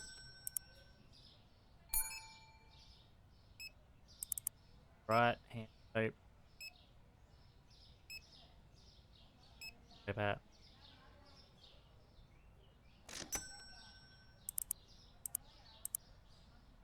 Sorry about that, sir. Just doing boss man shit, you know what I'm saying? Some cake, sir? Okay.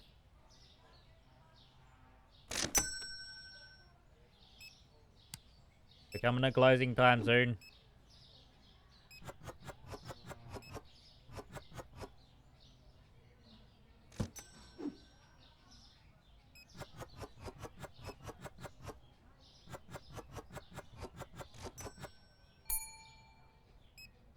Moment, sir.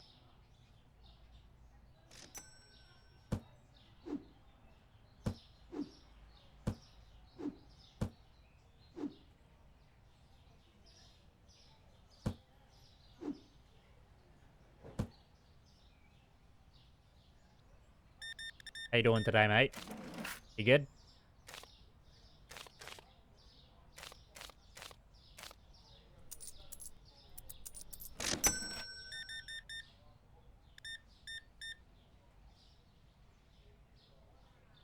That'd be 41.34.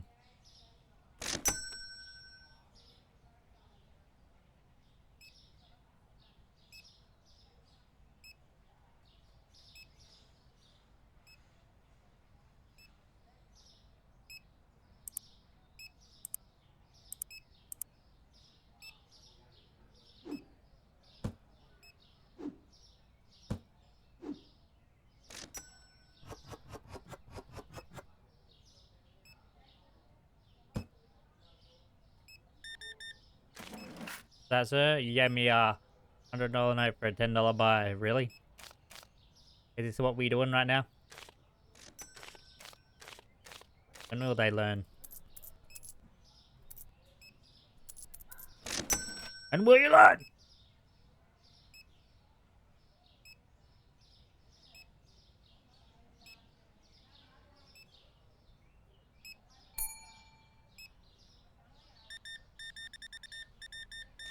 Thank you for shopping at the XP store.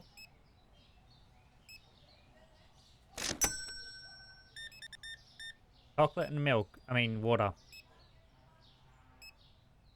Thank you.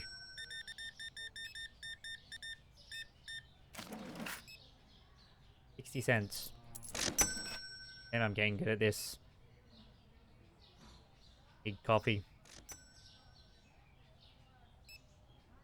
Bleach cleaner. Honey's all out as well. I think that's gonna be me it. I think I'm maybe closing the store. No cheese as well. Cheese there.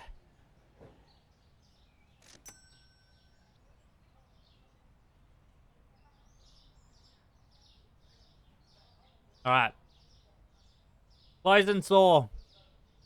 W day. We didn't get profit, but got pretty good. Cheese, mozzarella went up.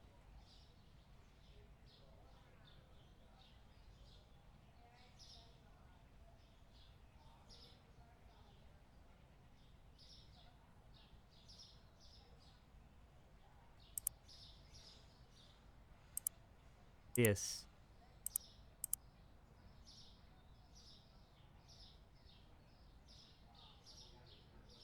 I have cheese mozzarella. Oh, did I not have it up?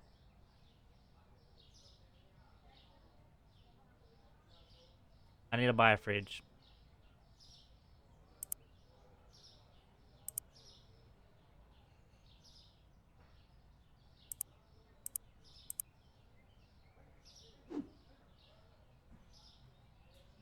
No.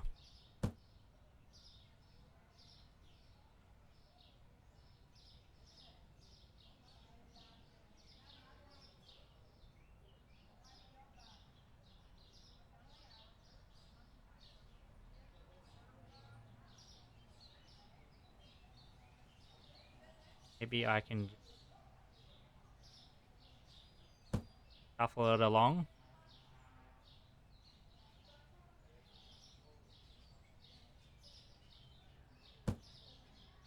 Maybe, just maybe.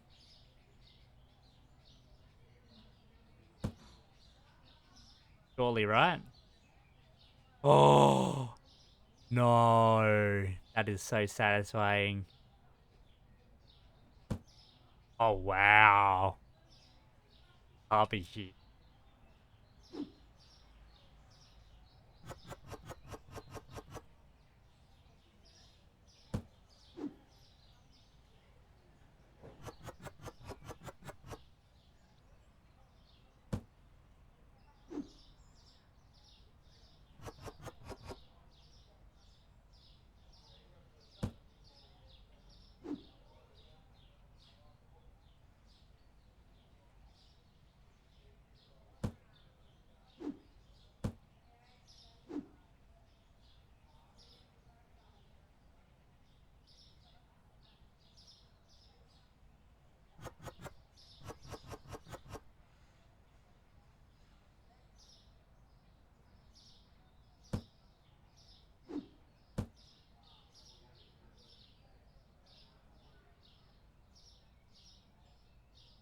Alright. Bring it stock up a bit more.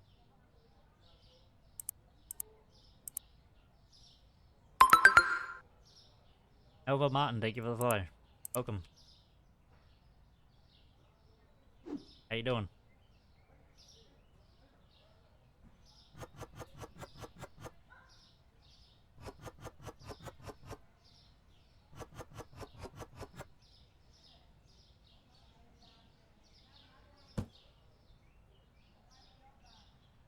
Need to put all this stuff together.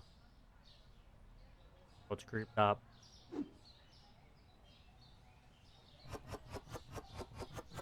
Also, they're close. They're more close.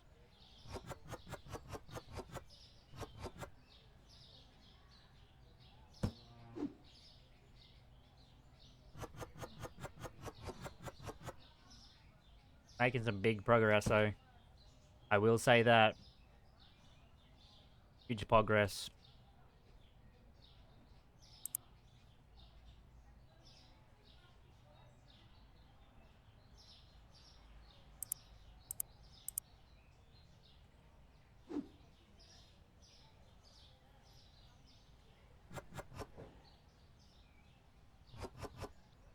I don't want to put that in there.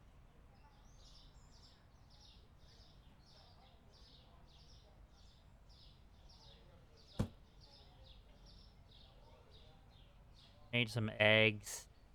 Some cheese. Apple juice. We'll get this all ready for when we open up shop. Cheese. Eggs. Apple juice.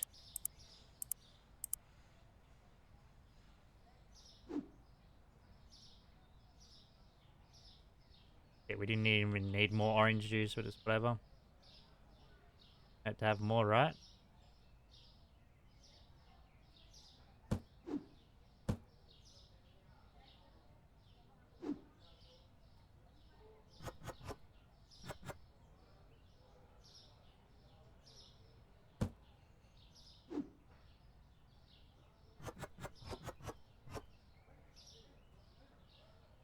Need more storage, that's what we need as well.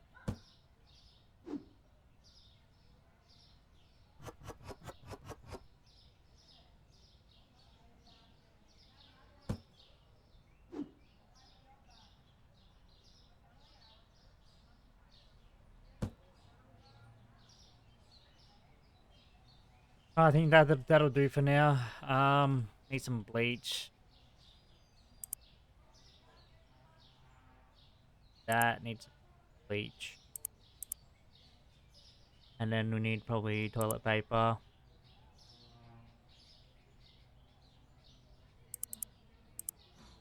Yeah, that'll do. Need some other stuff too, but that tomorrow.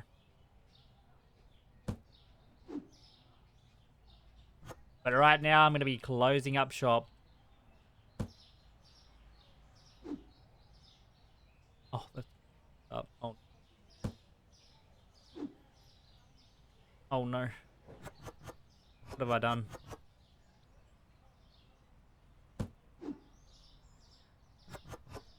What have I done?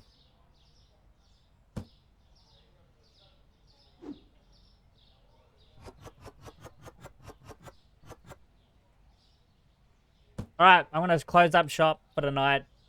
Thank you guys for watching though, I really do appreciate it. See you on the next one. Alright. Yeah, I'm gonna probably end stream there as well. Much love though guys, thank you for watching. Hope you have a good night.